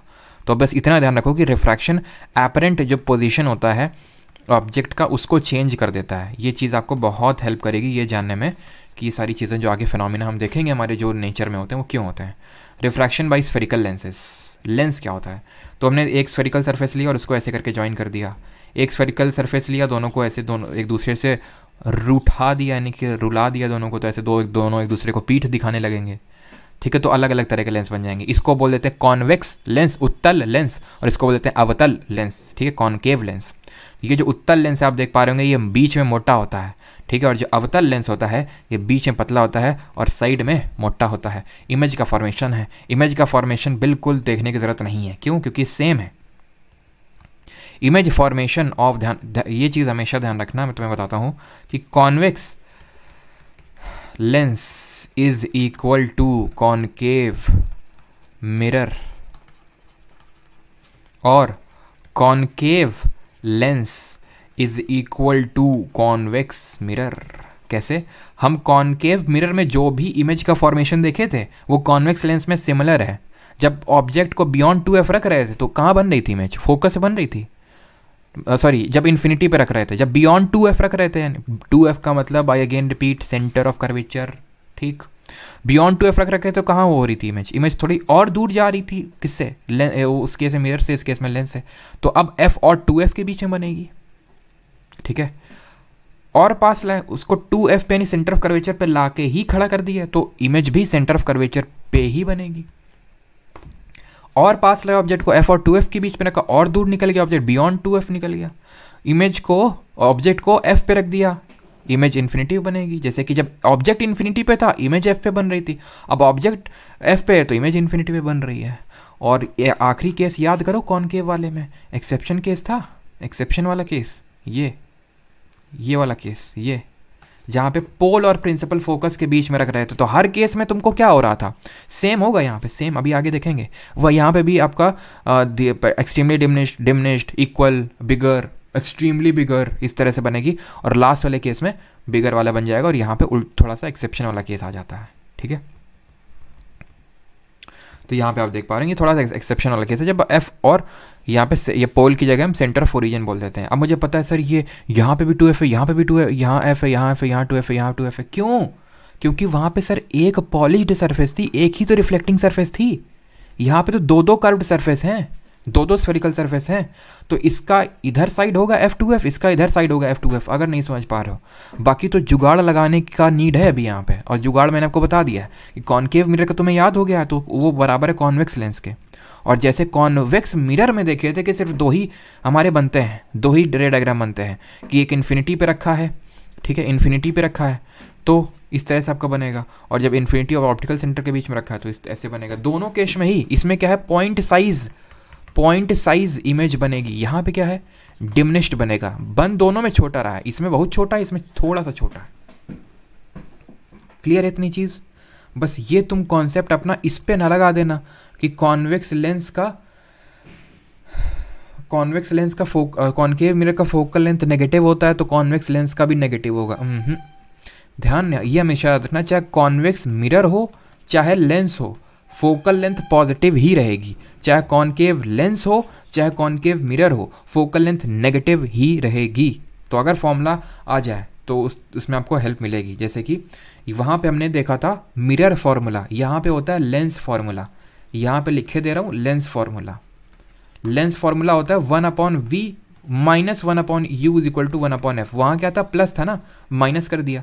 मैग्नीफिकेशन में वहाँ क्या था, height of image upon height of object था, माइनस वी अपॉन आप यू था, यहाँ माइनस हटा के पॉजिटिव को कर दो, वहाँ यहाँ पॉजिटिव था तो माइनस हो गया यहाँ पे, वहाँ से मेरा मतलब है मिरर वाले में, और मिरर वाले में ये पॉजिटिव था तो इसको वो नेगेटिव, तो वहाँ पे नेगेटिव तो इसको पॉजिटिव कर दो, ख़त्म हो गया आपका ये। ठीक, अगर इस पर फॉर्मूला आ जाए। पावर ऑफ लेंस क्या होता है, इंपॉर्टेंट है। पावर ऑफ लेंस होता है 1 अपॉन फोकल लेंथ। ठीक है, 1 upon focal length. Focal length हमें पता है कि f से रिप्रेजेंट करते हैं और इसकी जो यूनिट होगी वो मीटर में होती है, ऐसा यूनिट मीटर में होती है, डिस्टेंस है ना, तो 1 अपॉन मीटर हम बोल सकते हैं, तो मीटर इन्वर्स निकल के आएगा और इसी मीटर इन्वर्स को हम डायोप्टर बोलते हैं। तो पावर ऑफ लेंस की जो यूनिट होती है वो डायोप्टर होती है। फोकल लेंथ हम पॉजिटिव रखेंगे कि नेगेटिव रखेंगे वो डिटरमाइन करता है कि वो लेंस कॉन्वेक्स है या कॉनकेव है। कॉन्वेक्स होगा तो फोकल लेंथ पॉजिटिव होगी और कॉनकेव होगा तो नेगेटिव होगी, ख़त्म बात, बस। और आपको पावर दे दे, जैसे कि फोकल लेंथ दे दे कि एक, मान लो कि 2-3 कॉन्वेक्स मिरर हैं, और सॉरी कॉन्वेक्स लेंस, उनको एक साथ जोड़ दिए, 3 कॉन्वेक्स लेंस हैं, एक का फोकल लेंथ 3 है, एक का 4, एक का 5 है। ठीक है, तो अब क्या करोगे, 1/3, 1/4 plus 1/5 is equal to 1 power. 1/पावर मत कर देना, यहाँ पे रेजिस्टेंस वाला केस मत लगा देना। जब रेजिस्टेंस को पैरेलल में कनेक्ट करते हैं तो 1/R equivalent is equal to 1/R1 plus 1/R2। Power is equal to 1/फोकल 1/फोकल 1/फोकल, जो भी निकालोगे पावर निकल के आ जाएगी। यही केस अगर कॉनकेव का दे दे, कॉनकेव लेंस का, तो इसको नेगेटिव में रखना मत भूल जाना बस, ठीक है, क्योंकि कॉनकेव का जो फोकल लेंथ होता है नेगेटिव में होता है, बस खत्म, क्लियर है। चलिए आगे बढ़ते हैं। ह्यूमन आई और उसका कलरफुल वर्ल्ड देखते हैं। आप में से काफ़ी लोग बोल रहे थे सर बायोलॉजी में क्यों नहीं करवा रहे हो, ह्यूमन आई बायोलॉजी में क्यों नहीं करवा रहे हो। इसको हम यहाँ पे करेंगे, बिकॉज कॉन्वेक्स कॉनकेव ये मैंने आपको यहाँ पढ़ाया है, ठीक है। तो अभी आपको मायोपिया और हाइपरमेट्रोपिया भी करवाएंगे, तो वहाँ पे इनका यूज़ करवाएंगे। आई होप यहाँ तक क्लियर होगा सभी को। बता दो एक बार।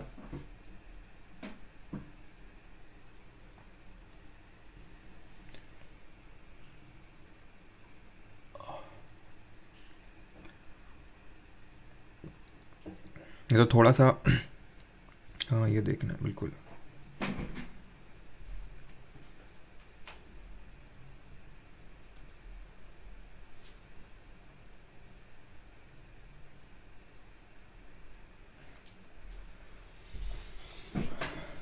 ओके ठीक, चलिए आगे बढ़ते हैं फिर। ओके तो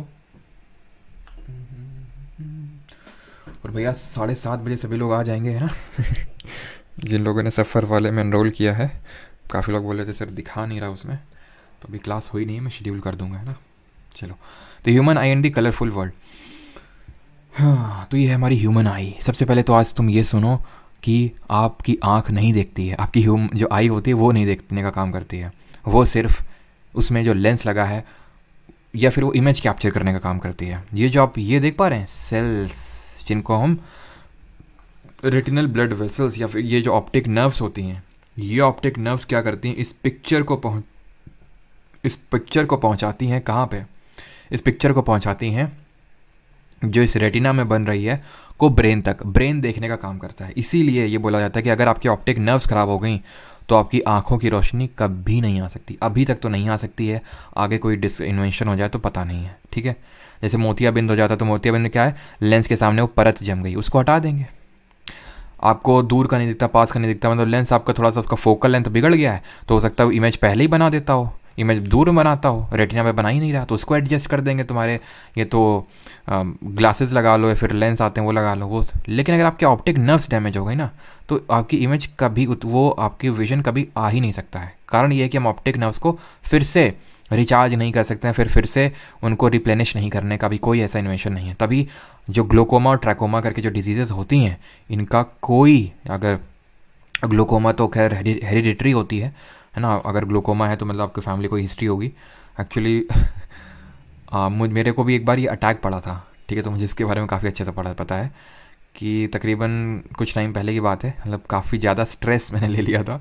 तो स्ट्रेस की वजह से आई में प्रेशर, आई का जो फ्लूइड होता है, इसको बोलते हैं, यहाँ पे लिखा होगा, ये विट्रियस ह्यूमर होता है यहाँ पे, और ऐसे होता है एक्वस ह्यूमर।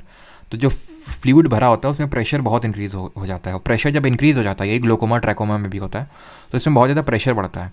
और जब इसमें ऐसा होता है ना, तो बल्ब वगैरह में कभी आप देखोगे, बल्ब वगैरह में, तो उसमें उसके अराउंड जैसे आपको इंद्रधनुष टाइप बना हुआ दिखेगा, मतलब रेनबो टाइप बना हुआ दिखेगा, ठीक है। ये मतलब हंसी की बात आपको लग सकती है, लेकिन जिन लोगों को होता है उन लोगों को ही पता है। मतलब मेरा तो क्या था कि मुझे थोड़ा सा अटैक टाइप पे पड़ा था, ठीक है। तो मुझे एकदम से हुआ था और मैंने दिखवाया तो पहले मुझे लगा कि अब तो आँख गई मेरी, ठीक है। एक आँख में हुआ था ये, ठीक है। और उसमें होता क्या है कि वो परमानेंट ब्लाइंडनेस हो जाता है, उसमें धीरे धीरे धीरे धीरे आपका विजन जाता जाता है और पूरा it leads to complete blindness. Trachoma bacterial बीमारी होती है, उसमें भी सेम होता है। आई के अंदर का जो फ्लूइड प्रेशर होता है वो इंक्रीज़ हो जाता है, ऑप्टिक्स नर्व्स डैमेज हो जाती हैं, then they do not recover. बस ये है कि हाँ समय रहते बस प्रेशर को मैनेज किया जा सकता है ताकि और फर्दर डैमेज अवॉइड हो सके, ये होती हैं चीज़ें। तो बट ये काफ़ी डेडली बीमारी टाइप, क्योंकि आप समझ ही सकते हो कि आई कितनी इंपॉर्टेंट है हमारी लाइफ के लिए। खैर, तो अभी आप चीज़ें समझे होंगे इसके थ्रू कि क्या कैसे चीज़ें होती हैं। तो कोई भी जब रे ऑफ लाइट स्ट्राइक करती है तो कॉर्निया से मिलती है, सबसे पहले कॉर्निया से वो इंटरेक्शन करती है। और जब हम आई को डोनेट करते हैं ना, तो कॉर्निया को ही डोनेट किया जाता है। तो सबसे पहले कॉर्निया से मिलेगी, और कॉर्निया के बाद, ठीक है, कितनी अमाउंट ऑफ लाइट एंटर करेगी ये पुतली डिसाइड करेगी, प्यूपिल डिसाइड करेगी। ये प्यूपिल जो है, ये प्यूपिल है, इसको कौन रेगुलेट करता है? आइरिस रेगुलेट करता है। अच्छा ये बताओ, जो आँखों का कलर होता है, ठीक है, वो किस वजह से होता है? ठीक है, तो ये जो आइरिस है ना, आइरिस जो मसल सेल्स हैं, ये प्यूपिल पुतली को कंट्रोल करने का काम करती हैं। तो प्यूपिल क्या करता है? Amount of light entering into the eye को कंट्रोल करता है। अमाउंट ऑफ लाइट, लाइट की कितनी मात्रा एंटर करेगी। जैसे कि आप डार्क रूम में हैं, अभी डार्क रूम में क्या है कि अंधेला है, तो चाहिए आई को कि ज़्यादा से ज़्यादा लाइट एंटर करे, क्योंकि कमी है ना, इसलिए वो चाहता है कि ज़्यादा ज़्यादा, तो वो खुल जाएगा, प्यूपिल खुल जाएगा। वो कौन खोलेगा उसको? आइरिस खोलेगा। एकदम से आप धूप में चले जाएं तो क्या होता है? आपको दिखता ही नहीं। क्यों? जब एकदम से, या फिर नहीं, उल्टा वाला केस लेते हैं, उल्टा वाला केस लेते हैं कि जब आप मान लेते हैं कि धूप से एकदम से आते हैं कमरे में कहीं पे भी, जहाँ पे ठीक है नॉर्मल लेवल ऑफ लाइट, वहाँ पे आपको दिखता नहीं अगर आप बहुत एक्सट्रीम धूप से आते हो। क्यों? क्योंकि जब आप धूप में होते हो तो बहुत भयंकर लाइट की कोई कमी नहीं है, तो क्या करता है? पीपल छोटा हो जाता है ताकि कम से कम लाइट एंटर करे, क्योंकि बहुत ज़्यादा लाइट आ रही है अंदर, तो वो छोटा हो चुका है। तो जब एकदम से नीचे जाते हो तो पीपल तो अभी भी छोटा है, पीपल तो अभी भी वो छोटा उतना ही है। तो होता क्या है कि कम लाइट एंटर कर पाने की वजह से आपको अंधेला दिखता है, लेकिन धीरे धीरे धीरे वो अपने आप एडजस्ट कर लेता है। और जो एडजस्ट कर लेता है उसी को हम बोलते हैं पावर ऑफ एकोमोडेशन। तो power of accommodation is the ability of the eye lens, यहाँ पे पीपल की बात नहीं हो रही है, लेंस की, to focus on near and far object clearly on the retina. The eye lens varies its focusing distance by changing its shape. यहाँ पे तभी हम पीपल की बात कर रहे थे, amount of light entering into the I, amount of light. But ये जो लेंस होता है ना, लेंस का काम क्या होता है? लेंस का काम होता है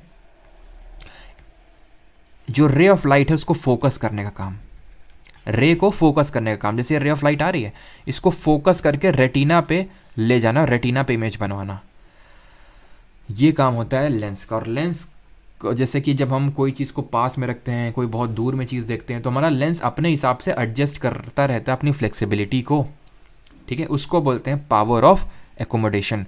what is this? Least distance of distinct vision. कोई बताना चाहेगा कितनी होती है distance? Least distance of distinct vision, यानी अगर हमें चेक करना है कि हमारा विजन ठीक ठाक है कि नहीं है, तो कितना वो लीस्ट डिस्टेंस होता है, ये बताइए, ठीक है। तो ये चीज़ आप समझे कि कॉर्निया का काम क्या था, आइरिस का काम क्या था, पीपल का काम क्या था। तो आइरिस एक तरह की मस्कुलर सेल्स है हमारी, जो क्या कर रही हैं? पीपल को कंट्रोल कर रही हैं, ठीक है। पीपल क्या कर रहा है? अमाउंट ऑफ लाइट को कंट्रोल कर रहा है। इमेज कहाँ पे बन रही है? रेटिना पे बन रही है, इमेज फॉर्मेशन हो रहा है यहाँ पे, ठीक। Least distance of distinct vision होता है 25 सेंटीमीटर, यानी इतनी दूर चीज़ रखने पे आपको चीज़ कोई दिख रही है क्लियरली, मतलब आपकी लाइट, मतलब आपकी आई जो है वो सही है। लेकिन अगर आपको नहीं दिख पा रहा है, देन आपको कोई भी डिजीज़ हो सकती है, तो मायोपिया हो सकती है या फिर हाइपरमेट्रोपिया होती है। मायोपिया में क्या होती है? जो इमेज होती है, इमेज वो रेटिना से पहले ही बन जाती है, image formed before retina, before the retina, retina से पहले ही बन जाएगी वो, रेटिना से पहले ही हमारा लेंस फोकस मारने लगेगा, यानी लेंस की फ्लेक्सिबिलिटी खत्म होती जा रही है, उसका जो लेंस का पावर एक तरह से थोड़ा सा वीक होता जा रहा है, तो पहले ही इमेज बना देगा यहाँ पे। हाइपरमेट्रोपिया में क्या? दूर फोकस करता है, यहाँ पे इमेज बनाएगा, यानी कि इमेज इज फॉर्म्ड कहाँ पे? Beyond retina. यहाँ बिफोर रेटिना, यहाँ पे बियॉन्ड रेटिना पे इमेज बनती है, ठीक है। इसको हम नियर साइटेडनेस बोलते हैं, नियर साइटेडनेस, और इसको बोलते हैं फार साइटेडनेस। क्यों? क्योंकि यहाँ पे नियर का तो दिखता है, पास का दिखता है, दूर का नहीं दिखता है, ठीक है, दूर का नहीं दिखता है। और यहाँ पे उल्टा हो जाएगा हाइपरमेट्रोपिया में। मायोपिया को सही करने के लिए आप किस लेंस का यूज़ करते हैं? कॉनकेव लेंस का, ठीक है। तो तभी आप अपने लेंस, अगर आपको दूर का नहीं दिखता होगा तो आपका जो लेंस है वो नेगेटिव पावर में होता होगा कि भाई नेगेटिव ये पावर है, -1 है, -1.5 है, जैसा भी हो, है ना। हाइपरमेट्रोपिया में कॉन्वेक्स लेंस का यूज़ होता है, कॉनकेव का वहाँ पर, यहाँ पे कॉन्वेक्स लेंस का यूज़ होता है, ख़त्म बात, ठीक है। तो ये चीज़ आपको क्लियर हो गई। और कॉन्वेक्स का क्योंकि फोकल लेंथ हमेशा पॉजिटिव होता है, इसलिए हाइपरमेट्रोपिया जिनको पास का नहीं दिखता, दूर का दिखता है, तो वो उनका फोकल लेंथ पॉजिटिव होता है, ठीक है, क्लियर। एक और होती है हमारी जिसको बोलते हैं प्रेस बायोपिया, ठीक है। प्रेस बायोपिया में क्या होता है? दोनों ही नहीं दिखता है, मतलब पास का दूर का दोनों का प्रॉब्लम होता है। तो उसमें प्रेस बायोपिया यूजुअली लोगों को, जो अधेड़ उम्र के लोग होते हैं, आपने घर में देखा होगा, कुछ लोगों के आपके चश्मे इस तरह के होते हैं, ऐसे करके, है ना, ऐसे करके चश्मे होते हैं। तो जो नीचे वाला होता है ये पास का देखने के लिए होता है, और जो वो वाला होता है ये दूर का देखने के लिए होता है, ये दूर का देखने के लिए और ये पास का देखने के लिए होता है। तो प्रेस बायोपिया को सही करने के लिए we use bifocal lens, जिसमें कॉनकेव भी होता है और कॉन्वेक्स भी होता है, अवतल भी होता है, उत्तल भी होता है। Dispersion of white light by a prism ये पढ़ते हैं, ठीक है, कि जो हमारी वाइट लाइट है, आई होप यहाँ तक सभी को क्लियर होगा, कोई किसी कुछ डाउट नहीं है।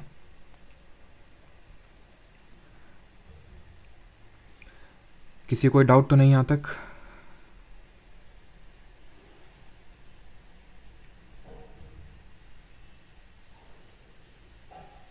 चलो नहीं, ओके, ठीक।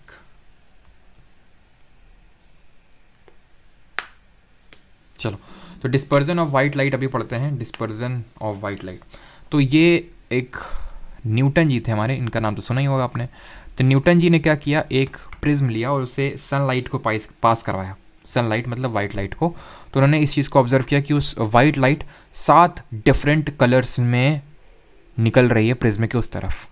ये 7 कलर हैं, ये violet, indigo, blue, green, yellow, orange और रेड। इनको प्यार से हम विबग्योर बुला देते हैं। क्या? विबग्योर। और ये विबग्योर ऑर्डर है इंक्रीजिंग वेवलेंथ का। कैसा ऑर्डर है? इंक्रीजिंग वेवलेंथ का। वेवलेंथ क्या होती है? तरंग दैर्ध्य, इसको हिंदी में बोलते हैं, यानी कि नीचे से ऊपर में तरंग दैर्ध्य बढ़ रही है। वॉयलेट की सबसे कम होती है, इंडिगो की उससे ज़्यादा, ब्लू की ज़्यादा, ग्रीन, और मैक्सिमम होती है रेड की। यही कारण है कि जो हमारे सिग्नल्स होते हैं वहाँ पे हम रेड लाइट का क्यों यूज़ करते हैं। जैसे फॉर एग्जांपल मैं आपको अपनी एक स्टोरी सुनाता हूँ। एक बार गांव में, ठीक है, काफ़ी जब मैं छोटा हुआ करता था, तो अपने दोस्त के साथ रेलवे लाइन पे जा रहे थे, है ना, और वो सर्दियों का टाइम था, काफ़ी सर्दियों का टाइम था, घना कोहरा था, ठीक है, और हम दोनों ऐसे ही बातें करते हुए, बुल्ला बकैती काटते हुए जा रहे थे एकदम ठीक है, और एकदम से नज़र पड़ी, ठीक है, जैसे हम लोग ऐसे गांव वगैरह नहीं, आप भी जाते होंगे घूमने वगैरह, है ना, तो जैसे कि फिर मैंने देखा पीछे, कोई बोला, ठीक है, और वो रेड, पहले मैंने रेड देखा ना कि क्या रेड है, ठीक है, तो मैंने उसको नेगलेक्ट कर दिया। फिर वो रेड काफ़ी पास में आ गया, थोड़ा सा बड़ा हो गया, ठीक है, तो मैंने बोला अरे ये देखो ये रेड सा क्या दिख रहा है, तो बोलते हट बे वो ट्रेन आ रही है। मतलब मैंने इतना दिमाग ही नहीं लगाया कि वो ट्रेन का सिग्नल कर रहा है वो, ठीक है, तो ट्रेन वाले को तो नहीं दिख रहा था कि आगे कोई दो जा रहे हैं, ठीक है, तो इसी ऐसे वो रेड लाइट उसने जला के रखा था ताकि अगर कोई हो, क्योंकि कोहरे में नहीं दिखता ना, ठीक है, तो वो रेड लाइट ना होती, सोचो, तो आज ये लेक्चर ना होता ठीक है। तो रेड लाइट का कितना इंपॉर्टेंट यूज़ है कि वो सिग्नल में यूज़ होती है, क्योंकि इसकी वेवलेंथ सबसे कम है, और क्योंकि वॉयलेट की वेवलेंथ सबसे कम है, जिसकी वेवलेंथ सबसे कम होती है तरंग दैर्ध्य, वो उतनी ही ज़्यादा फैलती है वो लाइट, ठीक है। इसको डिस्पर्जन बोलते हैं, और ये अभी आएगी हमारे आगे यूज़ में, ये जो होती है। चलो इसको पढ़ ही लेते हैं। एक्चुअली में डिस्पर्जन ऑफ वाइट लाइट होता है जब एक रेनबो में जो एक इंद्रधनुष बनता है। इंद्रधनुष हमेशा ध्यान रखना कहाँ बनता है, ये बनता है जहाँ सन होता है उसके ऑपोजिट डायरेक्शन में बनता है। कभी भी इसे अगर आप देखो तो दिन के टाइम पे जब एकदम 12-1 बज रहे होते हैं तब रेनबो नहीं बनता, चाहे भले बारिश हो जाए, बारिश के बाद ही बनता है ना रेनबो, तो इसलिए नहीं बनता बिकॉज वो एकदम टॉप पे होता है। इसका ऑपोजिट क्या है? इसका ऑपोजिट तो नीचे धरती है, यहाँ धरती में थोड़ी रेनबो बनेगा, आकाश में बनता है। इसका अब जब यहाँ होगा तो इसके ऑपोजिट यहाँ बनेगा। मान लो सुबह का टाइम में ईस्ट डायरेक्शन है तो वेस्ट डायरेक्शन बन जाएगा, यहाँ पे शाम का टाइम है तो यहाँ बन जाएगा। ऑपोजिट डायरेक्शन में बनता है हमेशा सन से, जो हमारा रेनबो होता है, ठीक है। रेनबो में एक ड्रॉपलेट इस तरह से होती है, इसमें रे ऑफ जो लाइट होती है, सनलाइट, वो इस तरह से पहले रिफ्रैक्ट होती है यहाँ पे, देन यहाँ पे उसका टोटल इंटरनल रिफ्लेक्शन होता है, एंड देन फिर से यहाँ पे रिफ्रैक्शन होता है। तो एक बार उसने CDS में क्वेश्चन पूछ लिया था कितने रिफ्रैक्शन और कितने TIR होते हैं, तो 2 रिफ्रैक्शन होते हैं और एक टोटल इंटरनल रिफ्लेक्शन होता है, उसमें एक पूर्ण आंतरिक परिवर्तन होता है। इस चीज़ को ध्यान रखिएगा, ठीक। और ये जो TIR वाला जो फिनोमिना है ना, आगे देख लेते हैं क्या, हाँ ठीक है चलो। तो ये जो चलो यहीं बता देते हैं, जो टोटल इंटरनल रिफ्लेक्शन वाला है इसको पूर्ण आंतरिक परावर्तन बोलते हैं। इसी की वजह से जो आपके डायमंड हैं, जो हीरे हैं, वो स्पार्कल करते हैं, चमकते हैं। जो आपका मिराज का फिनोमिना होता है ना, पंचायत सीरीज़ देखी थी आपने, पंचायत वाली, वो जो वेब सीरीज़ आई थी, उसमें नहीं विनोद जी को रोका जा रहा था कुछ करने से क्योंकि हमारे DM मैडम आई थी, तो जो DM मैडम के साथ वो बोल रहे थे, लगता है मैडम मिराज है वो, है ना तो बोलती बेटा मैंने भी पढ़ रखा है इतना, मिराज यहाँ पे बनेगा। मिराज आपका डेजर्ट से बनता है। जैसे कि आप जब कार चलाओ या फिर कार में बैठे हो तो गर्मियों के टाइम पे बहुत जब गर्मी होती है, धूप होती है, तो आपको सामने पानी पड़ा हुआ प्रतीत होता है, वो एक TIR की वजह से फिनोमिना होता है। जो हमारे ऑप्टिकल फाइबर होता है, ठीक है, जो ऑप्टिकल फाइबर होता है वो भी फिनोमिना आपका ऑप्टिकल फाइबर के अंदर जिससे घरों में नेट पहुंचता है, वो TIR की वजह से ही काम करता है। Now coming on to the twinkling of star, ये क्यों होती है? एडवांस सनराइज और डिलेड सनसेट क्यों होता है? जैसे फॉर एग्जांपल स्टार है ये, ठीक है, तो स्टार एक लाइट एमिट कर रहा है, उसकी खुद की लाइट है कि नहीं, जरा ये बताइए। स्टार की खुद की लाइट है कि वो दूसरे की एमिट कर रहा है, बताइए जल्दी से। तो ये जब हम इसको देखते हैं ना, तो ये जो या फिर ये जो लाइट आ रही है ना, ये बहुत सारी लेयर्स ऑफ एटमॉस्फेयर को क्रॉस करके आ रही है। और हमें पता है लेयर्स ऑफ एटमॉस्फेयर कितनी है हमारी, है ना, ट्रोपोस्फेयर, स्ट्रेटोस्फेयर, मेसोस्फेयर, थर्मोस्फेयर, ठीक है, कितनी सारी लेयर्स हैं। तो इतनी सारी जब वो लेयर्स को क्रॉस करके आ रहा है और उनकी डिफरेंट डेंसिटीज़ हैं, तो उसकी हमें एपरेंट पोजीशन दिखेगी। यानी कि हो सकता है स्टार यहाँ पे हो, स्टार यहाँ पे हो और हमें दिख यहाँ पे रहा है, यानी उसकी एपरेंट पोजीशन चेंज हो, मतलब उसकी पोजीशन, एक्चुअल पोजीशन चेंज हो गई। दैट मीन मैंने आपको क्या बताया था, जब भी एपरेंट पोजीशन ऑब्जेक्ट की चेंज हो जाती है तो वहाँ पे रिफ्रैक्शन वाला फिनोमिना लगता है। जहाँ पे भी किसी चीज़ की एक्चुअल जो पोजीशन है वो चेंज हो जाए तो रिफ्रैक्शन लगता है वहाँ पे। तो ट्विंकलिंग ऑफ स्टार जो हमारे होते हैं वो रिफ्रैक्शन वाले फिनोमिना की वजह से होती है, ठीक। और जिन स्टार्स की सन जो लाइट होती है खुद की होती है, जैसे हमारा सन एक स्टार है, खुद की लाइट वो न्यूक्लियर फ्यूजन से बना रहा है। बट जो हमारे जैसे फॉर एग्जांपल प्लैनेट हो गया, ठीक है, जो हमारे प्लैनेट हो गए, मून हो गए, इनकी खुद की लाइट नहीं होती है, ये नॉन ल्यूमिनस ऑब्जेक्ट होते हैं, हमने ज्योग्राफी में पढ़ा था, है ना, ये रिफ्लेक्ट करते हैं सनलाइट को। Advance sunrise and delayed sunset, ये क्यों होता है? एडवांस सनराइज का मतलब क्या है कि सनराइज अभी हुआ नहीं एक्चुअल में, होराइजन के ऊपर आया नहीं, बट हमें दिखने लगा। क्यों? क्योंकि इसकी एपरेंट पोजीशन चेंज हो गई। डिलेड सनसेट मतलब सनसेट हो चुका है लेकिन अभी अभी वो यहाँ पे दिख रहा है, यानी कि उसकी एपरेंट एक्चुअली है बट दिख हमें यहाँ पे रहा है। क्या होगा? अगेन रिफ्रैक्शन, ठीक। आगे बढ़ते हैं। ब्लू कलर ऑफ स्काई क्यों दिखता है? आकाश नीला क्यों होता है, काला क्यों नहीं होता है? तो देखो स्काई नीला इसलिए होता है बिकॉज जो हमारी लाइट होती है, हमें पता है कि लाइट, अभी हमने पढ़ा वाइट लाइट 7 डिफरेंट कलर की बनी होती है वेबग्योर, उसमें से सबसे जो ज़्यादा स्कैटर करती है लाइट वो होती है हमारी ब्लू लाइट, इसलिए ब्लू कलर होता है स्काई का। क्यों? स्कैटरिंग की वजह से। हिंदी में क्या बोलेंगे? प्रकीर्णन बोलेंगे इसको, प्रकाश के प्रकीर्णन की वजह से ये होता है। तो बात ये आती है कि अगर मान लो कि एटमॉस्फेयर ना हो हमारे उसमें, क्योंकि एटमॉस्फेयर क्या करता है, स्कैटर कर देता है, बाकी स्कैटर करता है सबसे ज़्यादा, तो सबसे ज़्यादा इसको बिखेर देता है, तो बिखेरने की वजह से हमें ब्लू कलर दिखता है स्काई का, रेड उतना बिखरता है नहीं, ठीक। तो आपसे अगर ये क्वेश्चन पूछ ले कि अगर एटमॉस्फेयर ना हो तो क्या होगा, या फिर जो लोग ऊपर हवाई जहाज में उड़ते हैं उनको कैसा दिखता है वहाँ पे ऊपर का एटमॉस्फेयर? तो काला दिखता है, ब्लैक इफ़ नो एटमॉस्फेयर, अगर एटमॉस्फेयर नहीं होगा तो। लेकिन अगर यहाँ पे एटमॉस्फेयर नहीं होगा तो जिंदा कैसे रह पाएंगे हम लोग, ठीक है। Red colour of sun during sunrise और सनसेट क्यों होता है? ये होता है आपका, ये भी स्कैटरिंग की वजह से होता है। सर वो तो समझ में आया, ब्लू इसलिए था क्योंकि ब्लू ज़्यादा स्कैटर हो रही थी इसलिए वो तो।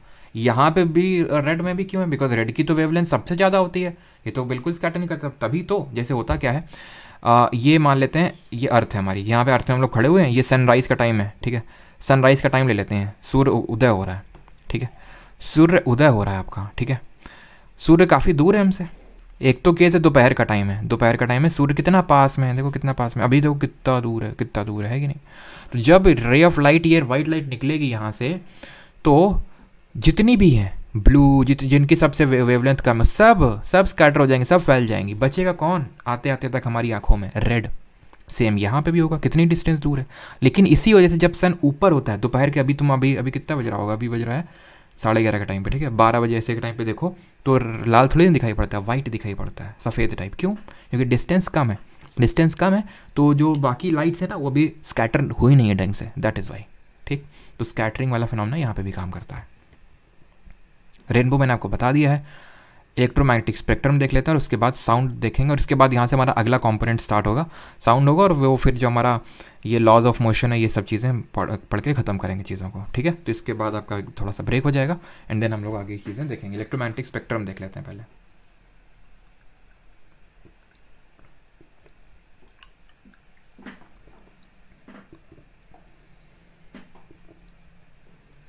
चलिए, तो इसमें एक ट्रिक याद रखना, और ट्रिक ये है कि रिच मैन है एक in Victoria and he uses extra gold coins, ठीक है।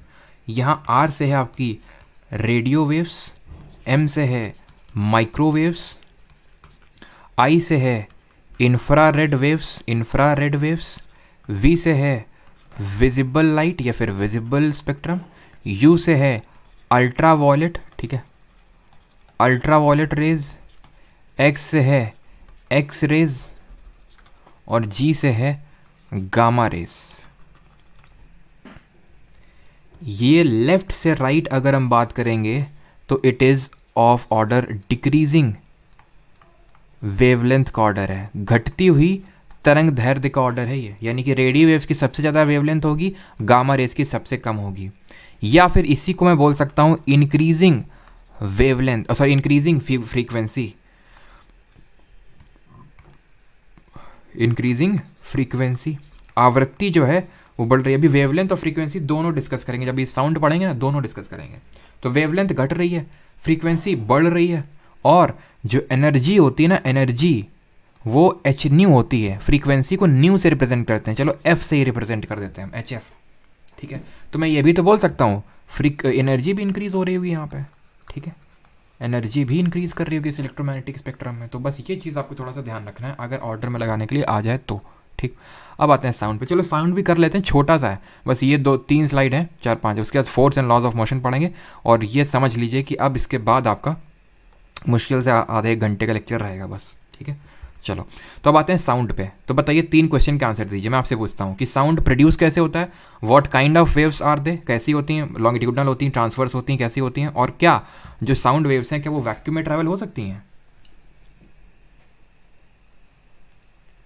इसका मतलब लेक्चर बड़ा होगा नहीं, इसका मतलब लेक्चर छोटा है आज, ठीक है। हाउ इज साउंड प्रोड्यूस्ड, तो साउंड कैसे प्रोड्यूस होता है, by a vibrating object, by a vibrating object, कोई भी ऑब्जेक्ट जो वाइब्रेट कर रहा होगा उससे साउंड प्रोड्यूस होने लगेगी। जैसे कि मैंने टेबल में हाथ मारा, वो वाइब्रेट किया, ठीक है, इस वजह से आप तक आवाज़ पहुंची है कि नहीं। कोई भी ऑब्जेक्ट जो वाइब्रेट करेगा वो साउंड प्रोड्यूस करेगा। ये कैसी वेव होती हैं, ये होती हैं आपकी लॉन्गिट्यूडनल वेव। अच्छा, एक चीज़ आप ऑब्जर्व करो, ये मैंने ग्रीन से लिखा, ये मैंने रेड से लिखा, कौन आपको क्लियरली दिख रहा है, क्लियरली कौन सा दिख रहा है, रेड वाला। क्यों रेड वाला दिख रहा है, जल्दी से कमेंट बताइए। तो लॉन्गिट्यूडनल, इसको हम बोलते हैं अनुदैर्ध्य, ठीक है, अनुदैर्ध्य, ठीक है, अनुदैर्ध्य, इसको तरंगे बोलते हैं। अभी लॉन्गिट्यूडनल वेव क्या होती है, लॉन्गिट्यूडनल वेव वो होती हैं जिनका पार्टिकल वाइब्रेट करता है, या फिर जिनमें डायरेक्शन ऑफ वो मूवमेंट होता है वो वेव के डायरेक्शन में होता है। पार्टिकल का जो मूवमेंट होता है वो वेव के डायरेक्शन ऑफ मूवमेंट पे ही होता है। दूसरी टाइप होती हैं अनुप्रस्थ तरंगें, ट्रांसवर्स, उसमें परपेंडिकुलरली जो पार्टिकल्स होते हैं वो वाइब्रेट करते हैं डायरेक्शन ऑफ वेव के परपेंडिकुलरली, ठीक है, ये लॉन्गिट्यूडनल वेव होती हैं।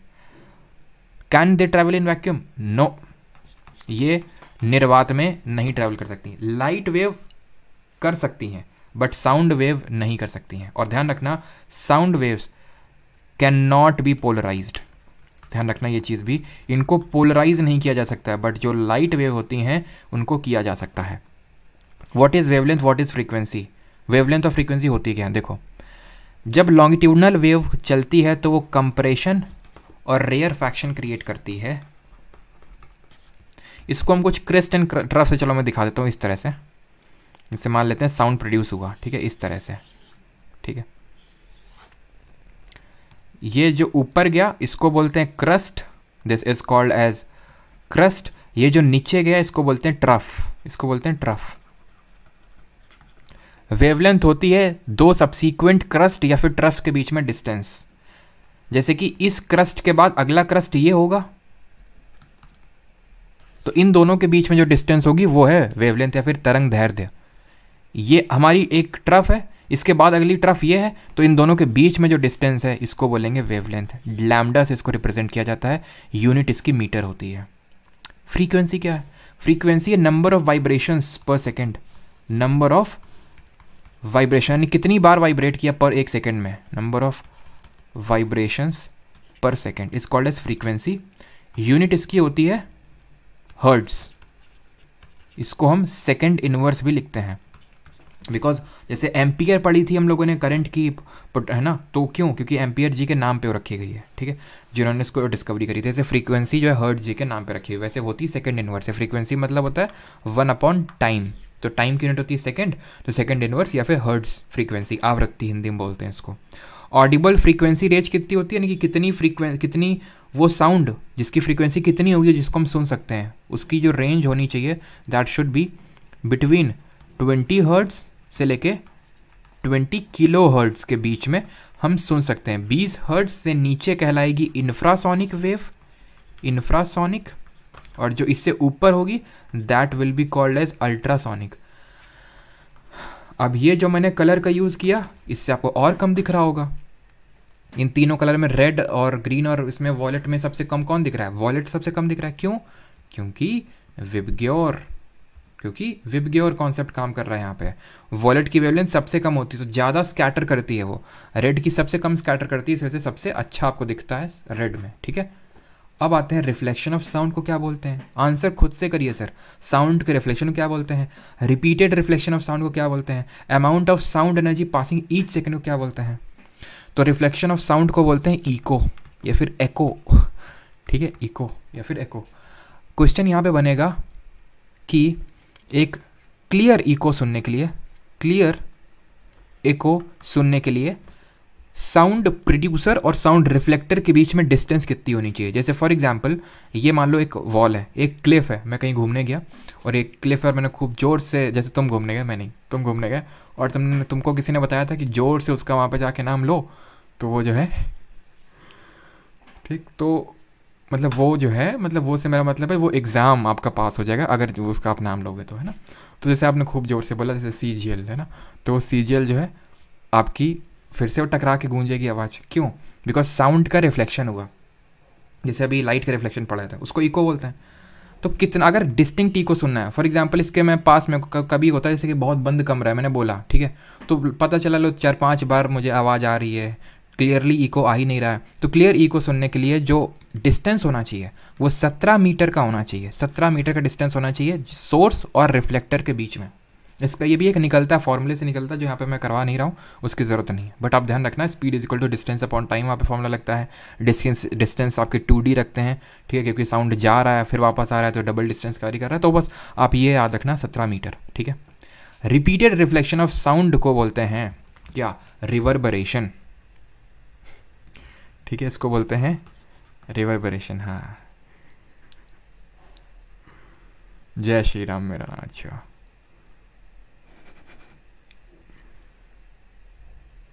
चलो, तो इसको बोलते हैं रिवर्बरेशन।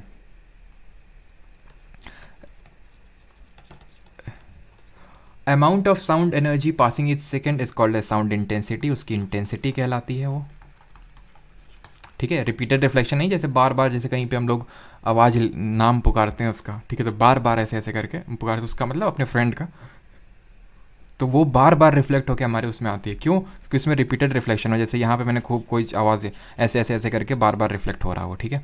लाउड, अब ये जो दो है ना, ये बहुत इंपॉर्टेंट है, इस पर क्वेश्चन बनने के काफ़ी ज़्यादा चांसेस हैं, काफ़ी, ठीक है। लाउडनेस साउंड किस पे डिपेंड करती है? आप बताइए किस पे डिपेंड करती है, और पिच किस पे डिपेंड करती है, और फिर हमारा साउंड टॉपिक ख़त्म। लाउडनेस जो डिपेंड करती है वो डिपेंड करती है एम्पलीट्यूड पे। एम्पलीट्यूड क्या होता है? ये रट लेना, ये जो चीज़ है ना, ये इसको एम्पलीट्यूड बोलते हैं। ये जो चीज़ है ना एम्पलीट्यूड, यानी अगर मैं और ज़ोर से बोलता तो इसका कुछ जो ग्राफ है वो ऐसे बनता, अगर मैं और ज़ोर से बोलता और ऊपर बनता, नहीं, और एम्पलीट्यूड हाई होता, नहीं, जितना लाउड होगा उतना ही एम्पलीट्यूड ज़्यादा होगा, और जितना एम्पलीट्यूड ज़्यादा होगा वो साउंड उतना ही लाउड होगा, ठीक। पिच ऑफ जो साउंड है, पिच, जैसे कि एक छोटा इंस्ट्रूमेंट लो, छोटा, बहुत छोटा, जैसे फ्लूट वगैरह ले लो, बहुत छोटा सा, उसमें क्या होगा, उसमें क्योंकि छोटा है तो साउंड क्या है ना, बहुत खट खट खट उधर बहुत जल्दी जल्दी जल्दी जल्दी, तो क्या होगा उसमें बहुत ज़्यादा फ्रीक्वेंसी मिलेंगी हमें। तो जो, या फिर हम बोल सकते हैं उसकी पिच बहुत ज़्यादा होती है। फॉर एग्ज़ाम्पल मच्छर और शेर का एग्जाम्पल जो हमने पढ़ा था बचपन में, उसको ले लेते हैं। मच्छर के साउंड की जो पिच होती है वो ज़्यादा होती है एज़ कम्पेयर टू शेर की आवाज़ की। शेर की आवाज़ की लाउडनेस ज़्यादा होती है एज़ कम्पेयर टू मच्छर की आवाज़ की। पिच क्योंकि डिपेंड करती है फ्रीक्वेंसी, और वो मैंने आपको बता दिया फ्रीक्वेंसी है क्या, नंबर ऑफ वाइब्रेशंस पर सेकंड। क्योंकि छोटा इंस्ट्रूमेंट होता है तो वाइब्रेशंस ज़्यादा हो रहे हैं पर सेकंड। ठीक है, जैसे कि फीमेल्स की जो वॉइस होती है उनकी पिच ज़्यादा होती है, लाउडनेस कम होती है, बट मेल वाले केस में उल्टा होता है ये चीज़, है ना। तो ये चीज़ ध्यान रखना, पिच डिपेंड करती है फ्रीक्वेंसी पे, लाउडनेस डिपेंड करती है एम्पलीट्यूड पे। ख़त्म होता है यहाँ पे और force and laws of motion. Believe me, अब इसके बाद 45 मिनट से ज़्यादा मैं आपका नहीं लूँगा। एक ब्रेक ले लेते हैं छोटा सा, और उसके बाद 45 मिनट से ज़्यादा नहीं होगा आपका, ठीक है। और आपकी पूरी फिजिक्स ख़त्म हो जाने वाली है। थैंक यू, मतलब मिलते हैं ब्रेक के बाद, छोटा सा मैक्सिमम 2 मिनट का ब्रेक, ठीक है। चलो थैंक यू।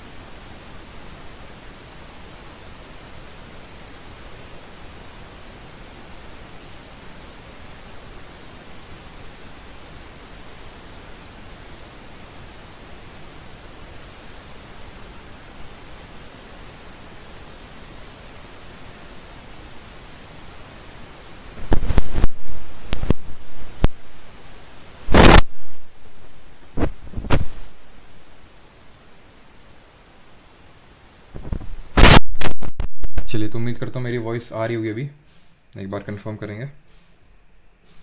ब्रेक समाप्त होता है यहाँ से आपका।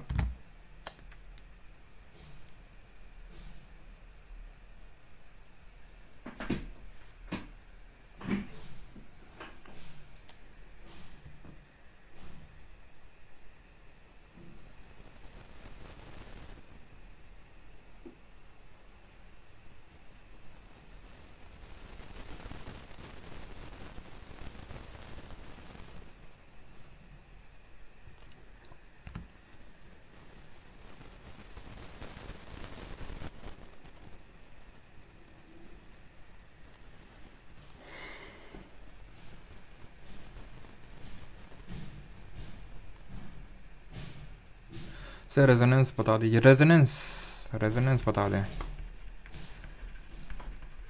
रेजोनेंस होता है कि आपने जैसे कि सुना होगा कि अगर कोई जेट विमान जाए, है ना, बहुत ज़्यादा स्पीड से जो उड़ते हैं, है ना, उनकी फ्रीक्वेंसी काफ़ी ज़्यादा होती है, तो वो उसकी वजह से हमारे घरों के शीशे चटक जाते हैं। वो रेजोनेंस की फिनोमेना की वजह से होता है। रेजोनेंस का मतलब है कि एक वाइब्रेटिंग सिस्टम ऑफ फोर्सेस दूसरे सिस्टम को वाइब्रेट करवाने लगता है। मतलब एक चीज़ जो वाइब्रेट कर रही है उसको इतनी भयंकर तरीके से लाउडनेस वाइब्रेट कर रही है, वो दूसरे को भी वाइब्रेट करने में मजबूर कर देती है। That is called as resonance in physics. Chemistry में रेजोनेंस अलग होता है ना। चलिए तो स्टार्ट करते हैं। Force and laws of motion start करते हैं। बल, ठीक है, और गति के नियम। यूनिफॉर्म और नॉन यूनिफॉर्म मोशन में अंतर पड़ते हैं। क्या होता है? तो अगर मैं सेम डिस्टेंस कवर कर रहा हूँ, ठीक है, अगर सेम डिस्टेंस कवर होती है इक्वल इंटरवल ऑफ टाइम में, ठीक है, इक्वल इंटरवल ऑफ टाइम में, that is called as uniform motion. और नॉन यूनिफॉर्म मोशन होता है जब अनइक्वल डिस्टेंस कवर हो इक्वल इंटरवल ऑफ टाइम में। जैसे फॉर एग्जांपल मैं बोल रहा हूँ कि पहले सेकंड मैंने 5 मीटर डिस्टेंस ट्रैवल किया, दूसरे सेकंड मैंने फिर 5 मीटर ट्रैवल किया, फिर तीसरे मिनट 5 मीटर ट्रैवल किया, तो वो यूनिफॉर्म मोशन होगा। पहले सेकंड मैंने 2 मीटर ट्रैवल किया, फिर 5 मीटर, फिर 7 मीटर, इस तरह से, तो वो नॉन यूनिफॉर्म मोशन, यानी कि अलग अलग डिस्टेंसेस कवर हो रही हैं उस पर्टिकुलर एक सेकंड में, ठीक। वैसे जनरली हमारा जो मोशन होता है इन जनरल वो हमारा नॉन यूनिफॉर्म ही होता है ना। ऐसा तो है नहीं कि जो हमारी बाइक चले एकदम सेम स्पीड में ही चलती रहेगी, ना तो डाउन होगी ना अप होगी, है ना। स्पीड क्या होती है? स्पीड होता है वो मैग्नीट्यूड जिससे मोशन हो रहा है, ठीक है, मैग्नीट्यूड जिससे मोशन हो रहा है, that is called speed. Speed हमारी एक स्केलर क्वांटिटी है, यानी कि अदिश राशि है। क्यों? क्योंकि सिर्फ इसमें मैग्नीट्यूड होता है, डायरेक्शन नहीं होता। अगर इसमें हम डायरेक्शन वाला कंपोनेंट ऐड कर देते हैं तो उसको हम वेलोसिटी या फिर वेग बोलने लगते हैं। वेग, अभी जो हम पढ़ रहे थे वो क्या थी? गति थी। ये क्या है? वेग है। वेग होता है जहाँ पे जो वेग होता है स्पीड प्लस डायरेक्शन, इसको बोलते हैं वेलोसिटी। जैसे मैं बोल रहा हूँ कि मैं इस डायरेक्शन में, जैसे कि मैं यहाँ पे जा रहा हूँ ऐसे करके, और मेरी बाइक की स्पीड है कुछ, ठीक है, मान लेते हैं कि 5 किलोमीटर या फिर 10 किलोमीटर पर आवर की स्पीड है मेरी, ठीक है। तो ये स्पीड हुई मेरी, जहाँ पे सिर्फ मैग्नीट्यूड बता रहा हूँ। अगर मैं ये बोल दूँ कि 10 किलोमीटर पर आवर है नॉर्थ डायरेक्शन में, ईस्ट डायरेक्शन, वेस्ट डायरेक्शन में, वो होगी वेलोसिटी उसकी, ठीक। यहीं से आपको कॉन्सेप्ट आते हैं डिस्टेंस और डिस्प्लेसमेंट। इसको बोलते हैं दूरी और इसको बोलते हैं विस्थापन। बड़े ही आसान और बड़े ही अच्छे हैं कॉन्सेप्ट ये। जैसे कि यहाँ पे मैं अगर बोलूँ कि पर्सन ए है, वो पॉइंट ए से लेके पॉइंट बी तक जा रहा है, जिसके बीच में 10 मीटर्स की डिस्टेंस है, तो उसने कितनी डिस्टेंस ट्रैवल करी? आप बोलोगे 10 मीटर। फिर मैं आपसे बोला कि ये वापस आ गया अपने पॉइंट ए पे, तो मैंने आपसे पूछा अब कितना डिस्टेंस है, तो आपने बोला 20 मीटर। बात बिल्कुल सही है। फिर मैंने आपको दूसरा केस दिया, ये तो हो गया केस डिस्टेंस वाला केस, ठीक है। फिर मैंने दूसरा डिस्प्लेसमेंट वाला केस लिया कि पॉइंट ए से पॉइंट बी गया, वो कितना डिस्प्लेसमेंट हुआ? 10 मीटर का। बिल्कुल सही। जब मैंने बोला बी से ए अब वापस आ गया वो सेम पॉइंट पे जहाँ से चला था, अब कितना डिस्प्लेसमेंट हुआ? तो अब अगर आप 20 मीटर बोलेंगे तो वो गलत होगा, बिकॉज डिस्प्लेसमेंट इस केस में 0 हो जाएगा। डिस्प्लेसमेंट होता क्या है?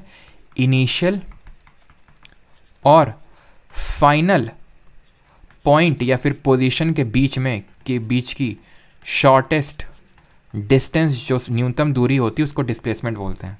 इस पर एक बड़ा अच्छा न्यूमेरिकल बनता है कि एक सर्कुलर ट्रैक्ट है, सर्कुलर पाथ दे देगा, उसमें किसी को साइकिल चलवा देगा, किसी छोटे लड़के को, या फिर रनिंग करवा देगा उसकी, ठीक है, और उसमें ये सर्कुलर है बिल्कुल, ठीक है।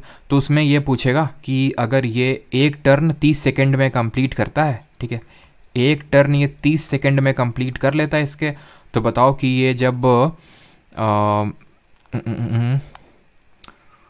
ये आपका इसको ऐसे करते हैं 105 सेकंड बाद, ठीक है, 105 सेकंड बाद ये कहाँ होगा, इसकी दूरी बतानी है। अगर इस सर्कुलर ट्रैक की जो रेडियस है वो है 10 मीटर, बताइए जल्दी से। इस तरह का अगर न्यूमेरिकल पूछ ले तो आंसर क्या होगा? तो आंसर इस तरह से निकालेंगे कि, और डिस्प्लेसमेंट मतलब, हाँ ठीक है, इस तरह से निकालेंगे कि अगर एक टर्न वो 30 सेकंड में कंप्लीट कर रहा है, तो हमें यहाँ पे क्वेश्चन में क्या पूछा है कि उसका डिस्प्लेसमेंट बताना है इस क्वेश्चन में, कि उसका डिस्प्लेसमेंट यानी विस्थापन कितना होगा। तो एक टर्न अगर 30 सेकंड में ले रहा है यानी कि मतलब अगर यहाँ से चलना शुरू हुआ तो 30 सेकंड बाद यहाँ पे पहुँच खड़ा हो जाएगा, फिर अगले 30 सेकंड यानी कि 60 सेकंड बाद भी यहीं मिलेगा, 90 सेकंड बाद भी यहीं मिलेगा, ठीक है, ऐसे ही हुआ ना, 30 सेकंड बाद भी, 90 सेकंड बाद भी, 60 सेकंड बाद भी, 90 सेकंड बाद भी यहीं पे मिलेगा। तो नहीं, 90 सेकंड बाद तक इसका डिस्प्लेसमेंट 0 ही रहेगा क्योंकि अभी वहीं पे है। लेकिन हमें 105 पूछा है, यानी हमें 15 और जोड़ना है। तो अगर 30 सेकंड में पूरा टर्न कंप्लीट करता है तो 15वें सेकंड में ये कुछ यहाँ पे खड़ा होगा आधे सर्कल में, यानी कि ये जो चीज़ है ना, यही तो डिस्प्लेसमेंट हो जाएगी भाई।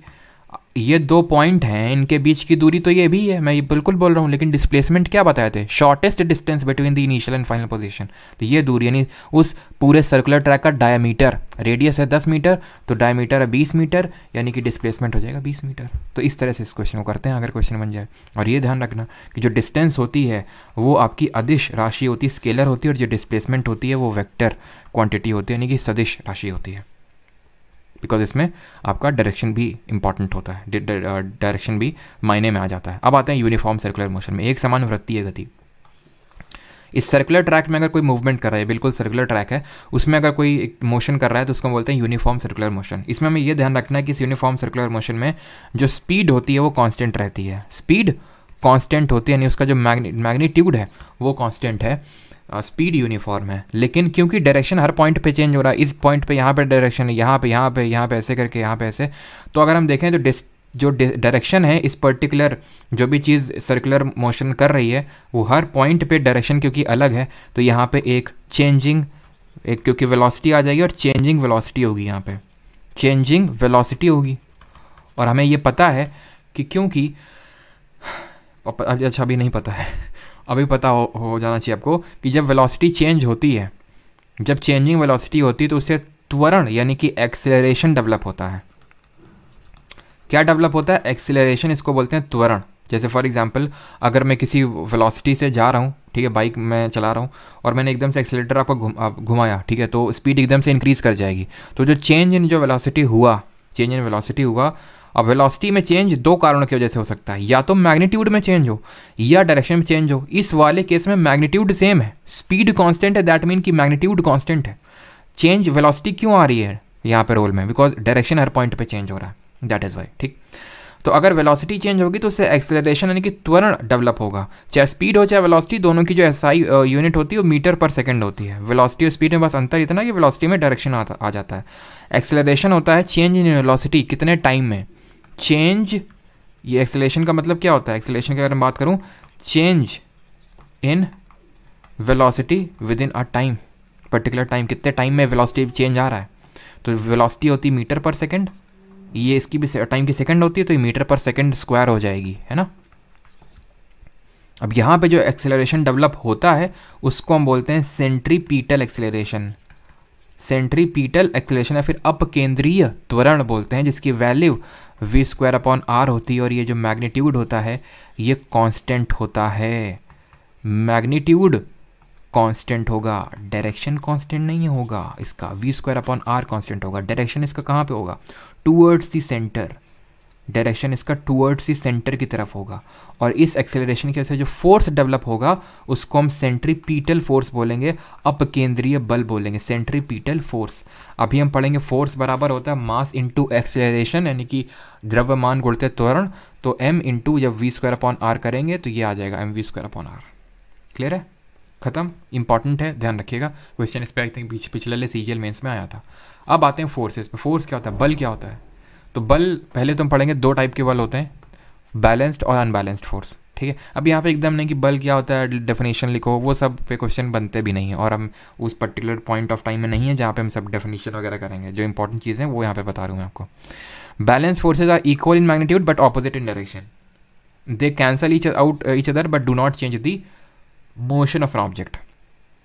जैसे फॉर एग्जाम्पल ये कोई चीज़ रखी हुई है, मैं यहाँ से फोर्स की एसआई यूनिट होती है न्यूटन, ठीक है, न्यूटन होती है इसकी एसआई यूनिट। तो फोर्स जो होता है ये क्या कर रहा है, मैं यहाँ पे 20 न्यूटन का फोर्स लगा रहा हूँ इस पर्टिकुलर बॉल पे। यहाँ से भी लगाया जा रहा है 20 न्यूटन का फोर्स। ये बॉल मूव करेगा? नहीं करेगा। क्यों? क्योंकि बैलेंस फोर्स मैंने यहाँ पे अप्लाई किया, दोनों एक दूसरे को बैलेंस कर रहे हैं, तो कोई भी मोशन में चेंज नहीं होगा। अगर रुका हुआ है तो रुका रहेगा, चल रहा है मान लो ये चीज़ ऐसे चल रही है किसी रास्ते से, यहाँ से मैंने जितना फोर्स अप्लाई किया वहाँ इतना भी कर दिया, दोनों को बैलेंस कर दिया, ख़त्म, कुछ चेंज होगा ही नहीं, ना डायरेक्शन में ना मैग्नीट्यूड में। अनबैलेंस फोर्स इसका एकदम असंजक बल, इसको आई थिंक हिंदी बोलते हैं, ये इसका उल्टा हो जाएगा, are not equal in magnitude and may or may not be directed to the same direction, they do not cancel each other, और इसी वजह से वो ऑब्जेक्ट के मोशन या डायरेक्शन को चेंज कर देते हैं। अभी कॉन्टैक्ट और नॉन कॉन्टैक्ट फोर्सेस क्या होते हैं? कॉन्टैक्ट फोर्सेस वो होते हैं जो कॉन्टैक्ट में होते हैं, जब किसी चीज़ के कॉन्टैक्ट में होते हैं तब लगता है। नॉन कॉन्टैक्ट वो होते हैं जब कॉन्टैक्ट में नहीं होते हैं। जैसे कॉन्टैक्ट फोर्सेज अगर व्हेन टू ऑब्जेक्ट, दो ऑब्जेक्ट हो हमारी, और इन डायरेक्ट फिजिकल कॉन्टैक्ट, दोनों डायरेक्ट फिजिकल कॉन्टैक्ट में है, ठीक है। जैसे कि friction force, tension force, air resistance. Friction जो होता है हमारा, जो घर्षण बल होता है, घर्षण बल होता है, ये कॉन्टैक्ट फोर्स क्यों है? जैसे फॉर एग्जांपल जब हम चलते हैं तो हम चल क्यों पाते हैं? फ्रिक्शन की वजह से। अगर फ्रिक्शनलेस सरफेस पे चलेंगे ना तो वो हम चल ही नहीं पाएंगे, फिसल जाएंगे। ऐसे हमारे जो हम ड्राइव करते हैं तो जो हमारे टायर्स होते हैं, टायर और रोड के बीच में फ्रिक्शन फोर्स लगता है, और जो फ्रिक्शन फोर्स होता है हमेशा direction opposite to direction of motion लगता है। जहाँ पे हम मोशन करते हैं उसके ऑपोजिट डायरेक्शन में फ्रिक्शन लगता है। दोनों चीज़ें, टायर और वो रोड, हमारा पैर और वो जो सरफेस है वो कांटेक्ट में है ना, तभी तो फ्रिक्शन फोर्स जनरेट हो रहा है, नहीं तो जनरेट ही नहीं होगा, तो वो कांटेक्ट फोर्स है। कुछ ऐसे फोर्सेज होते हैं जैसे कि मान लेते हैं मैग्नेटिक फोर्स, जैसे एक चुंबक है ये, ठीक है, चुंबक है ये दूसरे चुंबक या लोहे को अट्रैक्ट कर लेगा, मान लेते हैं लोहे को अट्रैक्ट कर लिया, क्या ये दोनों कॉन्टैक्ट में आए थे? क्या नहीं आए थे, ठीक है। ग्रेविटेशनल फोर्स हो गया, इलेक्ट्रोस्टैटिक फोर्स हो गया, सब नॉन कॉन्टैक्ट फोर्सेज हैं। अब आते हैं लॉज ऑफ मोशन पे। लॉज ऑफ मोशन किसने दिए थे? न्यूटन जी ने दिए थे। 3 लॉज ऑफ मोशन दिए थे। फर्स्ट लॉ ऑफ मोशन ने क्या बोला था?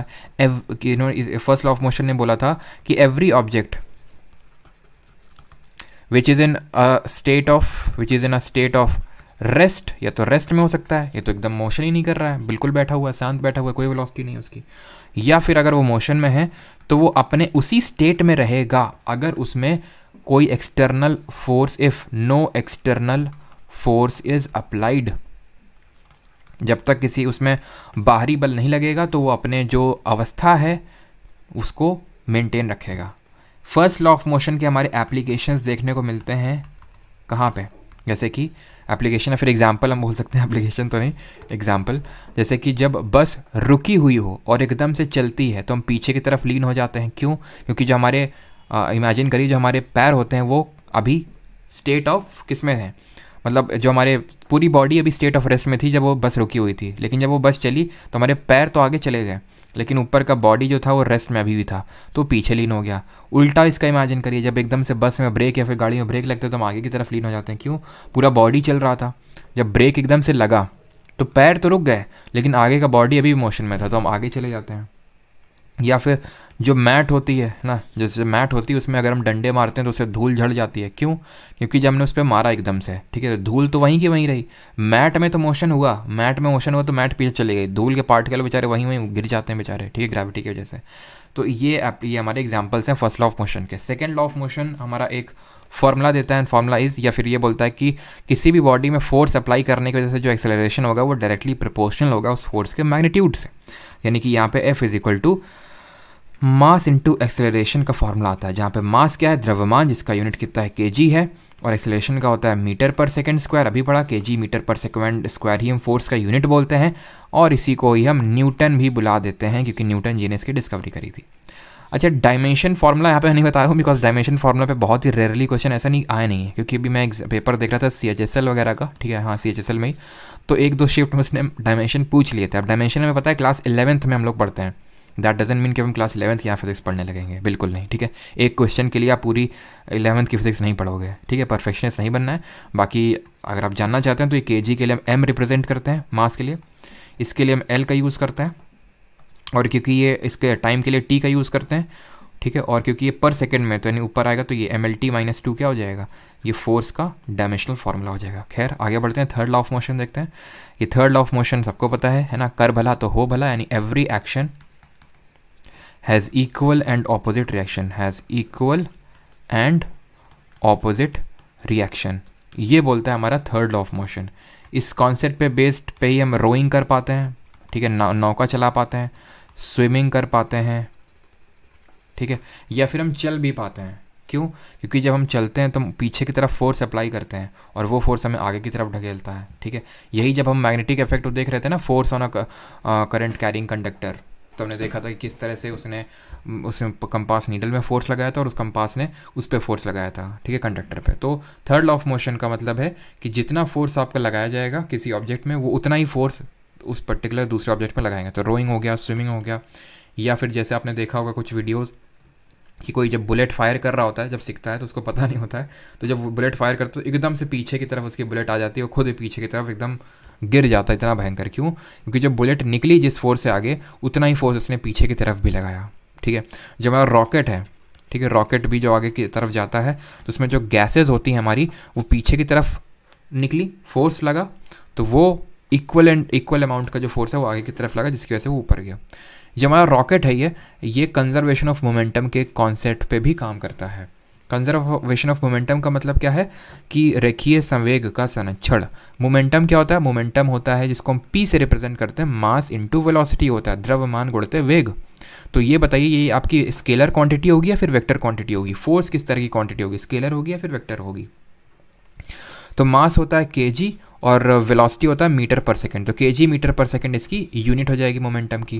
मोमेंटम हमारा वेक्टर यानी सदिश राशि होगा। क्यों? क्योंकि यार प्रोडक्ट है मास और वेलोसिटी का। मास तो जो हमारा द्रव्यमान ये स्केलर क्वांटिटी है, ध्यान रखिएगा। ये जो फर्स्ट लॉ ऑफ मोशन है इसको हम लॉ ऑफ इनर्शिया के नाम से भी जानते हैं। लॉ ऑफ इनर्शिया नहीं, जड़त्व का नियम भी इसको बोलते हैं। क्यों? क्योंकि कोई चीज़ चल रही है वो चलती रहेगी जब तक एक्सटर्नल फोर्स अप्लाई नहीं होगा। कोई चीज़ रुकी हुई है तो जब तक नहीं चलेगी जब तक एक्सटर्नल फोर्स अप्लाई नहीं होगा। फॉर एग्जांपल मान लेते हैं ये पत्थर है, छोटा सा पत्थर, ये बहुत बड़ा पत्थर है, किस सेम फोर्स अप्लाई कर रहा हूँ, कौन तेजी से मूव करेगा? ये वाला, क्योंकि मास कम है। ये हो सकता है मास ये ज़रा सा भी हिले डुले तक भी ना, इतना ज़्यादा ये इसका मास है। तो क्यों हिले डुले ना? क्योंकि इसका मास इतना ज़्यादा है। वो जो मास है ना उसकी वजह से इनर्शिया आ रहा है, और वो जो इनर्शिया है अपने स्टेट को चेंज करने से रोकता है खुद को। जैसे तुम ट्रक है, ट्रक को ऐसे धक्का दोगे ट्रक चल पड़ेगा क्या? क्योंकि इतना मास है ना उसकी वजह से जो इनर्शिया है वो खुद के करंट स्टेट को रेजिस्ट कर रहा है। वो मोशन में तो मोशन में रहेगा, और अगर वो चल रहा है, ठीक है, तो तुम्हारे रोकने से रुक नहीं जाएगा, तुम्हारे हाथ से रोकने से, ठीक है। वो आप ब्रेक लगाते हो वहाँ पे हाइड्रोलिक प्रेशर वाला सिस्टम काम करता है, बट यहाँ पे अगर एकदम सिंपल से हाथ से रोको, क्यों? क्योंकि उसका मास बहुत ज़्यादा है, ठीक है। आप रोड पे चल रहे हो, साइकिल वाला हिट कर जाए एक केस लो, और एक दूसरा कार हिट कर जाए, किस में तुम्हें ज़्यादा क्षति पहुँची? कार वाले में, क्योंकि कार की जो मास है वो ज़्यादा है, ठीक है। तो मास एक कांस्टेंट चीज़ होती है जो चेंज नहीं होती, और मास आपका स्केलर होता है जो कि डायरेक्शन पे डिपेंड नहीं करता है। फोर्स हमारा मास इनटू एक्सेलरेशन था। एक्सेलरेशन यानी त्वरण यानी त्वरण का भी डायरेक्शन होता है, तो फोर्स का भी डायरेक्शन होगा, यानी कि जो फोर्स होगा वो कैसा होगा? फोर्स भी सदिश होगा, वेक्टर होगा, ठीक है। तो law of conservation of momentum बोलता क्या? Law of conservation of momentum states that the total momentum of two or more bodies acting upon each other remains constant unless an external force is applied. This means that momentum can neither be created not be destroyed. ये हमें concept काम आता है collision में, जब दो चीज़ों का कोलिजन होता है। जैसे फॉर एग्जाम्पल मैं तुम्हें एक इस तरह से न्यूमेरिकल दे दूँ कि एक लड़का भाग रहा है बड़ी ज़ोर से, ठीक है, और ये एक ऐसे नहीं जो कबाड़ी वाले होते हैं, ठीक है, कबाड़ी वाले जो होते हैं हमारे, तो इस तरह से एक ठेला रख के चलते, कार्ट होता है उसमें, है ना, कार्ट होता है, ठीक है। तो मान लेते हैं ये एक लड़का भाग रहा है, ठीक है, और ये कार्ट जो है अपनी एक स्पीड से जा रहा है, ये कूद के बैठ गया इसमें, ये कूद के बैठ गया, ठीक है। तो मोमेंटम कंजर्व रहेगा। कैसे? पहले सिस्टम क्या था? पहले सिस्टम ये था, ये लड़का अलग था, ये कार्ट अलग था। इसका मोमेंटम निकालोगे मास इंटू वेलोसिटी से, कार्ट का निकालोगे कार्ट का मास इंटू वेलोसिटी से, यानी m1v1 प्लस m2v2 बराबर पता है किसके होगा? अब कार्ट के अंदर लड़का बैठ गया, दोनों का कलेक्टिव मास, और दोनों की अब कॉमन वेलोसिटी होगी ना, अलग अलग तो है नहीं, क्योंकि कार्ट में बैठ चुका है। तो ये होगा, ये इसको बोलते हैं कंजर्वेशन ऑफ मोमेंटम। कोलिजन पे काम आता है। जैसे ये एक बॉल है भाग रही उधर, ये एक बॉल है अपनी वेलोसिटी से भाग रही उधर, इसका कुछ मास होगा, इसका कुछ मास होगा, दोनों गई चिपक गई एक दूसरे, एक साथ चलने लगी, तो मोमेंटम कंजर्व रहेगा। यानी m1v1 प्लस m2v2, अब दोनों चिपक गई तो m1 प्लस m2 एक कॉमन वेलोसिटी मिल गई उनको, ठीक है। तो वो बोल सकता है किस वेलोसिटी से जा रही हैं। अगर ये 5 मीटर पर सेकंड, ये 7 मीटर पर सेकंड से जा रही थी, ठीक है, इसका मास 5 किलो, इसका मास 7 किलो था, तो बताओ ये दोनों किस वेलोसिटी से जा रही होंगी चिपकने के बाद? तो रख दीजिए, ख़त्म, ठीक। आते हैं equation of laws of motion पे। तो 3 इक्वेशन होती हैं लॉज ऑफ मोशन की। एक होती है v is equals to u plus a t, ठीक है। दूसरी होती है हमारी v square is equal to u square plus 2s। यहाँ पे मैं डिराइव करके नहीं दिखा रहा हूँ आपको बिकॉज उसका कोई मतलब नहीं है, यहाँ पे पर्पस नहीं है, ठीक है। और एक होती है s is equals to u t plus half a t square, जहाँ पे u है आपकी इनिशियल स्पीड, शुरुआती जो गति है, इनिशियल स्पीड है, शुरुआती जो वेग है, और फिर है हमारा फाइनल स्पीड है, यानी फाइनल जो अंतिम वेग है उसको फाइनल वेलोसिटी।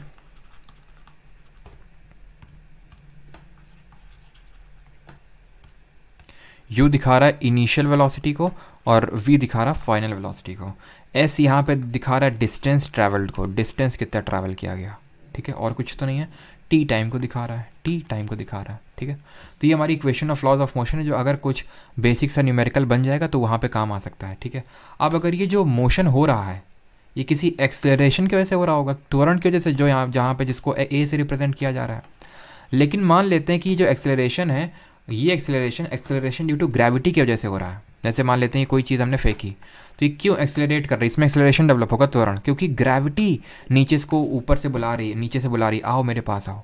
तो यानी कि एक्सेलरेशन की जगह भी यहाँ पे एक्सेलरेशन ड्यू टू ग्रेविटी आ जाएगा, ठीक। तो ये तीनों चीज़ चेंज हो जाएंगी। अब ये जो पहला वाला इक्वेशन है ये v is equal to u plus minus g t लिख दूंगा मैं, दूसरे वाले को v square is equal to u square plus minus 2gh लिख दूंगा, और तीसरे वाले equation of law of motion को s is equal to u t minus half g t square हो जाएगा। ये मैंने प्लस माइनस, क्यों प्लस माइनस का मतलब क्या है, अगर ऑब्जेक्ट नीचे जा रहा है, ग्रेविटी भी नीचे लग रही है, डायरेक्शन भी नीचे की तरफ हो रहा है, तो पॉजिटिव रख देना। अगर ऊपर की तरफ गेंद को उछाला जाएगा, कुछ भी किया जाएगा, तो क्योंकि ग्रेविटी तो उसको नीचे बुला रही है, उसको अगेंस्ट द ग्रेविटी, यानी कि जो मोशन हो रहा है वो डायरेक्शन ऑफ एक्सेलरेशन के ऑपोजिट डायरेक्शन में हो रहा है। दैट इज़ वाई ये फॉर्मूले में आप नेगेटिव यूज़ करोगे। क्लियर है ये चीज़? आगे बढ़ें, अब आते हैं वर्क एंड एनर्जी के कॉन्सेप्ट पे। वर्क होता क्या है, पहले तो ये बताओ यहाँ तक सभी को क्लियर है कि नहीं, किसी को कोई डाउट तो नहीं यहाँ तक? आई थिंक सारी चीज़ें बेसिक सी थी। बिल्कुल अर्थ का एक्सेलरेशन ड्यू टू ग्रेविटी होता है, और बिल्कुल सृष्टि ने सही ऐड किया यहाँ पे कि जो फ्री ऑब्जेक्ट होगा, जैसे मान लो कि मैं बोलूँ कि एक फ्री फॉलिंग ऑब्जेक्ट इस तरह से दे दे, फ्री फॉलिंग ऑब्जेक्ट, तो जब फ्री फॉलिंग ऑब्जेक्ट होता है तो उसमें आप इनिशियल वेलोसिटी को 0 रखते हो, ध्यान रखना।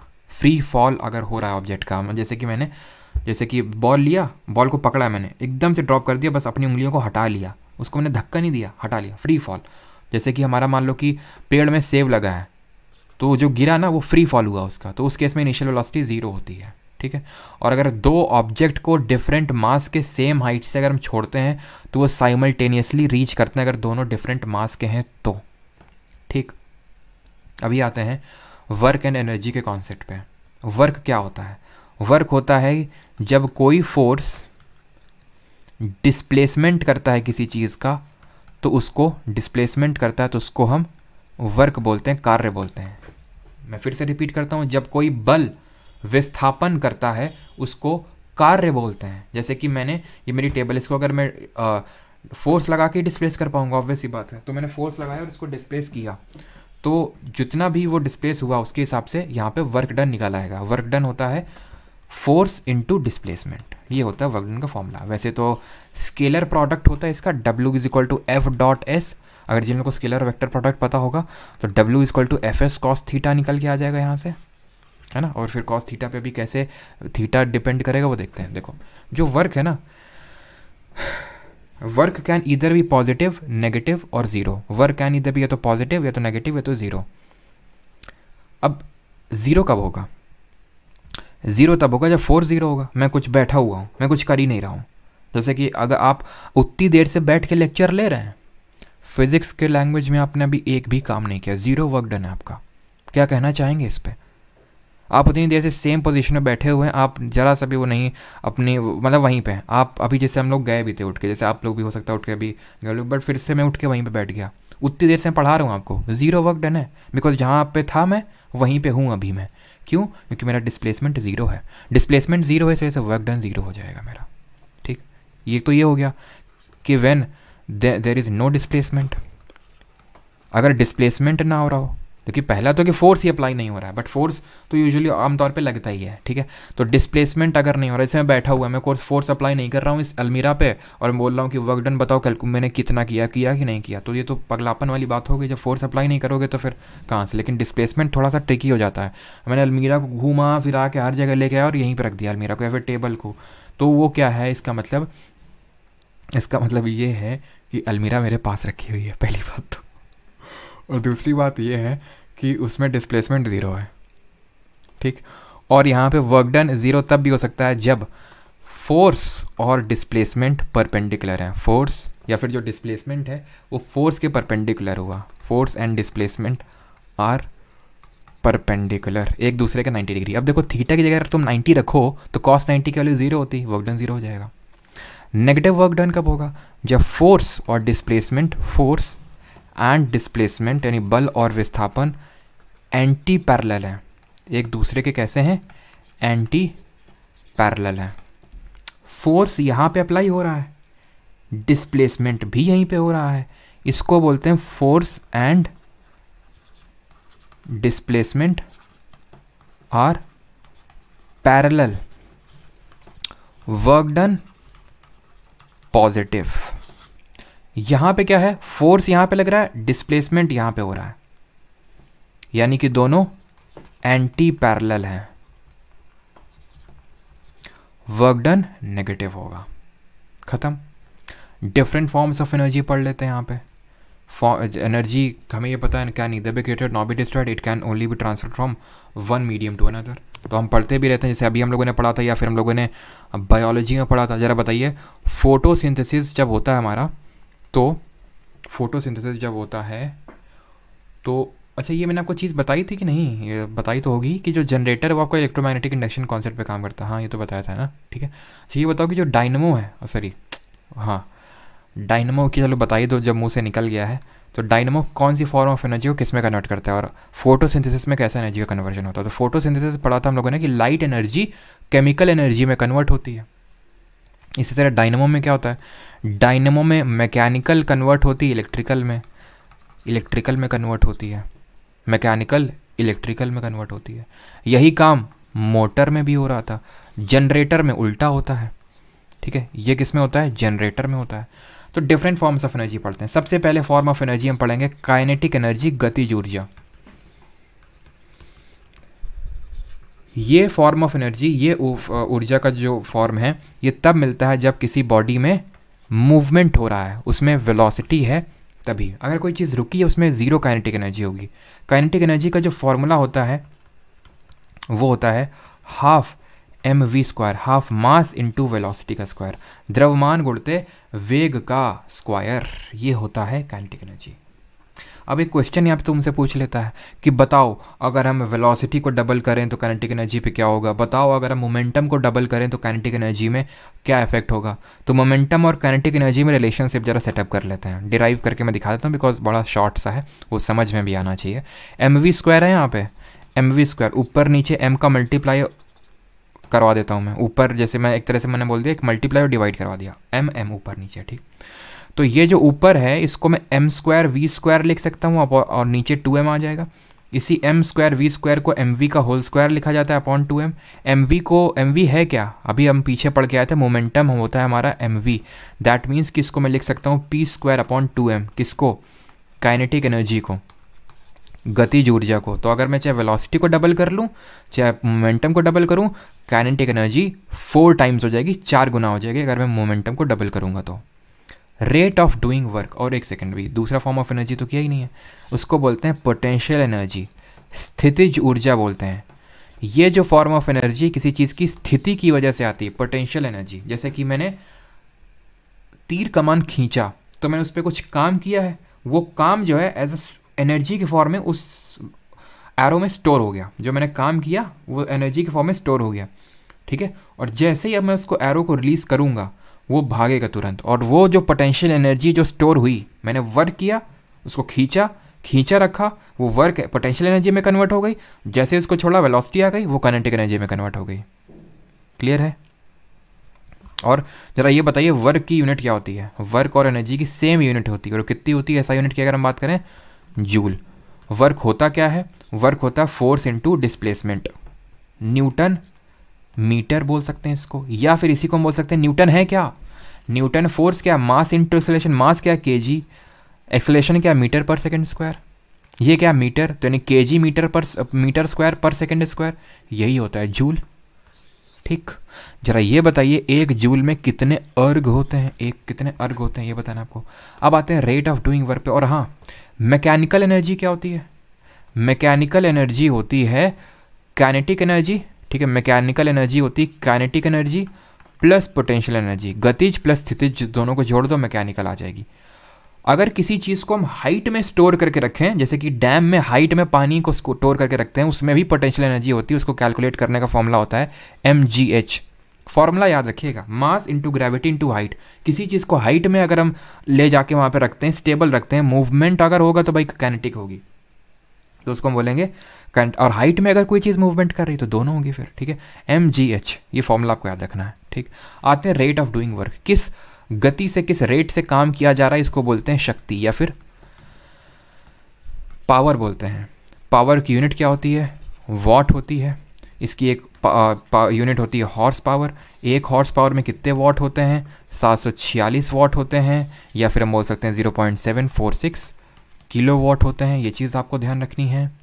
और हमने ये पढ़ा था कि कॉमर्शियल यूनिट ऑफ एनर्जी क्या होती है, वो यहाँ पे मैं बताने वाला, चलो बताने वाला तो नहीं लेकिन क्वेश्चन आ चुका है, तो क्वेश्चन कर दीजिए। मैं बता चुका हूँ आपको कि एक इलेक्ट्रिक बल्ब है 60 वाट का, 6 घंटे पर प्रतिदिन चलता है, कितने यूनिट ये इसने बिजली खर्च की, ये आपको बताना है। इसके बाद हम ग्रेविटी करते हैं और इसके बाद हमारा लेक्चर ख़त्म।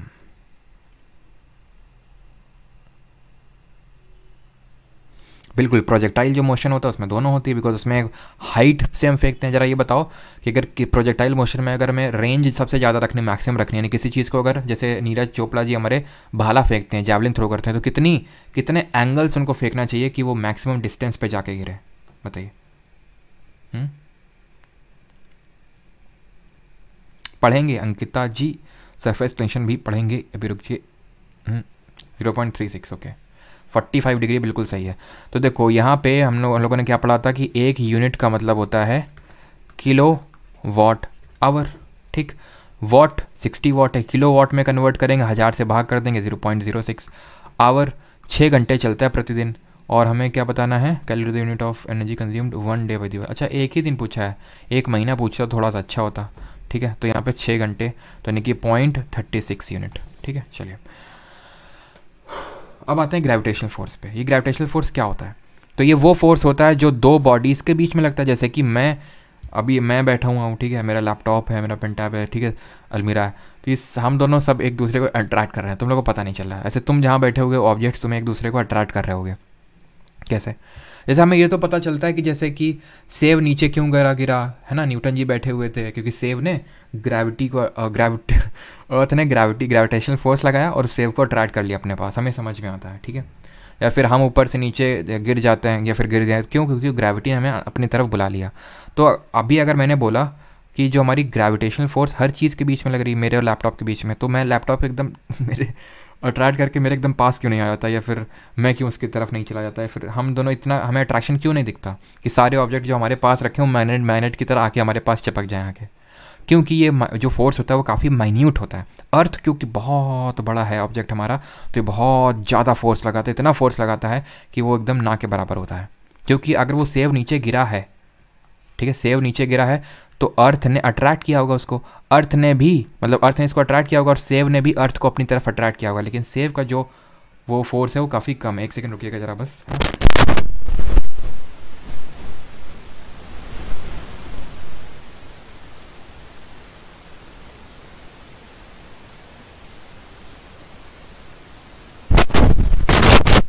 Sorry for the disturbance.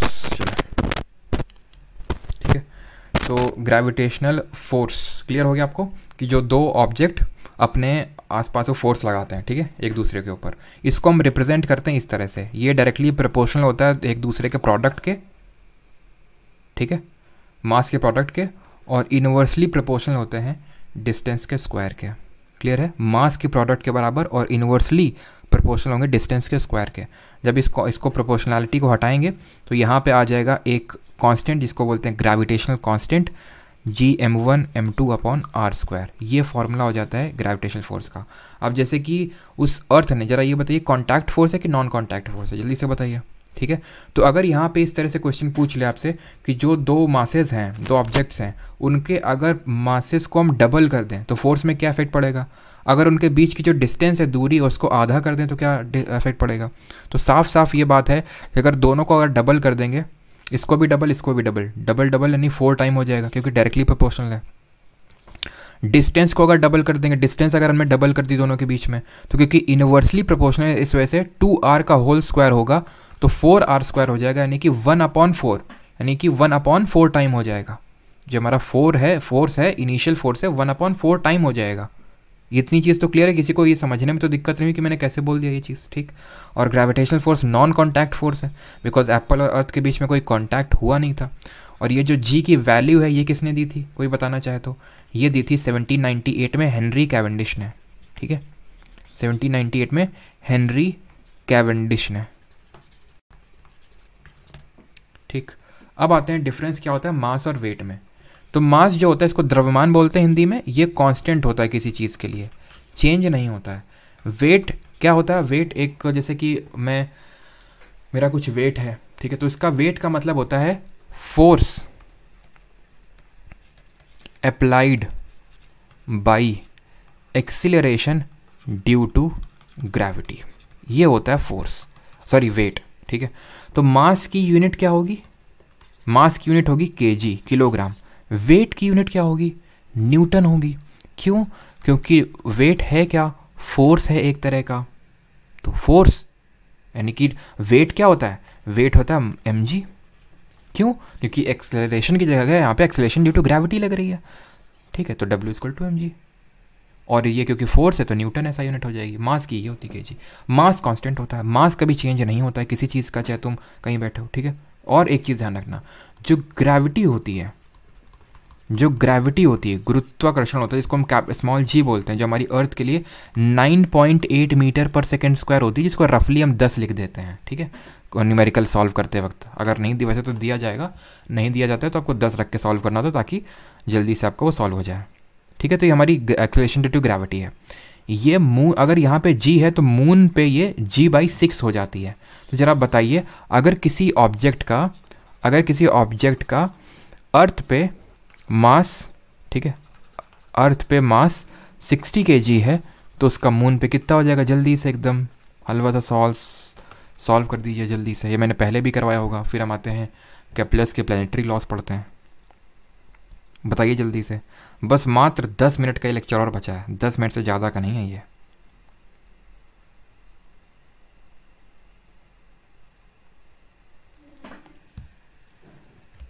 अब जितने लोग यहाँ पे 10 आंसर दे रहे हैं, बिल्कुल मूर्खता वाला काम कर रहे हैं। क्यों?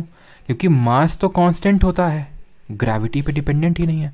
तो अर्थ में जो मास 60 kg था, वो मून पे भी 60 kg रहेगा। अगर मैं इस तरह से बोलता किसी चीज़ का वेट 60 न्यूटन है अर्थ में, तो मून पे कितना हो जाएगा, तो 10 न्यूटन। क्यों? क्योंकि वेट जो है वो ग्रेविटी पे डिपेंड करता है। ग्रेविटी अगर 1/6 हो जाएगी मून में, तो वेट भी 1/6 हो जाएगा, तो इसलिए 1/6 हो जाएगा। बट यहाँ पे 1/6 मत करिएगा। अभी आते हैं हम केप्लर के प्लैनेटरी लॉस पढ़ते हैं, ठीक है। तो हमें पता है कि सन हमारा एक स्टार होता है, सन के अराउंड सारे प्लैनेट रिवॉल्व करते हैं एक पर्टिकुलर ऑर्बिट में। हम लोग उसमें ज्योग्राफी में पढ़ के आए हैं कि एक उनका ऑर्बिट होता है, एक पाथ होता है जिसमें रिवॉल्व करते हैं, परिक्रमण करते हैं। और जब परिक्रमण करते क्यों हैं? क्योंकि ये एक दूसरे को अट्रैक्ट करते हैं। से ये जो हमारा सन है, ये अट्रैक्ट करता है सारे प्लैनेट को अपनी तरफ, ठीक है। और यहाँ पे एक काउंटर सेंट्रीफ्यूगल फोर्स लगता है, ठीक है, सेंट्रीफ्यूगल फोर्स, और यहाँ पे आपका ग्रेविटेशनल फोर्स लगता है, ठीक है। तो जब ये ग्रेविटेशनल पुल लगा रहे हैं, ठीक है, तो यहाँ पे सेम हमारा कॉन्सेप्ट निकल के आ जाता है। तो यहाँ पे केप्लर जी ने अपने प्लैनेटरी लॉस दिए थे, 3 लॉ दिए थे। जैसे न्यूटन के 3 लॉ पढ़ते हैं, जैसे केप्लर जी ने 3 लॉ दिए। पहला इन्होंने ये बोला कि every planet revolve around the sun in elliptical orbit as the sun is situated at one focus of the ellipse.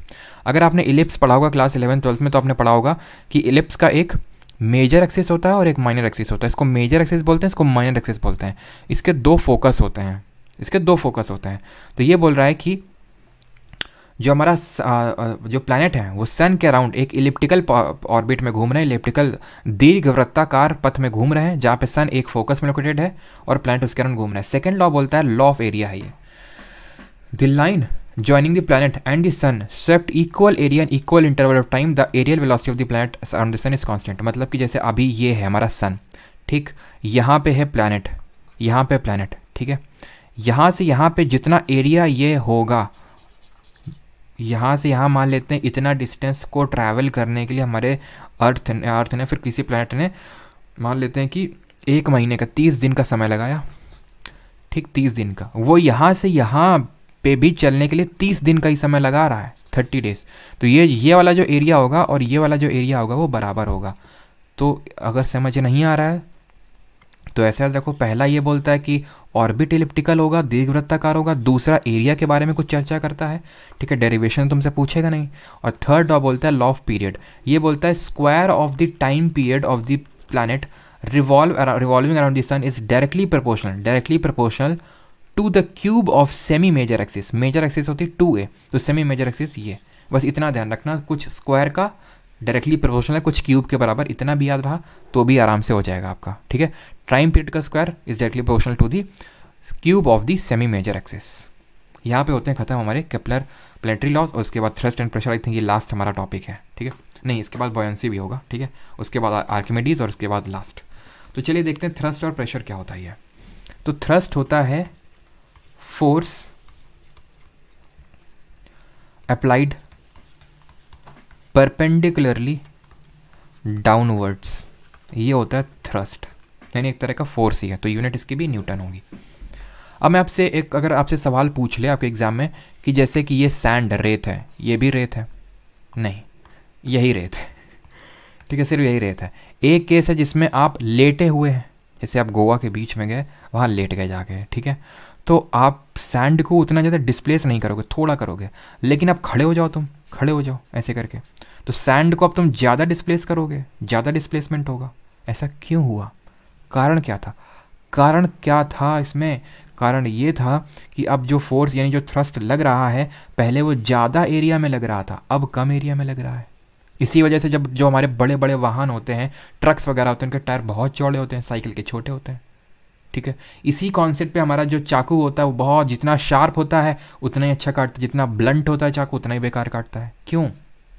क्योंकि जो प्रेशर होता है वो फोर्स अपॉन एरिया, यानी बल बटे कितने क्षेत्रफल में लग रहा है, वो फोर्स अपॉन एरिया। तो जितने ज़्यादा एरिया में लगेगा प्रेशर उतना ही कम लगेगा, जितने कम एरिया होगा उतना ही प्रेशर ज़्यादा लगेगा। तो ये pressure is equal to force upon area चीज़ ध्यान रखिएगा, जिसपे सारे जो मैंने एग्जांपल दिए हैं वो आपके काम करते हैं। अब चाकू के केस में एरिया कम हो जाता है, तो प्रेशर ज़्यादा लगता है उस पर्टिकुलर पॉइंट पे, ठीक है। इन पे हमारे कॉन्सेप्ट पे काम करते हैं। और ज़रा ये बताइए कि जो प्रेशर होता है ये स्केलर क्वांटिटी होती है फिर वेक्टर क्वांटिटी होती है? प्रेशर बताइए जल्दी से। प्रेशर स्केलर और वेक्टर, ध्यान रखिएगा, प्रेशर आपकी होती है अदिश राशि, यानी स्केलर क्वांटिटी होती है, यानी कि ये जो है डायरेक्शन, किस डायरेक्शन में फोर्स लगाया जा रहा है, थ्रस्ट लग रहा है, उस पर डिपेंड नहीं करती है। प्रेशर इन फ्लूइड्स को बोलते हैं बॉयंसी, या फिर हिंदी में बोलते हैं उत्प्लावन बल। उत्प्लावन बल इसको हिंदी में बोलते हैं। अभी उत्प्लावन बल क्या होता है? तो जैसे कि कोई हमारा लिक्विड है, ठीक है, मान लेते हैं हमारा लिक्विड है ये, ठीक है, लिक्विड में कुछ चीज़ें फ्लोट करती रहती हैं, तैरती रहती हैं, कुछ कंप्लीटली इमर्ज हो जाती हैं, डूब जाती हैं। ऐसा क्यों होता है? ऐसा इसलिए होता है बिकॉज ये नीचे जाने के लिए आतुर है। क्यों? क्योंकि ग्रेविटी बुला रही है इसको, आ जा मेरे पास आ जा, ठीक।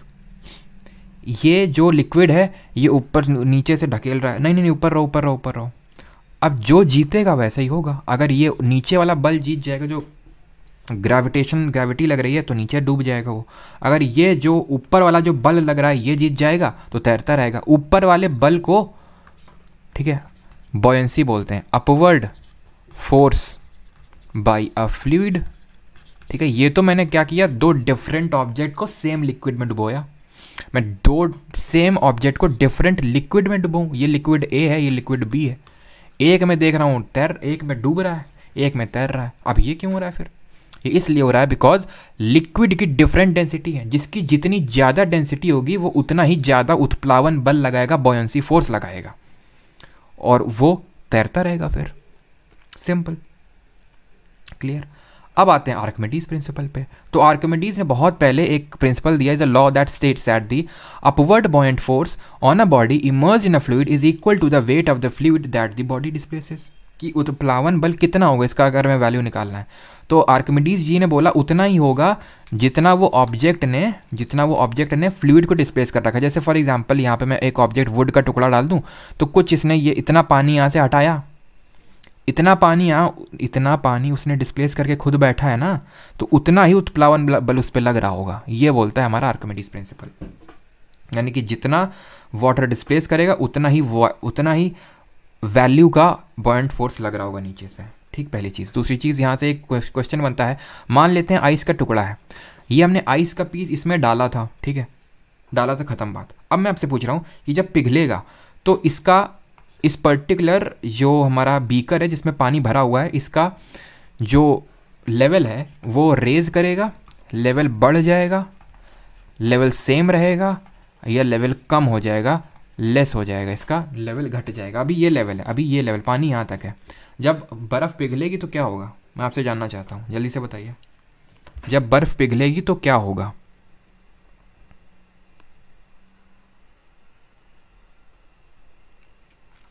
सर प्लीज़ पॉसिबल हो तो मेडिवल एंड एशिएंट को देखते हैं अगर टाइम। तो देखो मैंने आपको बताया था मेडिवल एंशिएंट का, चलो अभी बताता हूँ, इसको पहले ख़त्म कर लेते हैं। लास्ट स्लाइड है, सेम रहेगा, नो चेंज, बिल्कुल सही है। सेम क्यों रहेगा? क्योंकि जब ये मेल्ट होगी आइस, तो ये जो इसने ऑक्यूपाई कर रखा था प्लेस, उसको भर देगी अपने पानी से, ख़त्म बात, उतना ही रहेगा। ठीक है, तो सेम रहेगा, ध्यान रखिएगा। ये था हमारा आर्किमिडीज प्रिंसिपल। अब आप में से किसी ने क्या पूछा था? सेम, हाँ बिल्कुल सही है। सेम मेरे को तो नहीं कर रहा है। चलो, तो आप में से किसी ने पूछा था, अच्छा रिलेटिव डेंसिटी, भी इसके बाद खत्म है। तो रिलेटिव डेंसिटी क्या होती है? रिलेटिव डेंसिटी मतलब पहले, अच्छा रिलेटिव डेंसिटी की यूनिट बता दो, यूनिट क्या होती है? मैं बताता हूँ रिलेटिव डेंसिटी होती क्या है।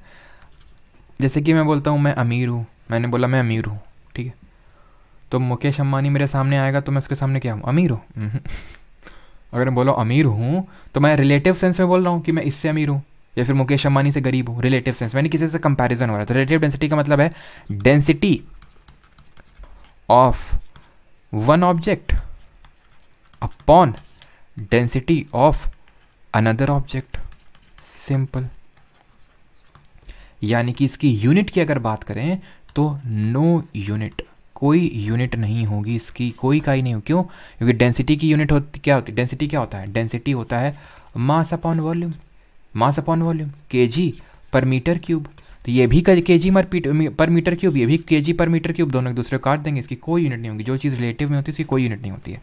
अब आप में से किसी ने पूछा था सरफेस टेंशन क्या होता है, तो सरफेस टेंशन यहाँ पर लिख देता हूँ बिकॉज ये आखिरी हमारा टर्म है, ठीक है। और किसी को कुछ लग रहा हो छूटा उटा तो अपनी इच्छा जाहिर कर सकते हैं कमेंट में।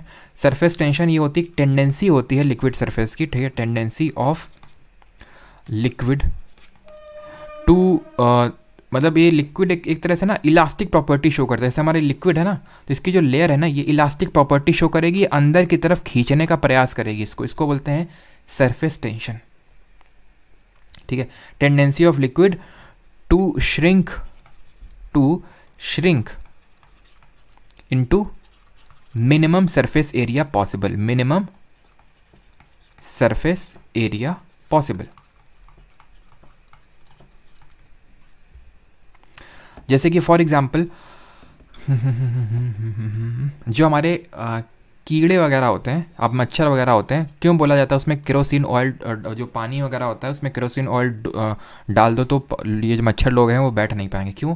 क्योंकि उसका सरफेस टेंशन कम हो जाएगा। मच्छर लोग क्या हमारे आराम से बैठ जाते हैं, कीड़े लोग फ्लोट करते रहते हैं इसमें आराम से, इसी सरफेस टेंशन प्रॉपर्टी की वजह से, ठीक है, क्योंकि वो अंदर की तरफ उनको वो खींच रहा है। अब उसका सरफेस टेंशन जब कम हो जाएगा तो इतना ज़्यादा कम हो जाएगा सरफेस टेंशन कि वो डूब जाएंगे उसमें, वो डूब जाएंगे। एक तरह से आप ऐसे समझिए कि अब जरा सा भी बॉयंट फोर्स नहीं लग रहा है जिनको सस्टेन करके रखेगा, पूरा वो डूब जाएंगे। हमारे सरफेस टेंशन फिनोमेना की वजह से ही जो हमारे कपड़े हैं वो गर्म पानी से ज़्यादा साफ़ होते हैं एज़ कम्पेयर टू ठंडे पानी, क्योंकि जो गर्म पानी होता है उसका सरफेस टेंशन कम हो जाता है गर्म पानी का, तो वो ज़्यादा पोर्स तक, छेदों तक घुस पाता है और हमारे कपड़ों को अच्छे से साफ़ कर पाता है, ख़त्म।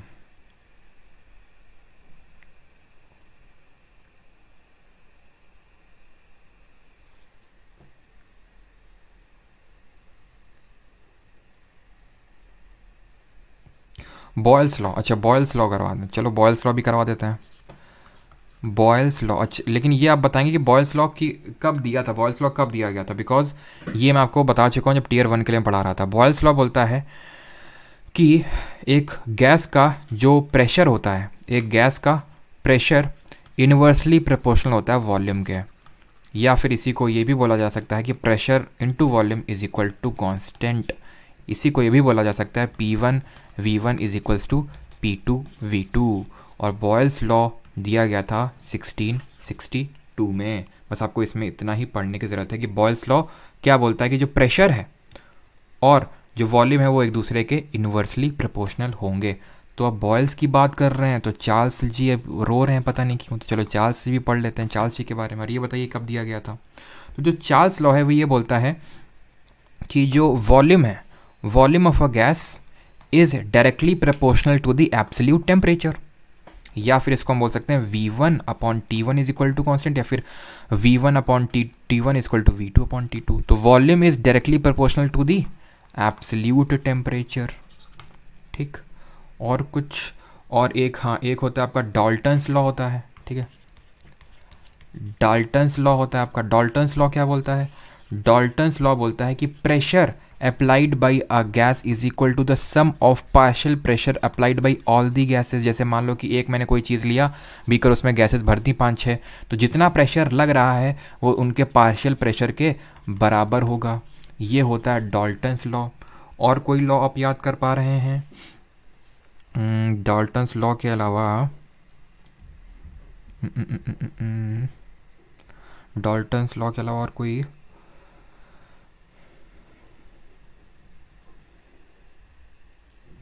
हाँ डाल्टन्स, हाँ ये एक था हम लोग का गे लुसैक, जो कि चार्ल्स लॉ पे ही बेस्ड था एक तरह से, गे लुसैक्स लॉ। ठीक है, गे लुसैक लॉ क्या बोलता है, वही सेम चीज़।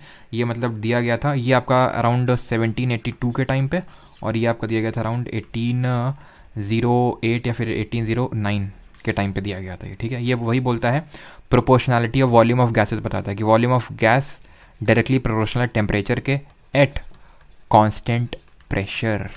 ठीक, एट कांस्टेंट प्रेशर। और कुछ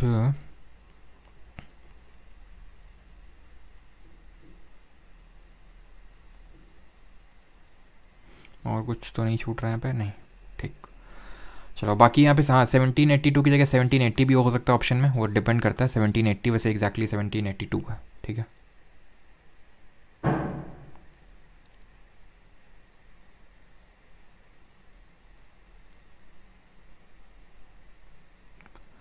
देखो जो इम्पोर्टेंट है वही, ये नहीं कि फिर सारे दुनिया के लॉ तुम पटक दोगे और सारे में पढ़ाऊंगा। जो इम्पोर्टेंट है इस पे क्वेश्चन आते हैं, इसलिए मैंने बताया। ठीक है, पास्कल लॉ भी चलो बताते हैं, बिकॉज ये फ्लूइड पे ही बेस्ड है। ठीक है, पास्कल जो लॉ है,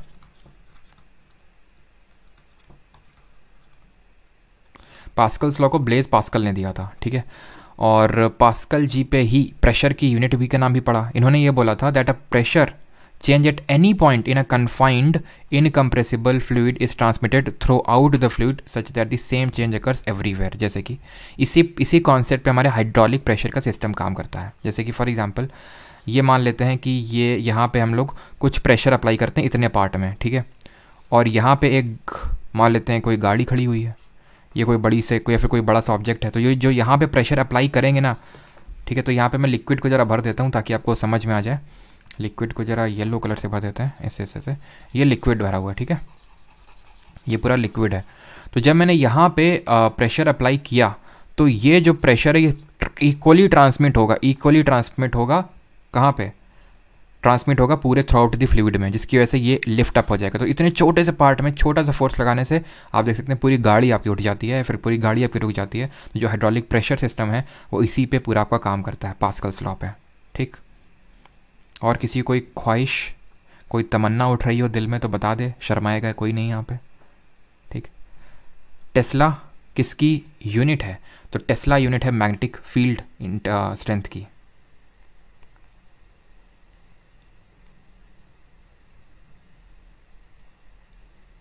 और किसी का कोई डाउट, कुछ क्वेरी?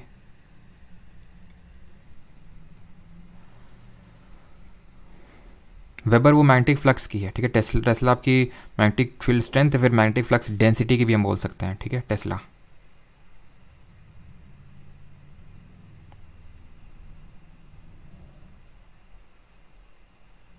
सर एक गाना गा दो अच्छे। यूनिट बेस्ड जाएं क्या सर? हाँ आप जा सकते हो अगर कोई डाउट आउट नहीं है तो। मॉडर्न हिस्ट्री क्यों डिलीट कर दी? अरे डिलीट नहीं हुई कुलदीप जादौन, एक बार देख लो उसको। अभी वो फिर आ गई थी शाम को, कुछ उसमें आई थिंक प्रॉब्लम वगैरह आ गया था, इस वजह से वो हट गई थी, अभी फिर से आ गई है, ठीक है।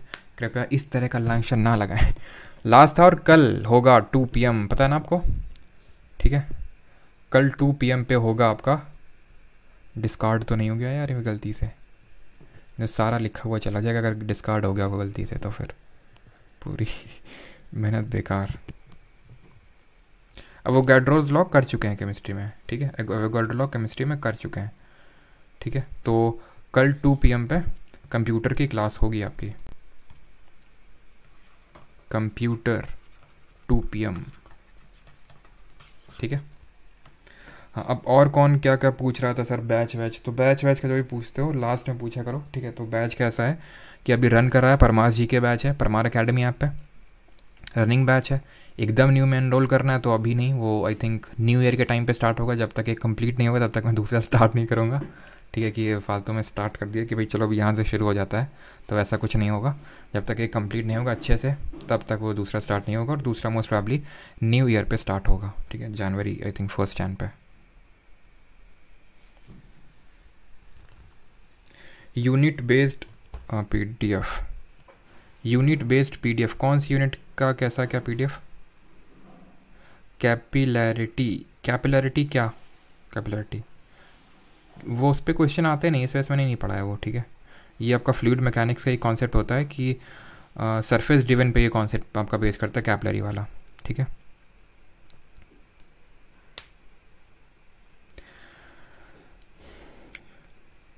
इंपॉर्टेंट नहीं, वो आपको करना नहीं, कैपिलरिटी पे क्वेश्चन नहीं आएगा देते जी, ठीक है। क्वेश्चंस तो चीज़ें तो बहुत सारी हैं। Thank you big fan sir ji, thank you thank you.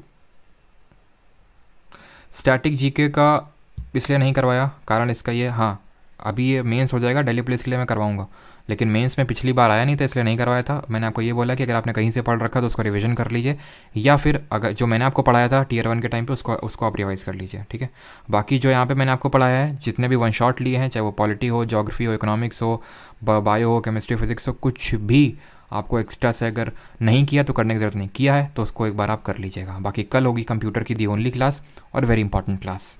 मिलते हैं आज शाम को। सफ़र जो इंटरेक्शन होगा हम लोग का 7:30 PM शाम 7:30 बजे होगा, लाइव होगा, रिकॉर्डेड भी आप देख सकते हैं उसको। बाकी ठीक है, एप्लीकेशन के अंदर ही होगा, ठीक है। सफ़र कोर्स करके आपको परमार एकेडमी ऐप के अंदर दिख जाएगा। उसका कीमत वहाँ ऐप में क्यों रख रहा हूँ उसको आपको पता है, कीमत 10 रुपये है, और 10 रुपये क्यों वो पता है सभी को, ठीक है। तो वहाँ पे ऐप में ही है वो, ठीक है। शाम को 7:30 बजे होगा वो। थैंक यू सभी को, धन्यवाद।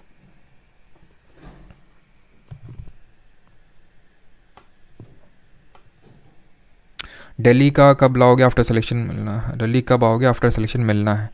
अर्पित जी दिल्ली क्यों, आप घर आ जाइएगा हमारे मिलने के लिए, है ना, हम घर में अवेलेबल हो जाएंगे। बाकी आप बोलेंगे तो दिल्ली भी आ जाएंगे हम, ठीक है। बाकी हमारे बिल्कुल आज सारे 1 शॉट ख़त्म होते हैं, थोड़ा सा इमोशनल पल है लेकिन रोएगा नहीं कोई, है ना। इसका मतलब ये नहीं हम लोग डिपार्ट कर रहे हैं, शाम को मिलेंगे अभी, ठीक है, आगे भी मिलेंगे, है ना। तो आगे ऐसा नहीं डिपार्ट कर रहे हैं। बाकी जो भी आपकी जो डिमांड हो कमेंट में लिखते रहना, ठीक है। वैलिडिटी गोविंद 1 ईयर के लिए रहेगी from the date of purchase, है ना। SHM पे क्वेश्चन आ देते, तुम कहाँ से कॉन्सेप्ट ला रहे हो? SHM है 9th और 10th की NCERT में, दिखा दो कहाँ पे है 9th और 10th की NCERT में, अगर हो फिर किसी भी 9th एंड 10th की क्लास में नहीं है।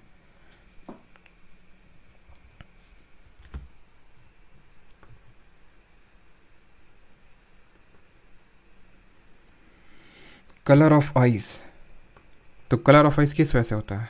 हाँ पूछा था ना कलर ऑफ आइज, तो कलर ऑफ आइज आइरिस की वजह से होता है। आइरिस में एक मेलाटोनिन नहीं मेलानिन, मेलाटोनिन तो आपका वो हार्मोन होता है स्लीप साइकिल को जो मेंटेन करता है। कौन रिलीज़ करता है मेलाटोनिन को, जरा बताइए? मेलानिन करके पिगमेंट होता है इन दी आइरिस, ठीक है। विस्कोसिटी, अभिषेक चौधरी, विस्कोसिटी होता है गाढ़ापन। जैसे कि पानी की विस्कोसिटी कम होती है, हनी की, शहद की ज़्यादा होती है। विस्कोसिटी का मतलब गाढ़ापन, ठीक है। सफ़र मनीष धाकड़ जी, कोई बैच नहीं, मतलब हम लोग का इंटरेक्शन है, थोड़े से हो सकता है कि एक दो उसमें मैं मेडिटेशन सेशन भी रखूँ।